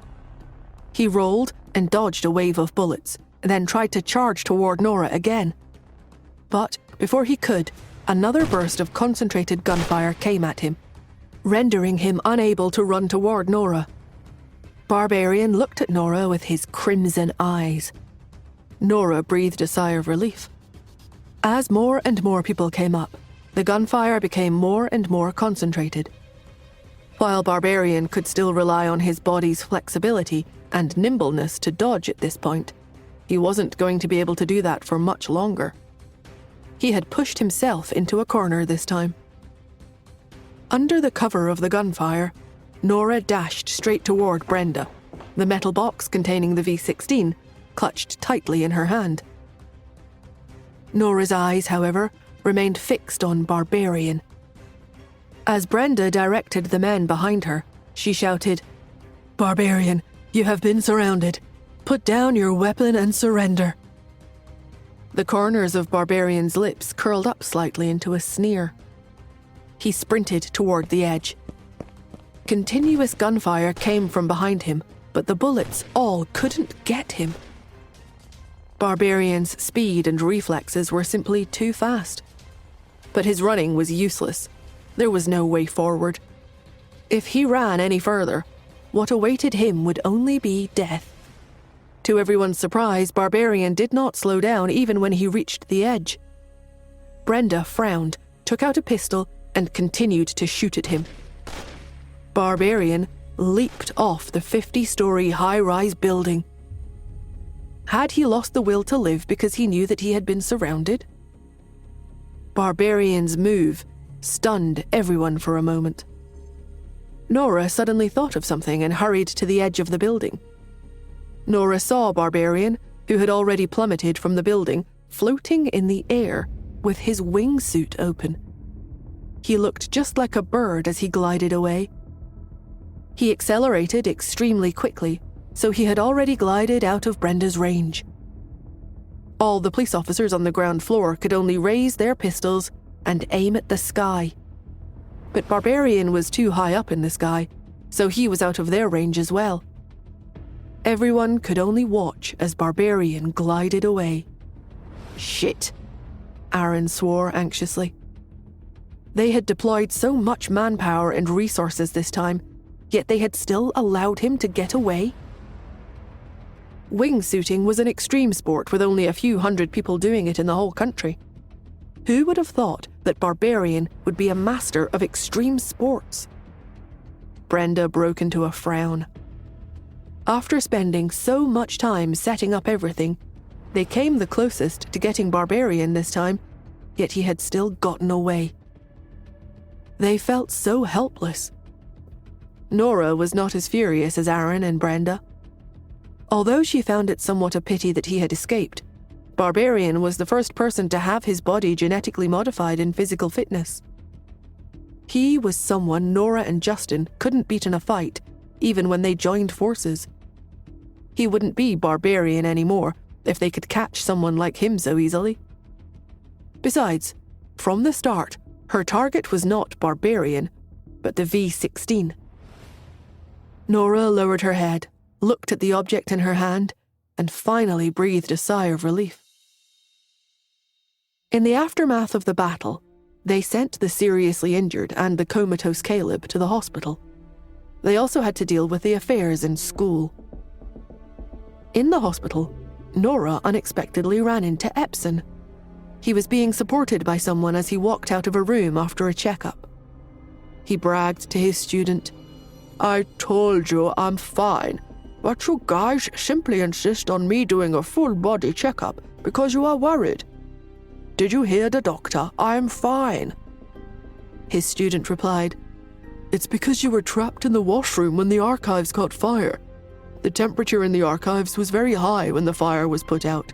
It was very easy for you to burn yourself." Epson curled his lips disdainfully. "I told you I wet a towel and blocked my mouth and nose with it." The student nodded. "Yeah, you're really lucky this time to not have suffered any burns at all, Professor Epson. Even we suffered burns to some extent when we went in to save you." Epson was very stuck up. He said, "That's because you guys weren't careful. Who do you think I am? Even Athena would have suffered burns in that situation, but not me. I've at least beaten her again in this." The students around him wanted to keep him calm. "You did, Epson." Nora knew that she, Athena to Epson, would not have suffered burns, but she didn't bother correcting him. Epson leaving with Barbarian for the sake of the students had certainly moved her a little, but this feeling of gratitude towards Epson lasted no more than 3 seconds. What was wrong with Epson, really? Couldn't he stop comparing himself to her? She had never given a damn about Epson before. Why did he care so much about her? The corners of Nora's lips spasmed. She ignored them and walked straight ahead to check on Caleb. She had just taken a couple of steps when she ran into Olivia. Olivia's arm was exposed. There was a large burn and blisters all over it, making her grimace in pain. When she saw Nora, she asked, "Where were you just now? Did you go to save Professor Epson too?" Nora was confused. Save him too? Yeah, Professor Epson only left with Barbarian because he wanted to save us, so we all went to save him. You have no idea how dangerous the situation was. That serial killer is too vicious. He even set fire to the archives to burn Professor Epson to death. Fortunately, we arrived in time to put out the fire. But even so, because we weren't wearing protective clothing when we rushed in to save Professor Epson, all of us were scalded by the flames. Nora was impressed. Oh, wow. She was about to give her some kind of explanation when the door to the operating room Caleb was in suddenly opened. Someone shouted, "He's dying! The patient is dying! One of his ribs has punctured his lungs. None of our doctors can handle the operation. What do we do?" Nora's eyes narrowed at once. What? Was Caleb really going to croak in advance because he suffered all those kicks? The doctor said, "This is beyond my ability. Given his condition, there's likely only hope of saving him if Dr. Athena comes in person. But we have no way of getting in contact with Dr. Athena, and even if we do, there's no way she can hurry over to the hospital within half an hour. But the patient doesn't have much time left." When Olivia, who was following Nora at the back, heard the doctor, a regretful look came over her face. She said, "How did Professor Gray show up on the top floor? What a huge shame. The murderer didn't manage to kill Epson, but he killed Professor Gray instead. I feel so sorry for Professor Gray. If only Athena were here."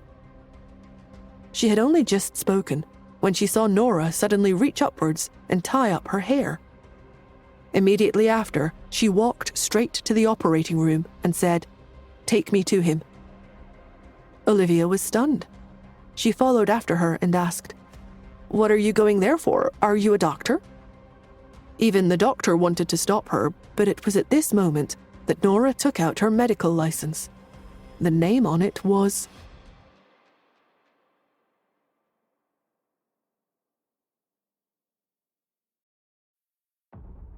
The nurse was about to stop Nora, but before she could speak, Nora took out her medical license and tossed it at her. Nora picked up a surgical gown from the side and entered the operating room. The nurse looked down. When she saw the name on the medical license, she was stunned. Seeing the nurse's surprise, Olivia hurried over anxiously. Her gaze fell on the license in the nurse's hand, only to see a name written on it. Athena. Olivia couldn't believe it. Athena. Stunned, her head whipped up.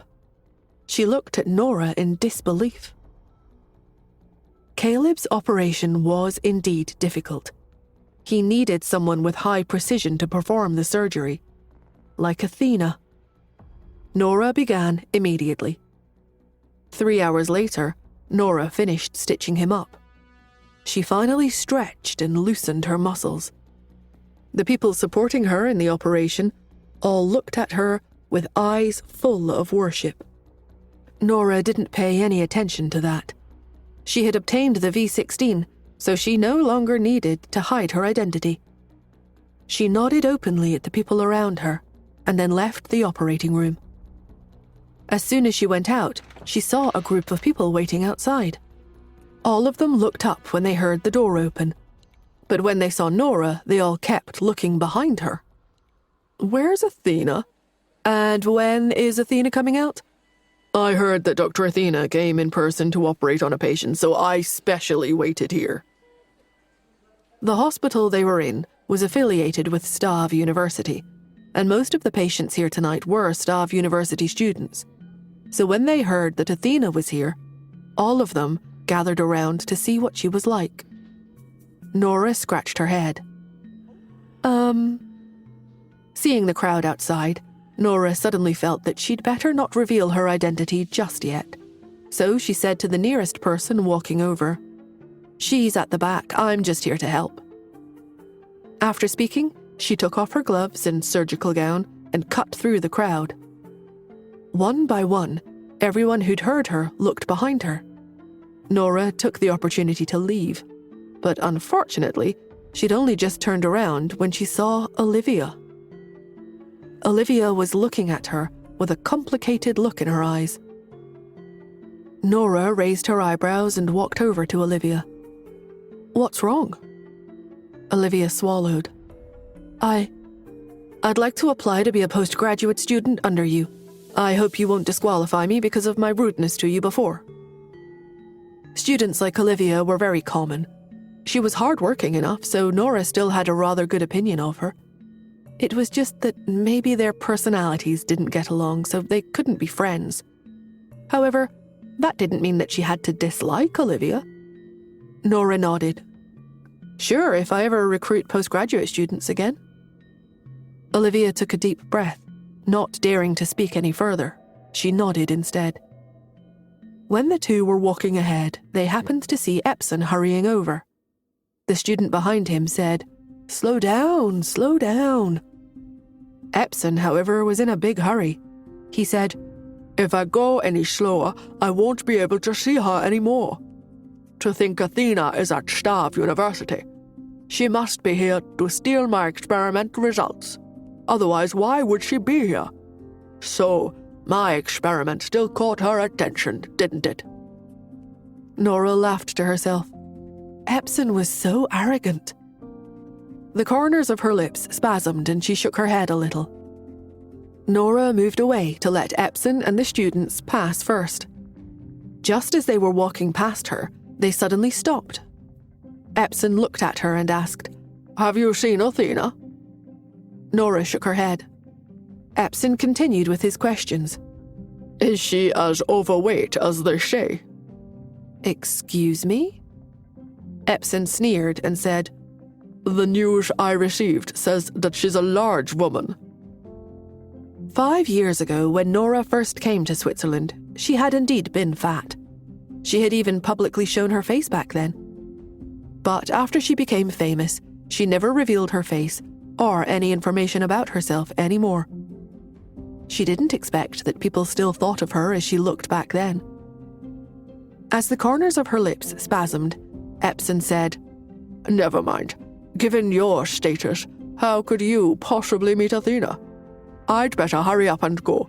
It'd be awful if I end up wasting time because of you." Nora let Epson pass. "All right then." Olivia mumbled, "Go ahead."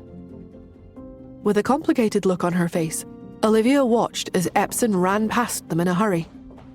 She let out a soft sigh and said, "Professor Epson is still wearing his burned trousers and didn't even have time to change, just so he could hurry here to look for you. What a shame that he doesn't know that the very same student he looks down on is the goal that he has been pursuing all his life." Nora smiled, not wanting to draw out this conversation. And why was she detecting a bit of sarcasm in Olivia's words? She shook her head and went out the door. Brenda and the others were waiting for her. The SWAT team was all armed with heavy firearms.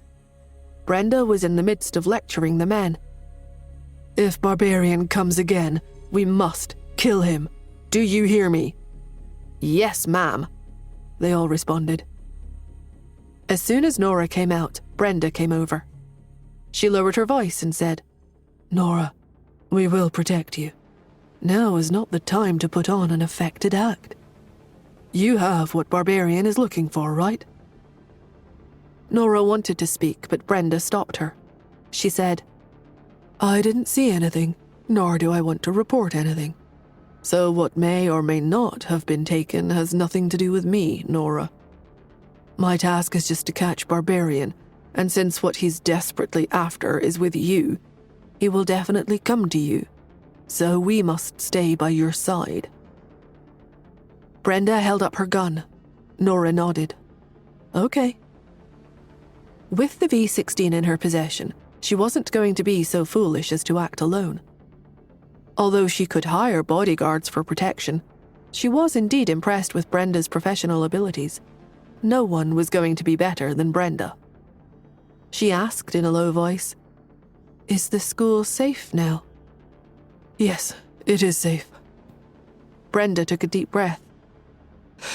"We weren't sure who he was before, so it wasn't safe. But now that he has escaped, we did a head count and found that he had been hiding among the students. Now that we have dug out the identity he was using, it'll be hard for him to get back into the school." Only then did Nora breathe a sigh of relief. She looked off in the distance and said, "Keep watch for me for a while." Brenda nodded. "Okay." Only then did Nora go to a corner in a blind spot where Brenda stood. This was the safest place. Nora finally took out the metal box from her bosom and opened it.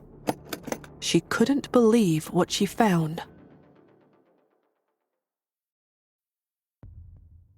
Before getting the V16, Nora had been constantly wondering what her mother had hidden in here. Was it the V16 formula, or was it something else? It wasn't until now that she finally solved the mystery. It wasn't a formula, but the actual V16 itself. 2 vacuum bottles lay silently in the box. 2. These were perhaps the only 2 in the world, but there were 5 survivors. Nora frowned. 5 survivors of the first experiments, and with Xander, there were 6 people fighting over 2 potions. No wonder Barbarian was fighting so hard. She did not have time to think too much about it and closed the box.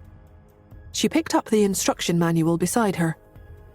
The manual pointed out that this drug could not be injected directly into the body and required purification. However, the purification method was not given. But this wouldn't stump Nora. She only had to think about it for a moment and roughly understood what machines were needed to purify it. Nora decided to purify it at Stav University. After purifying the V16 drug, she would inject it into Xander. The others might hate them, but once Xander got the injection, the rest of them would be gone in 2 months. When she thought of it like that, Nora seemed to see the light.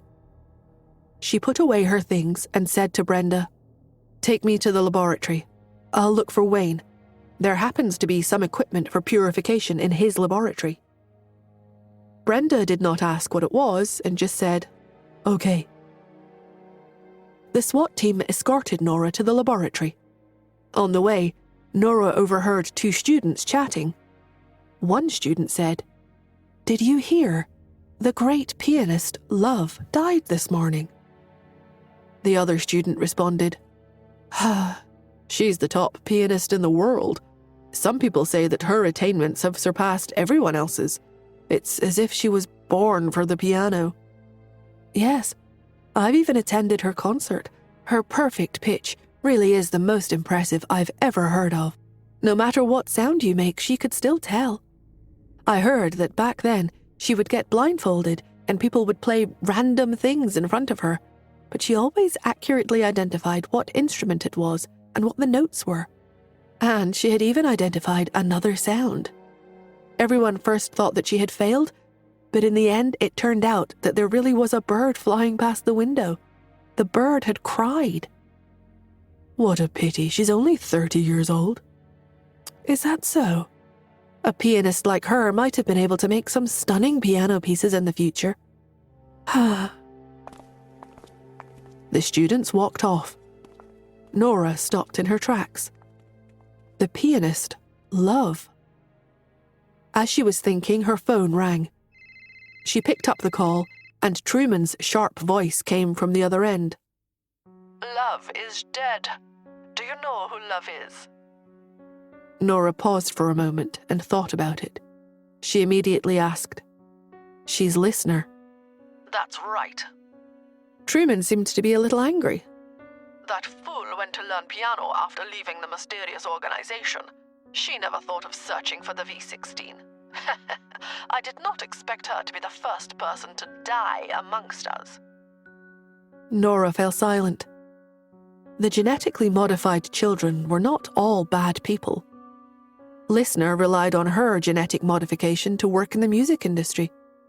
It was admirable that such a person was not afraid of death. But Truman clearly did not think that way. She's dead. Do you know what this means? Nora pursed her lips. It means that the last injection of the gene serum isn't very stable. Yes, it's unstable. Time is unstable. We clearly only have 2 months left. Listener had taken the V15 with me. Therefore, you have to find the V16 as soon as possible. Nora did not bother about him anymore and hung up the phone. There were 2 V16s now. There was no doubt that she would give one of them to Xander, but the other one, she wanted to give it to Caleb. With this in mind, she arrived outside Wayne's laboratory. Just as she was about to push the door open and enter, she heard the counselor's voice. Lisa! Nora turned around and saw the counselor walking over quickly. She grabbed her hand and said, I heard that Epson's experiment failed, but it's okay. There's still Professor Myers. You can still get good grades if you follow Professor Myers, so don't be discouraged. Oh, okay. Nora nodded. She was about to continue when the counselor said, Oh, right.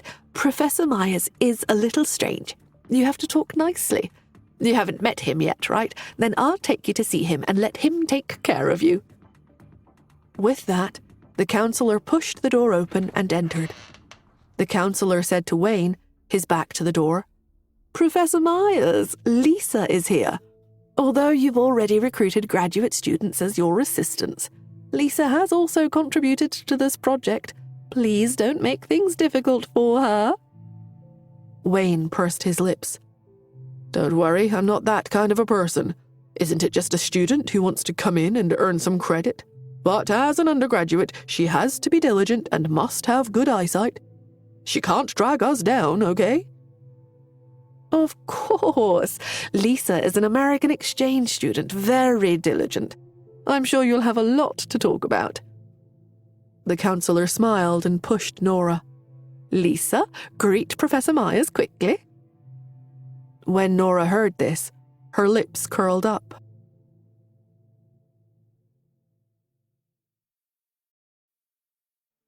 Wayne had been a little arrogant lately. After the NTT company decided to invest in him, there were suddenly many people coming to interview him.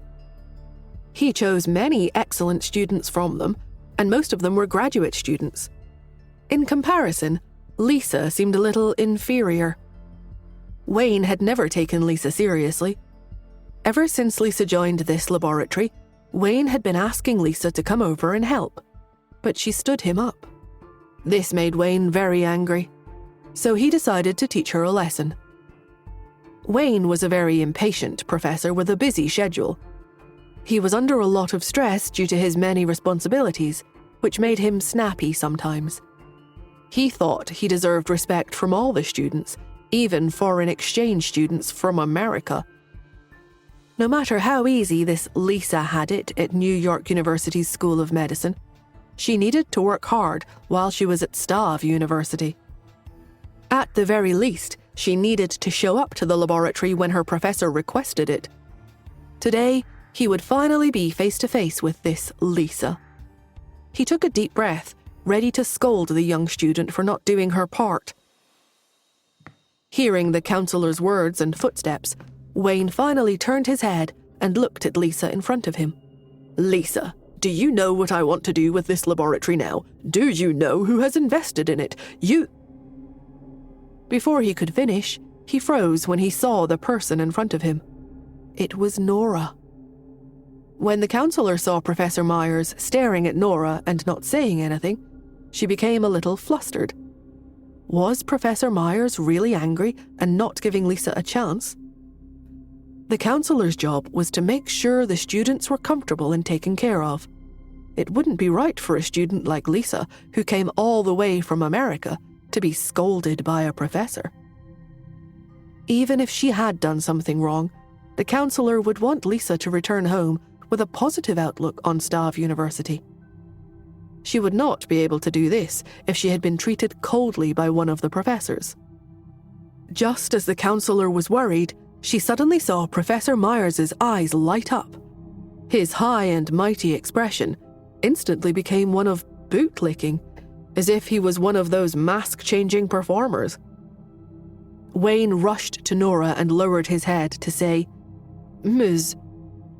Nora? The word stayed on the tip of his tongue, but before he could finish speaking, he saw Nora shaking her head slightly. This meant that she did not want to be acknowledged as Nora. So Wayne gulped and corrected himself. Ms. Lisa? The counselor was confused. Miss Lisa? What the heck was this? Why did she hear a sense of respect behind Professor Myers's words?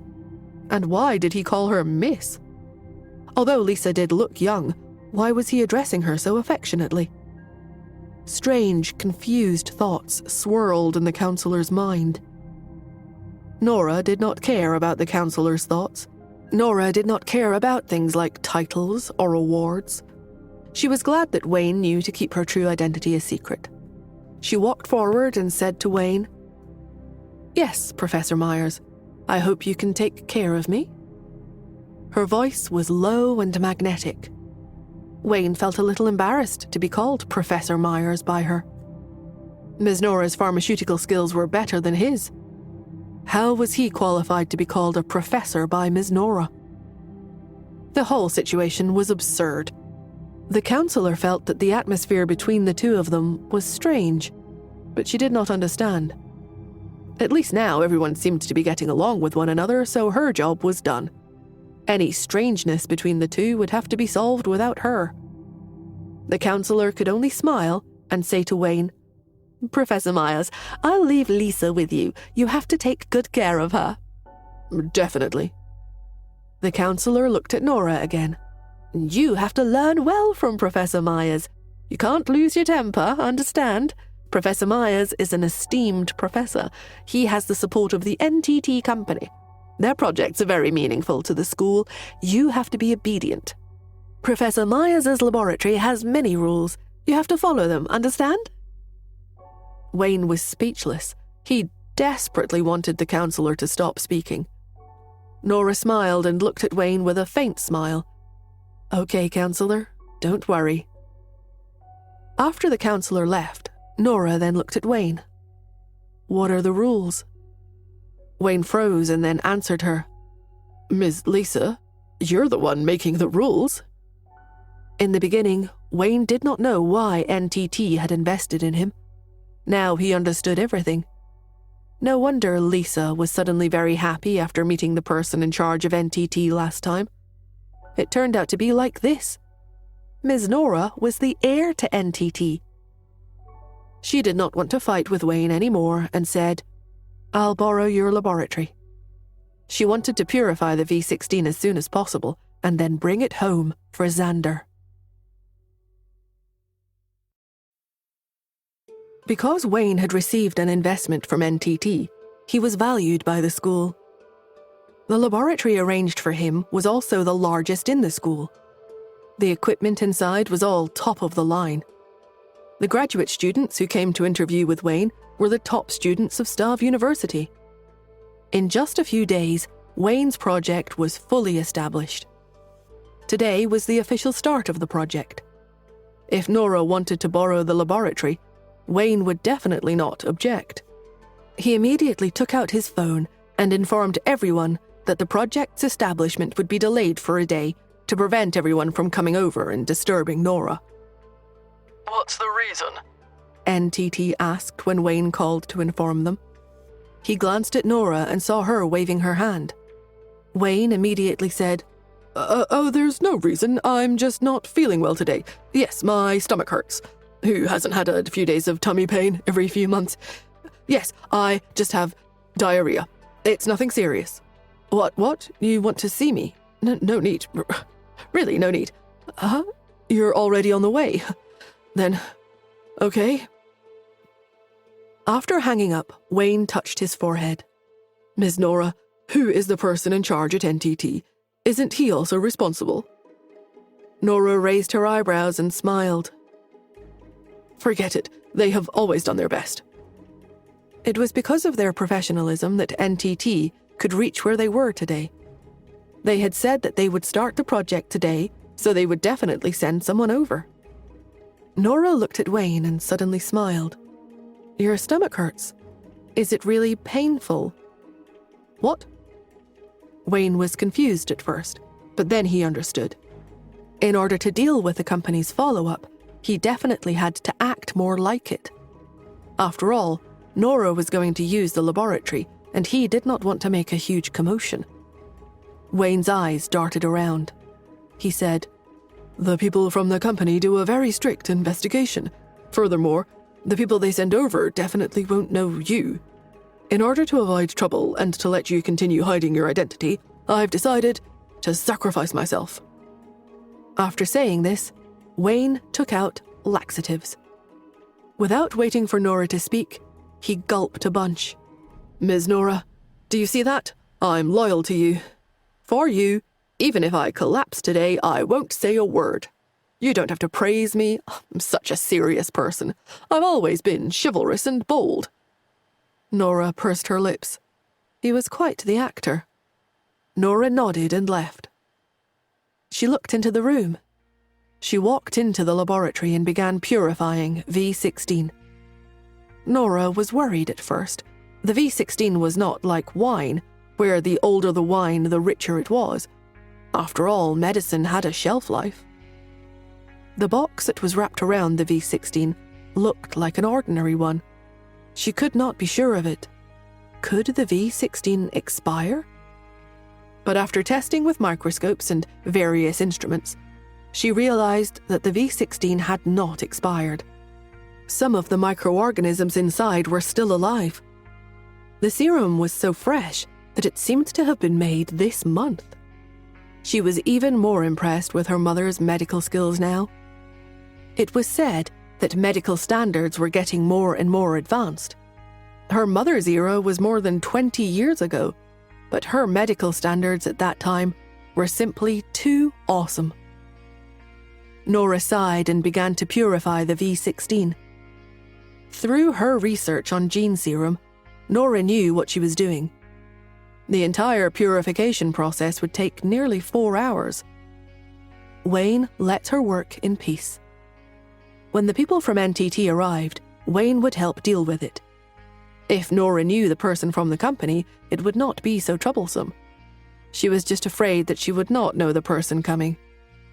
If she caused a misunderstanding, it would be troublesome. Nora realized that she was thinking too much. The people sent by the company ended up being Liam and one other employee she did not know. Although Wayne's project seemed to have taken $8 million, to the company, this money was just a splash.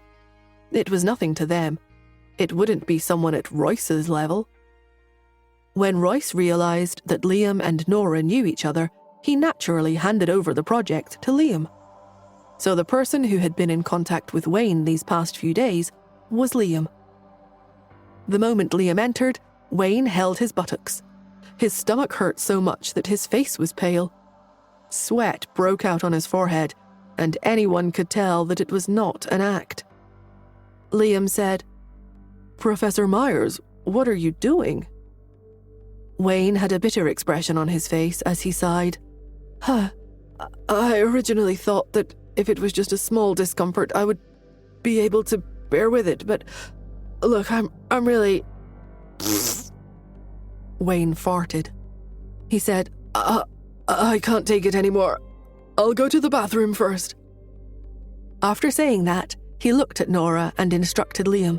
"Oh, right, this is my student. I called her over to help tidy up the laboratory. Yes, please don't disturb her." With that, he ran to the bathroom. Nora sighed, disturbed by Wayne's digestive system. Oh dear. Wayne had taken the laxative for nothing. If she had known it was Liam, she would have said something to settle it without Wayne's intestinal distress. But it was obvious that Liam was unaware that Wayne knew of Nora's relationship with NTT, and Wayne was unaware that Liam knew that she was related to the company. So the two of them were trying their best to hide her identity. Liam did not even walk toward Nora. Instead, he waited for Wayne to come out of the bathroom before saying, "Professor Myers, your illness is very serious. In my opinion, why don't we delay the project by 2 days?"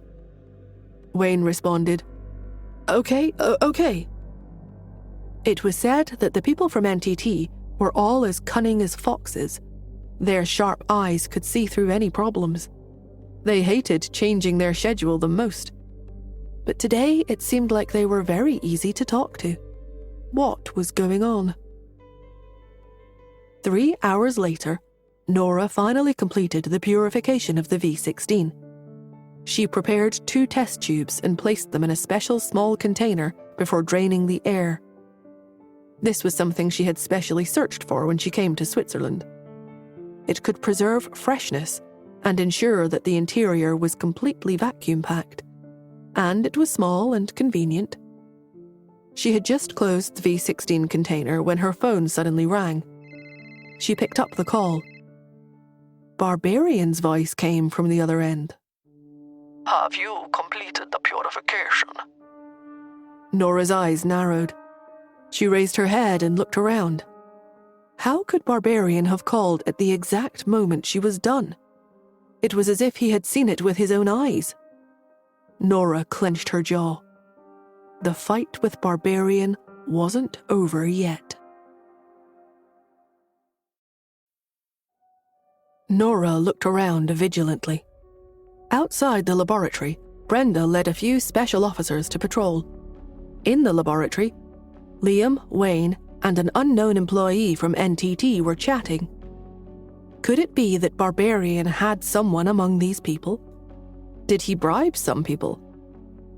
Nora looked at everyone suspiciously. She knew that she shouldn't trust anyone. There was too much at stake. Except Brenda and Wayne had to be excluded. These two people were definitely not on Barbarian's side.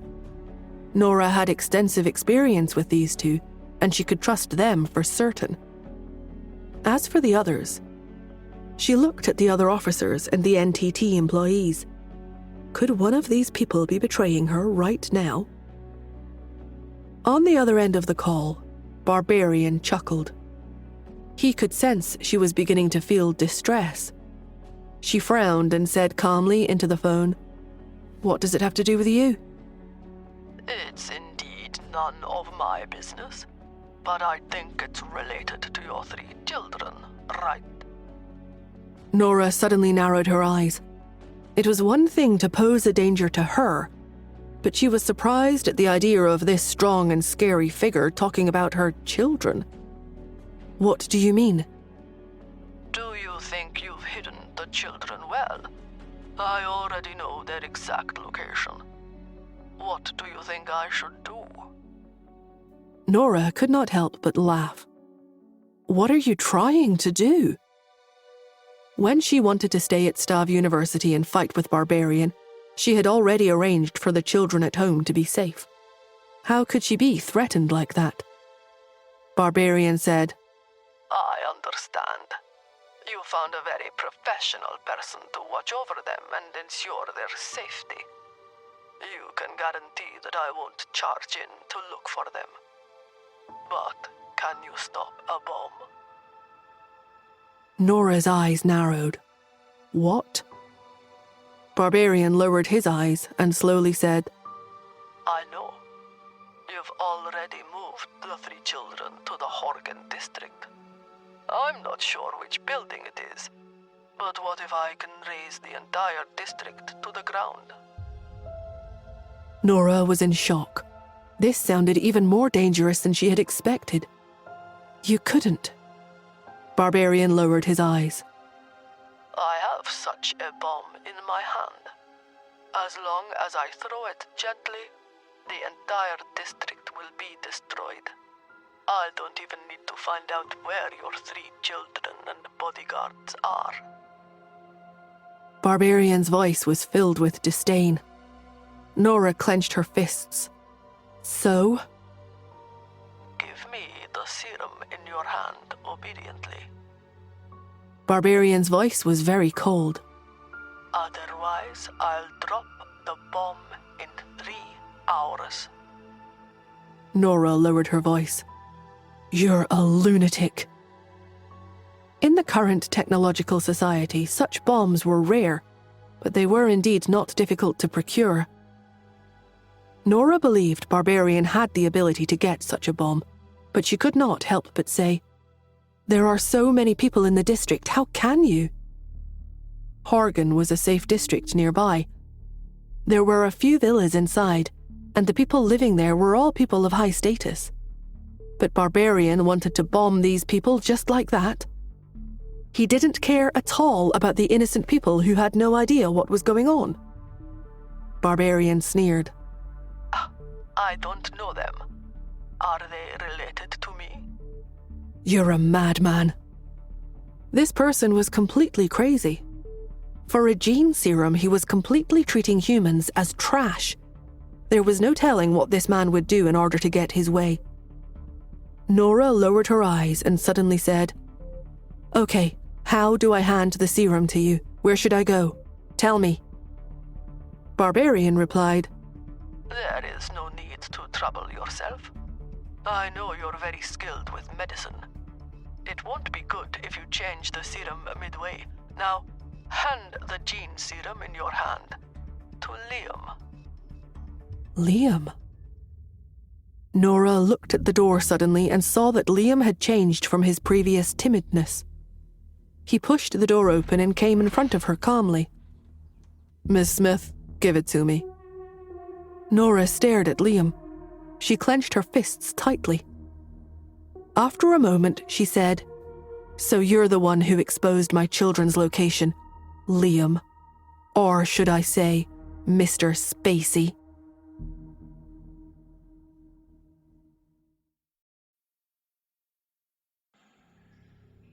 After Nora came to Switzerland, there were many things that happened that she could not understand. For example, at the place she lived, she was targeted by her neighbor, the old lady. The old lady's phone was clearly hacked into. She had said that her sister was coming and wanted her to rent a room for her. That was why her neighbor, Mrs. Long, had scolded Nora over and over again. This kind of small trick was nothing to Nora, but now she knew that Spacey was behind it. At that time, Nora did not understand why he had done it, but now she suddenly understood. Liam wanted Renee and him to become friends with Nora on purpose. Liam had requested Renee to go to Nora's house more often to play. He said that he wanted the 3 children to accompany her. Liam's true goal was not to let Renee have some company, but to obtain more information about Nora and the 3 children. Renee's background was pitiful, so it was easy to have people drop their guards around her. But Nora had investigated Renee. As an orphan from America, her life in Switzerland was not good. No one adopted her for a long time until she was finally taken in by a family.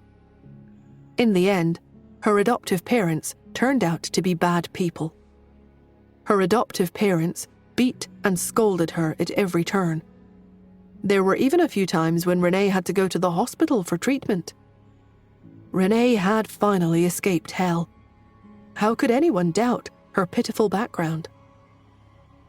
When Nora first came to Switzerland, she thought that everyone was from the mysterious organization. She even suspected Liam, but she never suspected Renee. Renee could enter and leave their house freely. Even if she had sent the 3 children away, Renee could easily find out which district they had gone to. Hearing Nora call him Spacey, Liam laughed. Most people sympathize with the weak. If I had appeared in front of you, you would have suspected me. That's why I chose Renee. I learned about you guys without anyone noticing. Nora frowned, but then smiled. So there's really no true love at first sight. She knew it. Renee was timid and weak. On the other hand, Liam was bright and handsome. Why would he choose to build a life with Renee? For wholesome reasons or for bad reasons? In the beginning, she had suspected that he was emotionally manipulating Renee. However, after investigating, she realized that Liam was really good to her. There was even a time where she felt that this might be true love. But it turned out that Liam was just using Renee. Liam did not deny this. He just held out his hand. "Give it to me." Nora took a deep breath and lowered her head to look at the V16 serum in her hand. She smiled and reached out to hand the 2 bottles to Liam. Liam was relieved that she handed it over so easily. He carefully placed the serum in his pocket and turned to walk out. He smirked. Miss Smith, I think you know very well that if you decide to do anything rash, we won't guarantee your children's safety. So you better be obedient. Of course, I know you're very skilled. When Nora was extracting the medicine, even though he was bickering and joking with Wayne, Liam had been paying attention to Nora. When Truman called her, she didn't even have the time to change the medicine. Therefore, this V16 must be the real deal. Liam rushed out the door in excitement. Barbarian's voice came from his earpiece. Have you got it? I got it. Liam spoke in a calm voice before getting into the car. I'll come to you now. Barbarian nodded. Okay. Liam gritted his teeth. But I feel like things are going too smoothly. Barbarian was always simple-minded. He spat. But it didn't go smoothly. We only got the V16 because of me. I went to the school to investigate and managed to escape unscathed. If it was someone else, it wouldn't have been possible. I only came out of hiding to verify the authenticity of the serum. I'm far away now. Come over quickly and meet us. We'll leave after getting the serum. Truman and the others are still watching us. Liam took a deep breath. Are you sure it's okay? Barbarian smiled. Of course. What are you afraid of? After I get the V16 and inject it, I can break through the limits of my body again. After that, no one will be able to catch me. As Liam drove, he glanced back.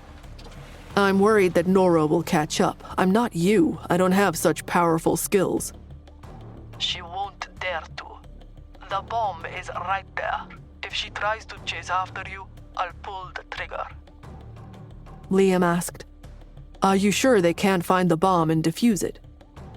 Barbarian sneered. Justin's strength in New York is one thing, but they don't have the same power overseas. You have to know that this is Switzerland. Back in the laboratory, Nora was opening her mouth to explain. Queenie, are you sure you can find the bombs and dismantle them? A lazy voice came from the other end. Of course I'm sure.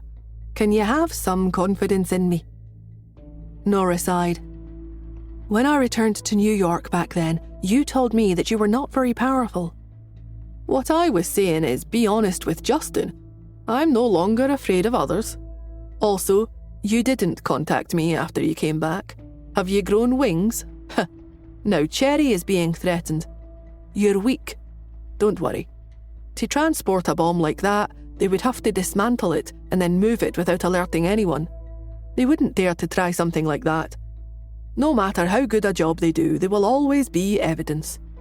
Give me half an hour and I'll help you take care of the bomb. Half an hour? Nora lowered her head and looked at the time. Is that enough? When Queenie heard this, she sneered and said in a domineering voice, Nora, don't worry. Don't forget that this is Switzerland. It's my territory. Wait for my good news. My NTT is not to be messed with. Nora was surprised by how confident she was. Before she could respond, Queenie continued, I'll help you, but only on one condition. Nora's head snapped up. We don't have much time. What do you need? Queenie laughed. You'll have to promise me that after I remove the bomb, you'll bring the little guys to stay at home with me. I miss Cherry so much. Besides, I don't believe that anyone in Switzerland would dare to come here just to flirt with death.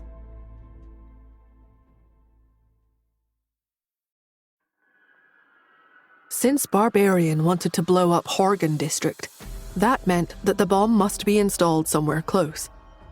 But Horgan District, which was considered a residential complex for the wealthy, was enormous and even contained a park. It wasn't going to be easy to find the bomb that Barbarian had buried.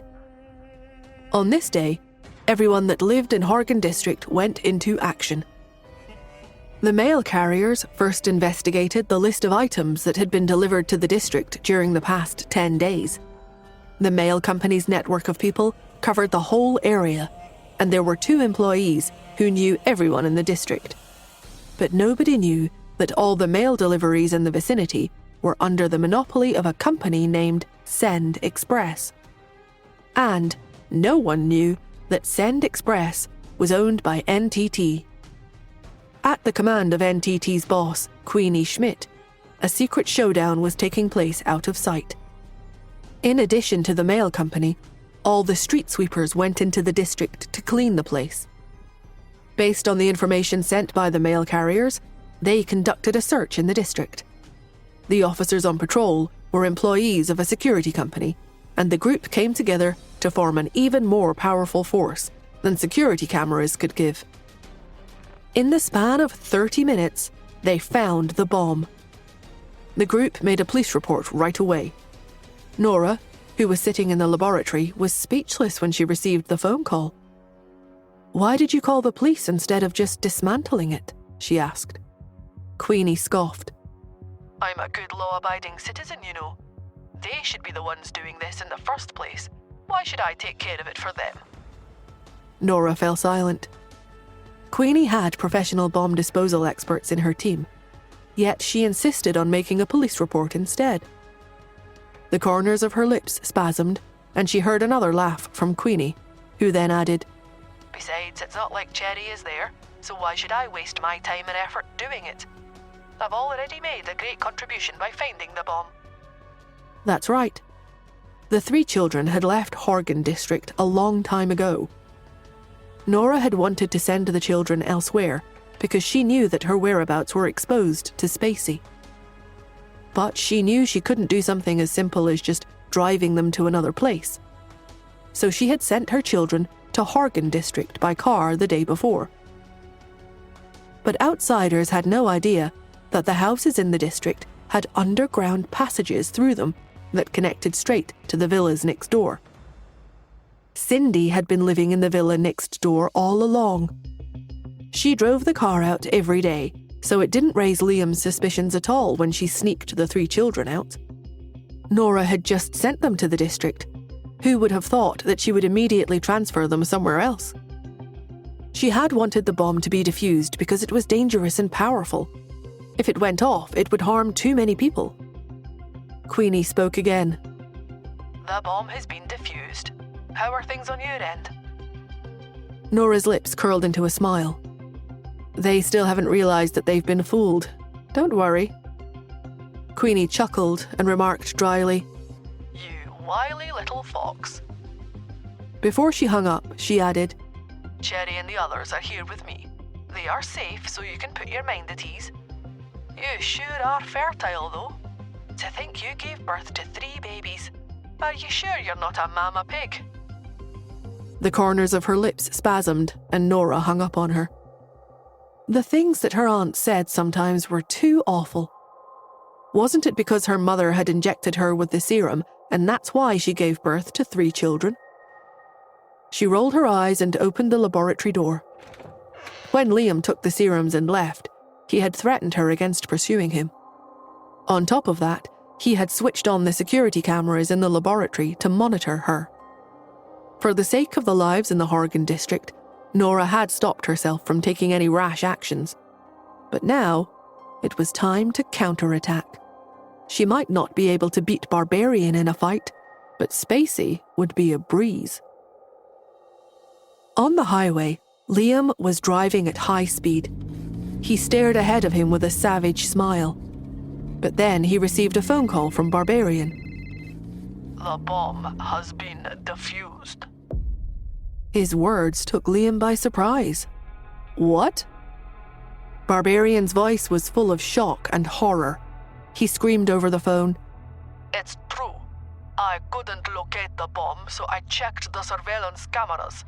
That's when I saw that the police have surrounded it. I pressed the remote control after that, but the bomb had already been defused. Liam hammered the steering wheel. It's only been half an hour. Didn't we agree that you would buy me 3 hours? Half an hour is not enough time for me to get away at all. Barbarian growled. Never mind. With the V16 in your hands, they won't dare to do anything to you. Besides, no one went after you when you fled. It'll be too late for them to catch up, even if they start chasing after you now. There are no traffic jams here after all. Liam felt enlightened when he heard him. He nodded. You're right. Putting aside whether or not they can catch up to me, the fact that the V-16 is in my possession is as if I have a hostage with me. If they dare to capture me, I will destroy the V-16. Everyone can forget about living then. After hanging up the phone, Liam looked behind him. Half an hour had passed, and he was at a great distance from Stav University. Unless the other party was a godlike car racer, they could forget about ever catching up to him. Liam breathed a sigh of relief when he thought of this, but he did not dare to slack off and continued forward. 10 minutes later, Liam sensed something was wrong. He turned his head sharply to the side to see a big, black Jeep driving side by side with him on the road. When he looked over, the Jeep's window slowly rolled down, revealing Nora's cool and beautiful face. Liam gasped. His pupils shrank instantly, and he slammed down on the gas pedal. It seemed like he was getting away, but then the Jeep caught up to him. No matter how hard he tried, he couldn't shake off the Jeep. On top of that, he was already driving very fast, and there were several bends on the highway. If he didn't slow down, he could be thrown right out the car. Liam spun the steering wheel frantically, and he managed to turn a corner. But when he looked over at Nora, the woman had one hand on the steering wheel, while she slowly stretched out the other. She made a finger gun, pointed it at him, and uttered, "Bang." At that moment, Liam felt like he had encountered the devil himself.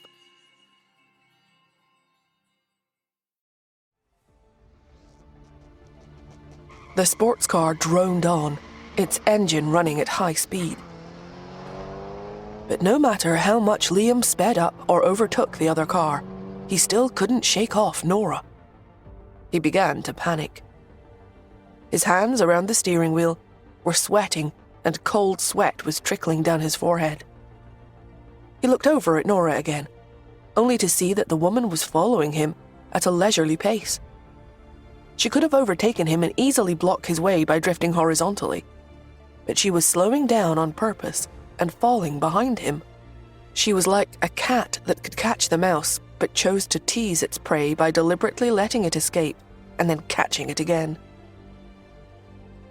The look in the woman's eyes when she looked at him carried a sense of determination to get what she wanted.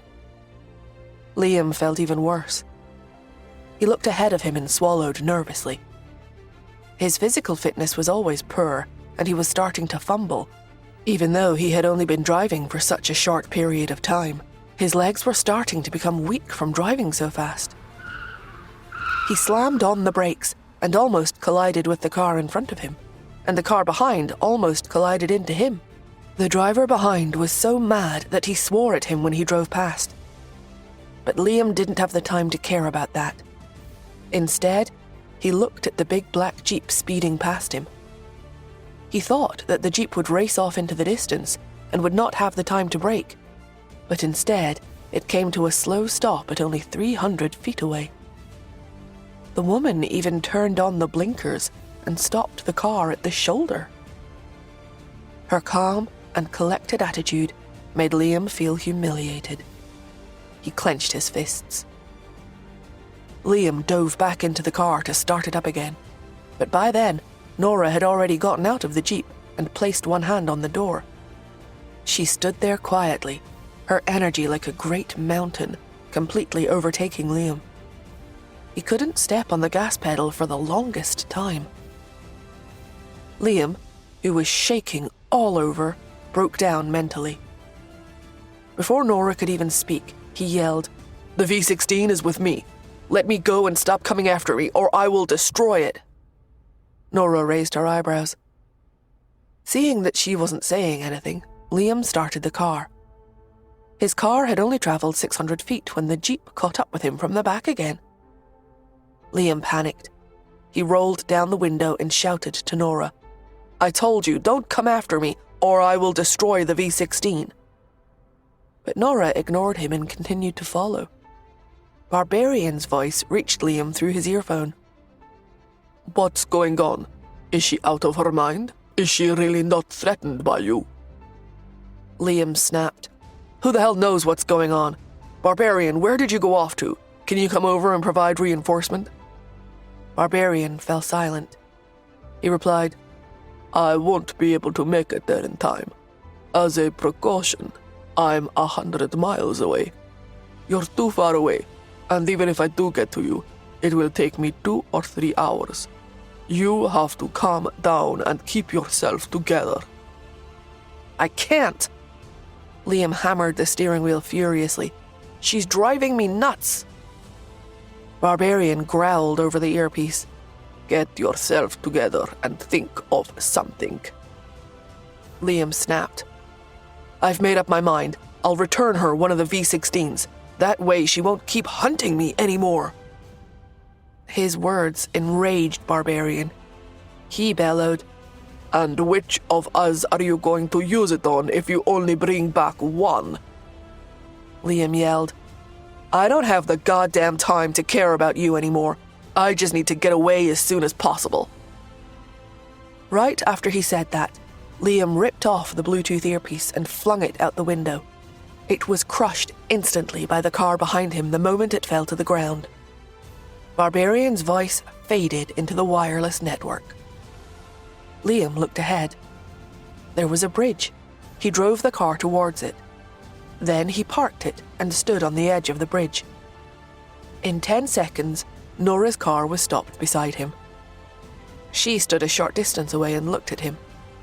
She remained quiet and didn't say anything. Liam took out 2 serums and opened the lids. He pointed them at the bridge deck and yelled, Don't come over, Nora. Let's make a deal. You let me go and we each take one of these 2 serums. But if you refuse to give me a way out, then I will empty them both into the river.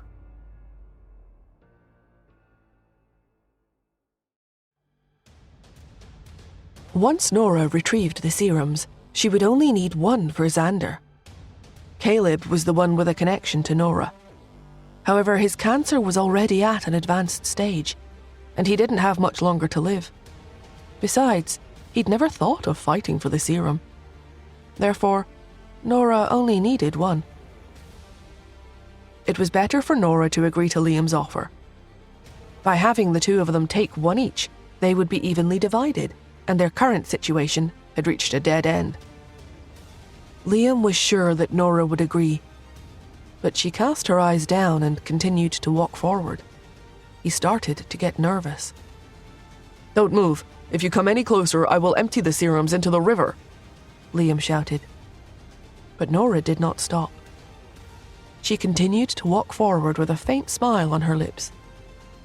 It's purified water, so it doesn't matter if you empty them into the river. Her words stunned Liam. What did you say? Nora looked at him. We stayed in the school because we wanted to catch Barbarian, so we made full preparations in case anything happened. Why would I be so careless and head to the lab to refine the gene serum after finally getting my hands on it? She looked at Liam and went on, I didn't expect you to be the backup plan for Barbarian, but the moment you entered the lab, I figured it out. In that case, why would I refine the V16 and then give it to you? She stared at the bottles in Liam's hand and nodded. Feel free to toss them. They're worthless. There was only distilled water in there. Nora had poured the real gene serum into a small test tube in Wayne's laboratory instead. It was only after Liam took the 2 bottles of gene serum and left that she had stored the real V16 in a special container. Liam's mouth fell open in shock. He stared at the bottles in his hand in disbelief. He opened the lids and chucked one straight into the river. When he did that, Nora didn't react in the slightest. That showed that everything she said was true. Liam realized at once that he had been fooled. He threw the other bottle of purified water into the river and got into his car. Before Nora could catch up, he started the car violently, causing it to zoom straight ahead. but with Nora's expert driving skills, he knew that she would catch up with him. But by this point, fleeing had become an instinct for Liam. Seeing that Liam was panicking again, Nora cast her eyes down and sneered. She got into her car, moving slowly as she did. By the time she got into the car, Liam's was already 600 feet away. But as she was about to speed to catch up to Liam's car suddenly exploded out of nowhere. The entire car was instantly submerged in a sea of flames, and a few passing cars nearby also exploded. Nora could feel her car shaking from the explosion. Sound waves and the impact of the explosion assaulted her from the front, and the impact even cracked her windshield. She covered her head to protect herself just in case, and when she finally put her arms down, all she could see were the flames from the fire. Half an hour later, Nora was in the hospital having her wounds dressed. She was lucky because the windshield of the car she was driving had bulletproof glass, so it was safe.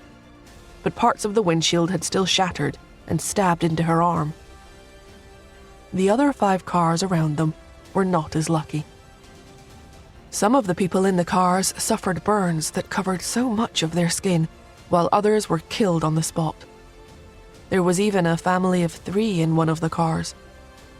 Although both parents had died, luckily the child in the back seat had survived.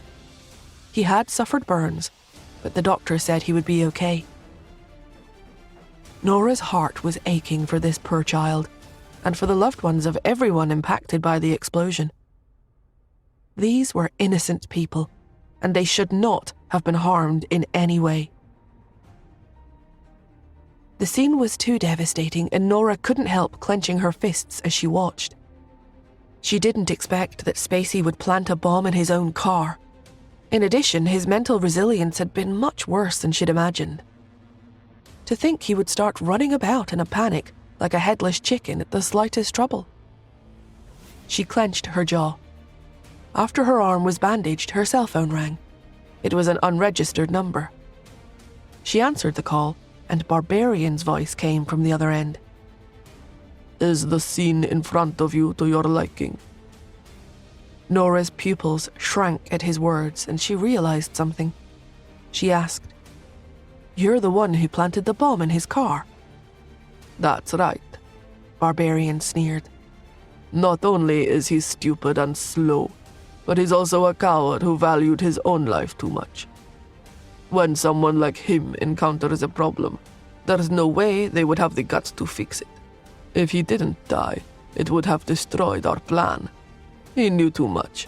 So if he couldn't retrieve the V-16, then he must die. Barbarian's cold-heartedness made Nora clench her jaw. As Nora watched the bodies of the parents from the family being pushed out of the operating room, she couldn't help but question him. Have you ever thought about how many innocent people have been hurt by your actions? How many innocent families have been destroyed? Barbarian sneered. What do they have to do with me? From the moment I was born, did the world ever show me any kindness? No. So then why should I show them any kindness? Don't take the moral high ground and condemn me. You haven't suffered the way I have. How can you possibly understand how I feel? He spoke coldly in an indifferent voice. There was no anger in his voice. In fact, there wasn't any emotion at all. It was like how a human wouldn't be full of guilt just because they crushed an ant. His attitude convinced Nora that the man really would have bombed the whole Horgan district had her aunt not helped her find and dismantle the bomb. Even though Nora knew that Barbarian and the others only became the monsters that they were today because of the cruel things that the mysterious organization had done to them, it didn't matter anymore. She no longer held any sympathy for Barbarian at this point. Life should be respected, not toyed with as if it were worth nothing. Barbarian must exist only to take revenge on society, right? Nora did not say anything else. Barbarian suddenly barked, the 2 gene serums are with you, right? I am telling you this. Do not attempt to inject your son with the gene serum. Nora was a little taken aback. Why? Ha! When I was a child, I lived with 4 other children. Do you know how the 4 of them died? When they were injected with the 7th and 8th doses, the interval between those doses was shorter than half the interval between the previous ones. Nora realized something. She asked, "Are you saying that one would die if they are injected with the V16 too early?" Of course. Otherwise, why would we only start searching frantically for you during the last 2 years? Barbarian sneered and continued, It's because all of us have less than 3 months left. Yet, the drug cannot be injected in advance. You've only just injected your son with the V15, right? Then you'll have to wait at least 2 months before you can inject him with the V16. Nora didn't believe Barbarian, but she didn't dare to disregard his words either. She was afraid that something would go wrong. She knew Barbarian would never tell her this out of the kindness of his heart. Sure enough, he added, If you don't believe me, then feel free to ask Caleb Gray about it. Of course, I'm not telling you this out of kindness. Rather, it's because I can't go back in time. I'm afraid that you would be in a hurry and inject your son with the serum first. Nora hung up on Barbarian and went to Caleb. Caleb's operation had just ended. With his rib broken, he would have to be bedridden and rest for a while. She asked Caleb about the authenticity of Barbarian's claims, and he told her that what he'd said was true. "So I'll have to find a place to store the serum and wait for a month to pass before I can inject Xander with it." Nora felt uneasy. She had finally obtained the serum after much difficulty. But now she was being told that she had to wait another month? Who knew what other unforeseen events might occur during this time? Caleb felt helpless. He sighed. Yes, that's right. And since Truman is watching Barbarian, he must also know that the serums are with you. While Barbarian is a fearsome existence, Truman is not to be messed with either. I'd suggest that you stay cautious during this 1 month's time. A resigned Nora nodded. A safe place. She didn't know any safe places. What was she going to do about this? She wondered if Justin had any. At the thought of Justin, Nora couldn't help but gnash her teeth. Where had that scumbag gone while she was working hard away here? Nora gave the man a piece of her mind in secret. With the school on lockdown and the explosion on the bridge, she didn't believe that Justin wasn't aware of their situation. Since he wasn't contacting them, it meant he must be doing something more important. Nora had only just thought of this when her cell phone rang. When she answered, her aunt's voice came from the opposite end. "Cherry and the others are here with me. When are you coming over?" Nora heaved a sigh and replied, "Now." It had been a long time since she had last seen her aunt. A very, very long time.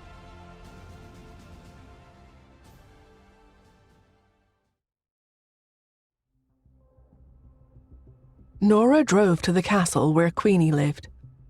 Over the years, NTT had become the largest company in Switzerland after it was founded by Queenie.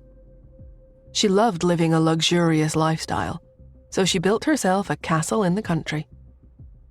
The castle was a gigantic fortress. Even if Barbarian knew that they were here, unless he dropped a nuclear bomb on the castle, it was impossible for him to blow up the place. All the architecture Nora saw along the way as she drove was European style. The castle was gorgeous. As Nora's car arrived at the entrance of the castle, the huge iron gates opened automatically. John, the butler, greeted her in person. When he saw Nora, he said with a smile, "Good day, Miss Nora." Nora nodded at John. She did not get out of the car but continued driving further into the castle. It took more than 10 minutes to drive from the entrance to the place where Queenie lived, which went to show how expansive the castle grounds were. At last, the car stopped in front of a villa. Nora had only just parked the car when Cherry, Pete and Xander came running out of the villa. Cherry hugged Nora and squealed, "Mummy, I missed you so much. It's only been a day, but it feels like forever since I last saw you." Pete grabbed her hand and looked up at her fondly. Nora took the opportunity to squat down and give Cherry a kiss. She pecked Pete on the cheek. Pete's cheeks were all red and he was very happy. Xander adopted a cocky act and snorted when he saw the two children's behaviour. He commented, "You two haven't weaned off your mum's milk yet, have you?" But Nora grabbed him and kissed him on the cheek too. Xander put on a disgusted expression. As he wiped the kiss from his cheek, he yelped, "Yuck! Don't you find that filthy?" His eyes, however, were sparkling. At a young age, he had already learned to say one thing when he really meant another. Nora ruffled his hair and then led the three children into the villa. Nora felt relaxed right away here, both physically and mentally. Back then, after her aunt took her away, she'd lived here for 5 years. This place was like her real home and was the first place to have given her a sense of security. Upon entering the living room, she looked at the woman sitting on the sofa. The woman was in her 40s, but she looked like she was in her early 30s. When she stood next to Nora, people would believe it if they were told that the two of them were sisters. She gave off a different feeling from Iris. Iris was like a celestial maiden, ethereal with an otherworldly beauty. Queenie was arrogant and flamboyant. Clad in a red silk nightdress, her nails were painted scarlet, and she held a glass of red wine in her hands as she leaned against the sofa. Her eyes were bright and teasing as she looked at Nora. "Wow, you actually remembered to come home." Nora smiled and sat beside her. She took her arm and smiled. "Hi, Aunt Queenie." Queenie snorted. "And here I thought you had forgotten that you still had an aunt. You're really something now, aren't you? To think you didn't come to visit me right after you came to Switzerland. Ha!" Nora ducked her head in embarrassment. "I'm sorry. Believe me, I wanted to come see you, if it wasn't for Barbarian." Cherry ran over and hugged Queenie's arm. She whined, "Don't be mad at Mummy, Grandaunt Queenie. Mummy misses you very much. It's just that she had a bit of work to do. She was afraid that you wouldn't let her work if she came back. That's why she stayed somewhere else instead. Even though we didn't come see you, we still thought of you every day." Queenie put her arms around Cherry and pecked her on the cheek. "Oh, my precious little baby. Why is your tongue so sweet?" Cherry burst into giggles. Nora breathed a sigh of relief. Her aunt had a bad temper, and when she got mad, it even scared her, and it took a lot to scare Nora. When she gave birth in the States and almost died, her aunt had returned to the country and taken her abroad without a word. But after that, she ignored her for half a year. Nora and her aunt had been in contact since she was a child. Her aunt had wanted to take her abroad when she first became pregnant, but Nora had refused. At that time, she felt that staying in the country would be more comfortable since there was no one bothering her. This led to her nearly having a lethal complication that year. After being mad at her for half a year, her aunt finally broke the silence and spoke to her, but only because Cherry was too adorable to ignore. Pete and Xander stood at the side and looked at the grandaunt, who they really didn't know.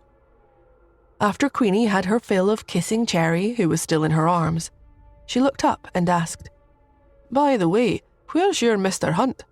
How come he's not worried about leaving you here all alone?" Nora heaved a sigh and answered, "I don't know where he's gone." Queenie snorted coldly. "All these men, none of them are reliable.